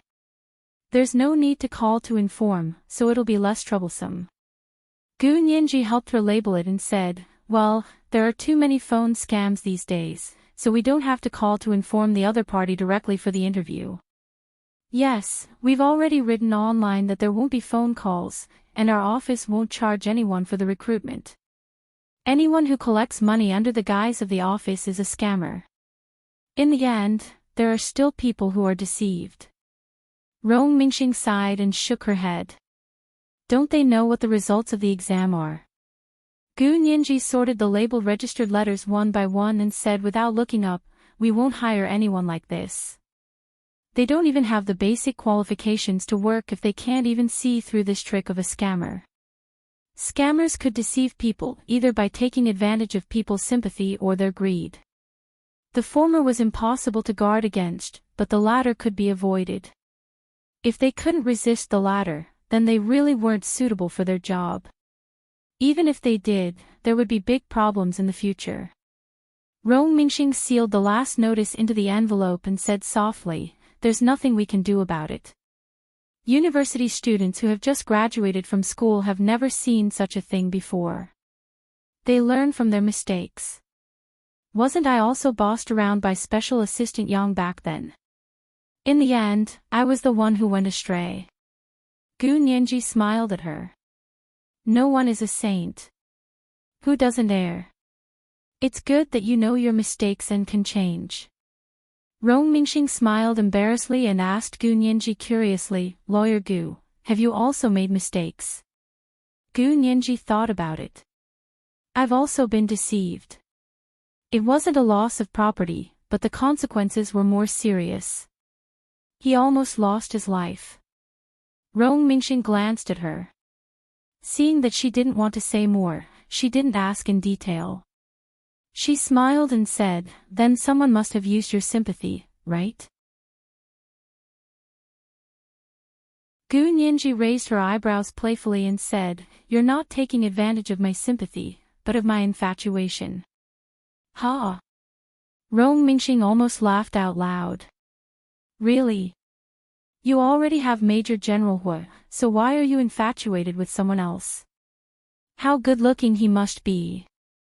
Gu Nianji smiled but said nothing. Wasn't it because of the infatuated Hu Xiaoheng that she had been tricked into going to the Konig Sea in Germany? After finishing her work, Gu Nianji looked at her watch. It was already past 8:00 at night. She turned off the computer and said with a smile, "I can get off work early today." These days, she and Rong Mingxing had not left the Senate building before 10:00 in the evening. Rong Mingxing also smiled and said, "When I was in school, I thought that going to work was enough and that I didn't need to study at night. Now I know that after going to work, there are only more requirements than studying at night." That's true. Gu Nianji nodded slightly. She had come to Hu Xiaoheng's side at the age of 12 and had been studying with a specially hired teacher in the Special Operations Forces. It wasn't until she passed the internal exam at the age of 17 that she went straight to the C University Faculty of Law to skip a grade and enter her third year. She graduated from university at the age of 18 and graduated with a master's degree at the age of 19. Thinking about it, she actually still had some regrets in her life. She had less years of student life than others. Walking out of the Senate building with Rong Mingxing, Gu Nianji looked up at the night sky. The moon tonight wasn't very bright. It was shrouded in dark yellow clouds and was hazy. Even the stars beside it seemed listless. Gu Nianji yawned and saw that Xiao Ye's car had already arrived. She said to Rong Mingxing, "Let's go, I'll take you back." These days, she and Rong Mingxing had worked overtime together. She was the one who sent Rong Mingxing back. She had a car anyway. However, Rong Mingxing shook her head today. "No need, Lawyer Gu. It's still early today. I still want to go shopping and buy something." It was only past 8:00, and the major shopping malls hadn't closed yet. She had to replenish her daily necessities and buy some food at home. She had been working overtime these past few days and was about to vomit from eating takeout. Gu Nianji watched Rong Mingxing get on the bus before getting into her car. Xiao Yi skillfully turned the steering wheel and drove Gu Nianji onto the highway. Gu Nianji rested her chin on her hand as she looked out the window at the night sky. She silently thought about Hu Xiaoheng and really wanted to call him. But she also knew that Hu Xiaoheng was very busy right now. Tomorrow was the military parade, and the Rai City military base was completely sealed off. Not long ago, everyone's phones had been taken away and no one was allowed to use their phones. Gu Nianji could only call Hu Xiaoheng through the landline. She couldn't even say a few words before something happened. After calling once, Gu Nianji stopped calling. Hu Xiaoheng would be back in a few days anyway. Tomorrow was the military parade and exercise. Hu Xiaoheng would be back in the imperial capital the day after tomorrow. Gu Nianji was in a surprisingly good mood. She turned to look at Xiao Yi with a smile. Seeing that she was in a good mood, she was about to tease her when she suddenly heard her phone ring. It was so late. Who was calling her? Gu Nianji didn't really want to pick it up, but the other party's ringtone rang again and again. She still took her phone out of her handbag. When she saw the number, her heart skipped a beat. This was the phone number of the Rai City military base. She had called before. It was the phone number of Hu Xiaoheng's dormitory. Was it really Major General Hua? Gu Nianji quickly swiped open the call and asked in surprise, "Major General Hua, is that you?" Hu Xiaoheng was sitting on the windowsill of the officers' dormitory at the Rai City military base. There was a bottle of beer in front of him and a cigarette in his hand. He took a puff and exhaled a mouthful of white smoke. His eyes were red from the heat. Today was the day before the military parade, and tomorrow would be the military parade and exercise. Everything was ready. The system was normal, and the personnel investigation was normal. However, he still felt that something was wrong. After such a big mess, everything was normal now. Even if their skills hadn't reached this level, they couldn't be treated as fools. However, they couldn't find anything really useful. Hu Xiaoheng was in a bad mood and didn't have dinner that night. He took a bottle of beer back to the dormitory and chased away Yin Shixiang, who was poking his head out. Only then could he have some peace and quiet. He held the dormitory's landline phone. He wanted to call Song Jining and ask her how the investigation was going, but his fingers didn't listen to him. He automatically dialed Gu Nianji's cell phone number. Now that he heard Gu Nianji's soft voice of surprise, he smiled and felt much better. "Yes, I just got off work." Hu Xiaoheng stretched his long legs and narrowed his eyes. "What about you? What are you doing at home?" Gu Nianji smiled. "I just got off work too. I'm on my way home." Hu Xiaoheng looked at his watch. It was almost 9 o'clock in the evening. So busy. He frowned and habitually cared about Gu Nianji. "What did you eat tonight? You have to eat on time. You can't miss anything." Gu Nianji nodded obediently. "Got it. I had a good dinner. I ordered takeout. There was soup, meat, and vegetables. I also ate 2 crab meatballs." Hu Xiaoheng grunted. "Good girl." Gu Nianji, his perfunctory tone sounded so harsh. Gu Nianji looked at the dusky night outside the car window and asked quietly, "What's wrong?" "Hu Xiao, something's on your mind." She could feel Hu Xiaoheng's depression and bad mood.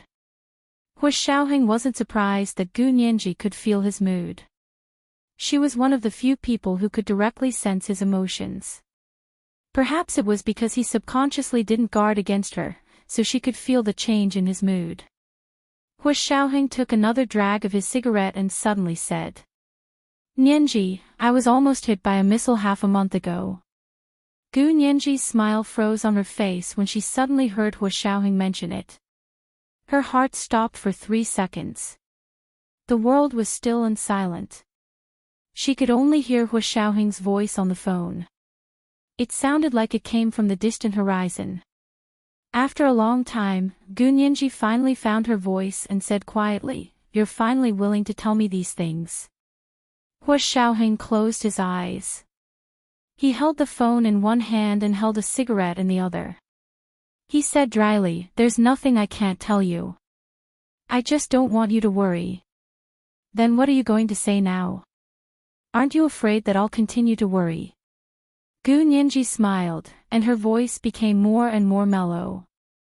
Xiaoyi felt like she was sitting on pins and needles.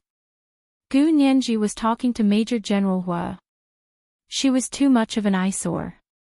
Xiaoyi hurriedly got off the highway and parked the car by the side of the road. She said, "I'm going to buy something." She ran into the convenience store by the side of the road. Gu Nianji sat in the car under the lights and whispered to Hua Xiaoheng. Hua Xiaoheng heard Xiaoye's voice. "Xiaoyi sent you home." Gu Nianji nodded. She got out of the car and went to the convenience store now. Hua Xiaoheng's expression was calm. "If you're tired, you can go back. I have to go to the command room later and check it one last time." Gu Nianji's heart ached for him. She wanted him to have a good rest, but she also knew that if he didn't have something on his mind, he wouldn't have called her at this hour. "Okay, you have to take care of yourself too." Gu Nianji reminded him like a competent wife. "If there's anything troublesome that doesn't affect your confidentiality, you can tell me. Even if I can't help you solve your problems, I have a pair of ears that I can lend to you." Hua Xiaoheng slowly raised his head. He could imagine Gu Nianji's current appearance. Her big eyes were filled with deep affection as she rubbed against his body. It was so sweet that he wanted to bite her a few times. This was the second update of the day, Chapter 1429, Hearts Connected. Today was the last day of the double monthly votes in 2017. Everyone, hurry up and cast your monthly votes. Yesterday's monthly votes were too awesome. There must be 3 updates today. At 8:00 in the evening, the third update. Mwah.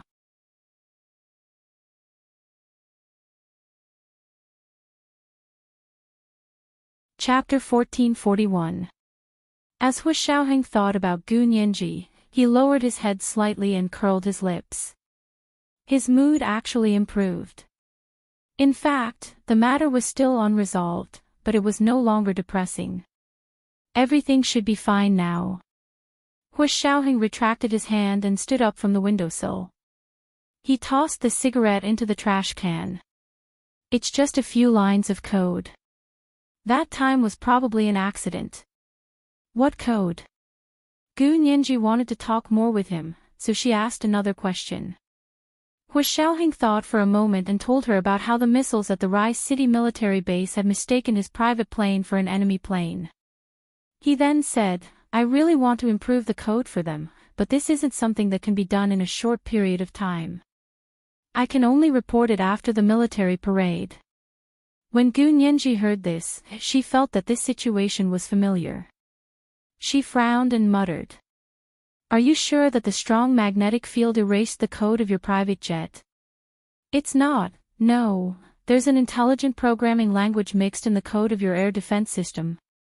Listening to Hua Xiaoheng's recount, everything else was reasonable. The only thing that didn't make sense was that the people in the base's air defense command room had already discovered the mistake, but they couldn't cancel the operation. Hua Xiaoheng had always felt that something was wrong about this, but he couldn't find anything wrong with the code no matter how hard he tried. Until Gu Nianji's words broke the mystery. As if enlightened, Hua Xiaoheng threw the beer bottle in his hand into the trash can. "I get it now." He hung up the phone and ran to the Air Defense Command room. Gu Nianji's words reminded him of Hong Kongwan.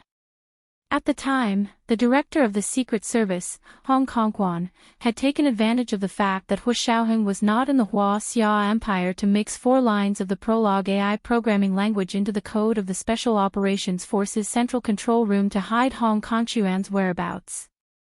That was how he had managed to repeatedly evade the Special Operations Force's search. It wasn't until he took the risk and killed someone for Tan Dongbang's wife, Kai Song-yin, that he was exposed. That time, it was also Gu Nianji who had helped them find the 4 culprits. Countless thoughts flashed through Hua Xiaoheng's mind. Could it be that the matter with Hong Kongwan was still not over? He had originally thought that Hong Kongwan had been instructed by the Americans, and that the 4 lines of intelligent programming code had come from the US military. However, from the looks of it now, it might not have been the Americans. Because the Americans did not have such powerful means. Who could it be? Hu Xiaoheng went to the computer in the Air Defense Command room and called Zhao Liangzi over. I found the direction. Hu Xiaoheng opened the software that Gu Nianji had used to search for intelligent programming codes. He saved it on a floppy disk and inserted it into the computer's mainframe. Now, use this program to search the entire code system. Immediately use our special channels to establish contact with the central control system in the imperial capital. I want to use the central control system to take over all the automatic control systems here and conduct an investigation. Because their time was limited, they only had 12 hours from now until the end of the parade tomorrow. Therefore, they had to borrow the powerful processing power of the central control system processor to conduct the search. Zhao Liangzi came over to take a look and was so shocked that his jaw almost dropped to the ground. Another intelligent programming language. This base has such a broken AI system, how could it have such an advanced AI programming language? This is the enemy's cunning. The lower the level of our AI system, the more they'll be able to stealthily stir up trouble. Hu Xiaoheng replied calmly, this is the only direction. If I still can't find anything, then I'm just overthinking it. Zhao Liangzi had brought a lot of electronic equipment this time, enough to support a server group in the field during wartime. He called In Shixiang over, and the two of them set up the system in a flurry and began to establish a connection with the central control room. This base only had a local area network, but it also had the ability to contact the outside world. Hu Xiaoheng had already begun to use software to detect it. Not long after, the central control room in the imperial capital had established a connection with this side. They took over the system and began to operate the investigation at the same time. Zhao Liangzi and Hu Xiaoheng performed their respective duties and stared at the computer screen without blinking. Time passed by minute. At 8:00 the next morning, when the military parade began, Hu Xiaoheng still hadn't found any suspicious codes. The intelligent programming language that Gu Nianji had reminded him of was nowhere to be seen. Could it be that they were really overthinking? Because of his doubts, he didn't go to the rostrum to sit with General Ji and the others for the parade. Instead, he stayed in front of the computer system in the Air Defense Command room with Zhao Liangzi and In Shixiao, racking his brains to retrieve the system code. After checking line by line, they were about to reach the last area. At that moment, the software's alarm program finally started. The beeping sound instantly filled the small Air Defense Command room. Hu Xiaoheng took a closer look and indeed found a few lines of intelligent programming language. He quickly copied the few lines of program, put them into the flash drive, and opened it with another laptop to check carefully. As soon as he checked, he couldn't help but break out in a cold sweat. The intelligent programming language that he found this time was much more advanced than the 4 lines of intelligent programming language that Hong Kongquan had found last time. If the 4 lines of intelligent programming language the last time were still in the second-year stage, then the intelligent programming language this time was already in the 4th-year stage. Artificial intelligence that was completely mature made people shudder just thinking about it. Hu Xiaoheng's palms were sweating. He quickly typed in lines of instructions on the laptop and finally isolated the lines of intelligent programming language. An hour passed, and the military parade was about to end. Then, it was time for the exercise. This time, the exercise would have a coordinated battle between land and air, and the missiles would all be real. Hu Xiaoheng hurriedly connected to the system control of the exercise troops and directly searched the air defense system. An hour passed. When the troops were in position, the guns were loaded, and the shells were aimed at the target. Wait! How could the coordinates here be the rostrum? Hu Xiaoheng rubbed his eyes and looked over again. The coordinates set by the surface-to-air missile were indeed the rostrum. He quickly pressed the button to cancel the coordinates. As expected, the system was in a state of out of control again. Just like the personnel in the Air Defense Command room at that time, they wanted to cancel the automatic targeting of the missiles aimed at his private plane, but they couldn't do so no matter what. This was the intelligent programming language at work again. Hu Xiaoheng now knew the reason and understood how to deal with it. He calmly typed a few lines of instructions, specifically targeting the keywords of the intelligent programming language.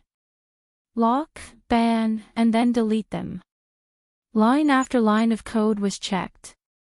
Just as the air defense forces were about to take action, Hu Xiaoheng finally cleared all the intelligent programming language. Boom! There was a gunshot outside the window, and the shuttle-like light missile accurately hit the target it was supposed to hit. General Ji, Speaker Long, and Prime Minister Bai on the rostrum smiled happily and applauded. The rostrum was fine, they were safe. Hu Xiaoheng's heart, which had been in his throat, finally relaxed. All of you. Continue to monitor all the exercises. If there are any abnormal phenomena, immediately run the program in the system. Hu Xiaoheng embedded Gu Nianji's small program into the detection template of the central control system. It could be checked and killed at any time. If the other party had any other intelligent programming languages, as soon as they appeared, they would be mercilessly deleted by this small program. On the exercise ground, there were crackling gunshots, rumbling cannons, and billowing smoke. The cheers were like the waves of the sea that lasted for a long time. Hu Xiaoheng's full attention was attracted by the exercise. He looked down from the tall tower of the Air Defense Command room. The corners of his lips curled up slightly, as if a heavy burden had been lifted from his shoulders. At the same time, the entire country was watching the military parade and the exercise in front of their televisions. This fully enclosed maneuver was an eye-opener for everyone. On the day of the military parade, almost everyone was watching television or watching videos on their phones. Gu Nianji didn't go to work that day. They had worked overtime for so long, so they took a day off today. They would go to work tomorrow and go to the Senate for the final round of interviews. Shi and Xiao Yi had prepared a lot of snacks. They sat on the sofa on the left and right, smiling as they watched the grand military parade on the 60-inch television in front of them, as well as the exercise that was as popular as a war movie. From time to time, they would discuss a few words and enjoy themselves. This was today's third update, Chapter 1430, Enlightenment. Today was the last day of the double monthly votes in 2017. Everyone, hurry up and cast your monthly votes. Yesterday's monthly votes were too awesome. Today, you must have 3 updates. Mwah.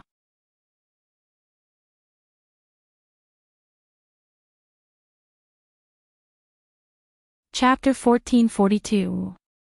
The military parade was over, and the footage of the exercise was broadcasted. Gu Nianji's eyes widened. She wanted to see Hu Xiaoheng's figure on the rostrum, but no matter how hard she looked, she couldn't find his dignified figure or his handsome, masculine, solemn and calm face. Where did he hide? Gu Nianji muttered and changed her position on the sofa. Xiao Yi held a plate of raisins and ate them one by one. She smiled and said, "Stop looking. He's definitely not on the stage.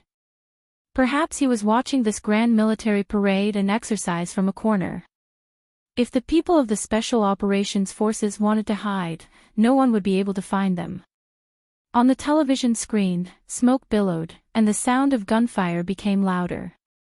This time, the closed-door exercise was supposed to be broadcast live online, but for some reason, it was cancelled. Only the Imperial Capital television station was able to get some footage of the exercise and broadcast it on the television station. Although they knew that the angle was chosen to deter the foreign armed forces that were eyeing them covetously, the wonderful content was still too much for the eyes to take in. Bismarck, the German Prime Minister, once said that the truth was only within the range of the cannon. Today, there were only 3 great truths in the world: Dongfeng, Baiyang, and the militia. They were the names of the strategic nuclear missiles owned by the Huaxia Empire, Russia, and the United States respectively. Today, they were fortunate enough to witness the greatest truth of the Huaxia Empire, Dongfeng, 31 AG. Of course, the greatest truth couldn't be used during the exercise, but pulling it out for a spin was enough to excite people. Everyone's attention was on the military base in Rice City. All the equipment and surveillance cameras were also aimed at the military base in Rice City. Because of the dangerous situation they had discovered earlier, they had doubled the surveillance cameras there. The sound of the television was transmitted through the high-quality stereo surround sound system and echoed in the living room. It was as if a large handful of fireworks had been set off in front of their house, filling their ears. So much so that they didn't hear the elevator at the door that could only be used by residents to get up and down quietly stop on their floor. Looking at the direction of the elevator button, it was coming down from upstairs. Hu Xiaoheng had chosen this apartment complex on the 3rd Ring Road because it was high-end and had excellent privacy protection. There was one household on each floor, and the elevator went straight into the house. Other than the residents with the access card, no one could stay on their floor. He didn't expect that this excellent protection of privacy was also a double-edged sword. The elevator door opened, and 4 unattractive men dressed in black walked out. The first thing the leader did was raise his hand and fire a shot at the camera Gu Nianji had installed at the door. The silent pistol made a muffled bang, and the camera shattered. Xiao Yi, who was in the room, keenly sensed that something was amiss. She listened carefully, but it seemed that she couldn't hear anything. She glanced at the monitor next to her hand. She could see the surroundings of the apartment from here. The monitor was still showing the scene from 5 minutes ago. She stared at the time on the monitor for a while and felt that something was wrong. Just as she was about to go to the door to check, she heard the doorbell ring. Gu Nianji also heard it. She turned her head and asked in confusion, "Why would someone ring the doorbell at this hour?" "Xiao Yi, is she your friend?" Other than Hu Xiaoheng and He Zhichu, the only people who knew her address and could still come up were probably Xiao Yi and the people from the Special Operations Forces, such as Yin Shixiang and Zhao Liangze. Xiao Yi shook her head and became even more vigilant. She stood up and silently scurried to the door like a cat. She peeked through the peephole. Xiao Yi was even more confused when she saw 4 men wearing sunglasses and black clothes standing at the door. She was about to ask when the person waiting at the door seemed to be impatient. He took out a gun and fired a few shots at the door lock. Xiao Yi ran back and grabbed Gu Nianji from the sofa. She pushed her into the bedroom and hid. "Take the gun and find a place to hide. Call the police. No matter what you hear, don't make a sound." Xiao Yi pulled out a gun from her thigh and stuffed it into Gu Nianji's hand. Then, she closed the door tightly. She rushed to the living room and found a place to hide. As she loaded the gun, she took out her phone and began to contact the Special Operations Forces. She knew that other than herself, Hu Xiaoheng had also arranged for Gu Nianji to be protected in secret. Although it was a military parade today, there should be people on duty. However, after dialing for a long time, she couldn't get a single signal. Xiao Ye's heart pounded. Electromagnetic shielding. These people had actually set up electromagnetic shielding. Then the surveillance cameras must have been destroyed by them. If the news couldn't get out, no matter how many arrangements Hu Xiaoheng made, it would be useless. What should she do? Xiao Yi made a decision in an instant. She closed her eyes. Her 29-year-old life flashed before her eyes. After so many years of risking life and death, it wasn't as dangerous as this one. She had never thought that the most dangerous situation she would face would be in Gu Nianji's house, in a high-class apartment on the 3rd Ring Road of the imperial capital. Xiao Yi turned around and kicked open the floor-to-ceiling window in the living room. At the same time, she fired. If the electromagnetic signal couldn't be sent out, she wanted the commotion here to be heard. However, after firing a few shots, she realized that the balcony was actually equipped with fully enclosed bulletproof glass. Her volley of bullets only made a few cracks in the balcony glass. From the moment Xiao Yi made her decision to the moment the other party finally broke through the door, it seemed like only a moment had passed, but it also seemed like a long time had passed. When Xiao Yi turned around, a man had already pounced on her. He grabbed her hand that was firing and pulled it down. He raised his knee and broke her wrist. Then, he kicked her horizontally. With a crack, Xiao Ye's calf was broken by his kick. Xiao Ye's bones were also hard. She was in so much pain that cold sweat broke out on her forehead. She didn't even make a sound. The other party seemed to be surprised by her stubbornness and loosened his grip slightly. Xiao Yi fell to the ground at a strange angle with a thud. One of her hands was soft and collapsed, and her wrist was almost 180 degrees. Needless to say, the broken calf couldn't support her body at all. The man walked around the room and glanced at the tightly closed door of the bedroom. He turned back to look at Xiao Yi, who was lying on the ground. He said calmly, "Miss Gu, I know you're here. If you come out, I'll let her go." He held the gun in his hand and aimed it at Xiao Yi, who was lying on the ground. He raised his hand to look at his watch. They had been preparing for this plan for nearly half a year, but they only had less than 10 minutes to wait for this opportunity. 10 minutes later, the other party would realize that the surveillance here had failed and would immediately send someone over. At that time, it would be questionable whether they would be able to escape. Gu Nianji was trembling in fear in the bedroom. This wasn't the first time she had faced this situation. The first time, she had seen 2 Special Operations Forces field agents killed in the small forest in Germany. This time, she was going to watch Xiao Yi die in front of her again. "Miss Gu, we didn't mean to hurt you. You know, if we wanted you to die, we could have blown up the Parliament building or the apartment building." The man spoke as if he was strolling leisurely. His hands weren't idle either. With a bang, he shot Xiao Ye's other wrist that wasn't broken and broke it as well. Xiao Yi let out a low growl and bit her lower lip until it bled. Gu Nianji lay in the crack of the bedroom door and watched the scene with wide eyes. She saw the blood flowing out of Xiao Ye's wrist and staining the milky white carpet red. She didn't know how many times she had called, but not only could she not send a text message, but she also couldn't make a phone call. Electromagnetic shielding. These people had actually used electromagnetic shielding to deal with her. Gu Nianji really didn't know what she had done to make these people go to such extremes. Still not coming out. Okay, I'll count to 10. Every time I count, I'll shoot until she's dead. As the man spoke, he aimed the gun in his hand at Xiao Yi and coldly fired one shot after another. First her left arm, then her right arm, then her left thigh, her left calf, her right thigh, and her right calf. Xiao Yi let out a scream that she was caught off guard. She couldn't tolerate being shot in the bone even if she wanted to. Screaming was a human's instinct when fighting against pain. 1, 2, 3, 4, 5, 6, 7, 8, 9, there was only one shot left. The man's gun was aimed at Xiao Ye's head. Xiao Ye's entire body was covered in blood. She lay on the snow-white carpet that was already stained red with blood. It was bright red, as if she was wearing a bright red evening gown.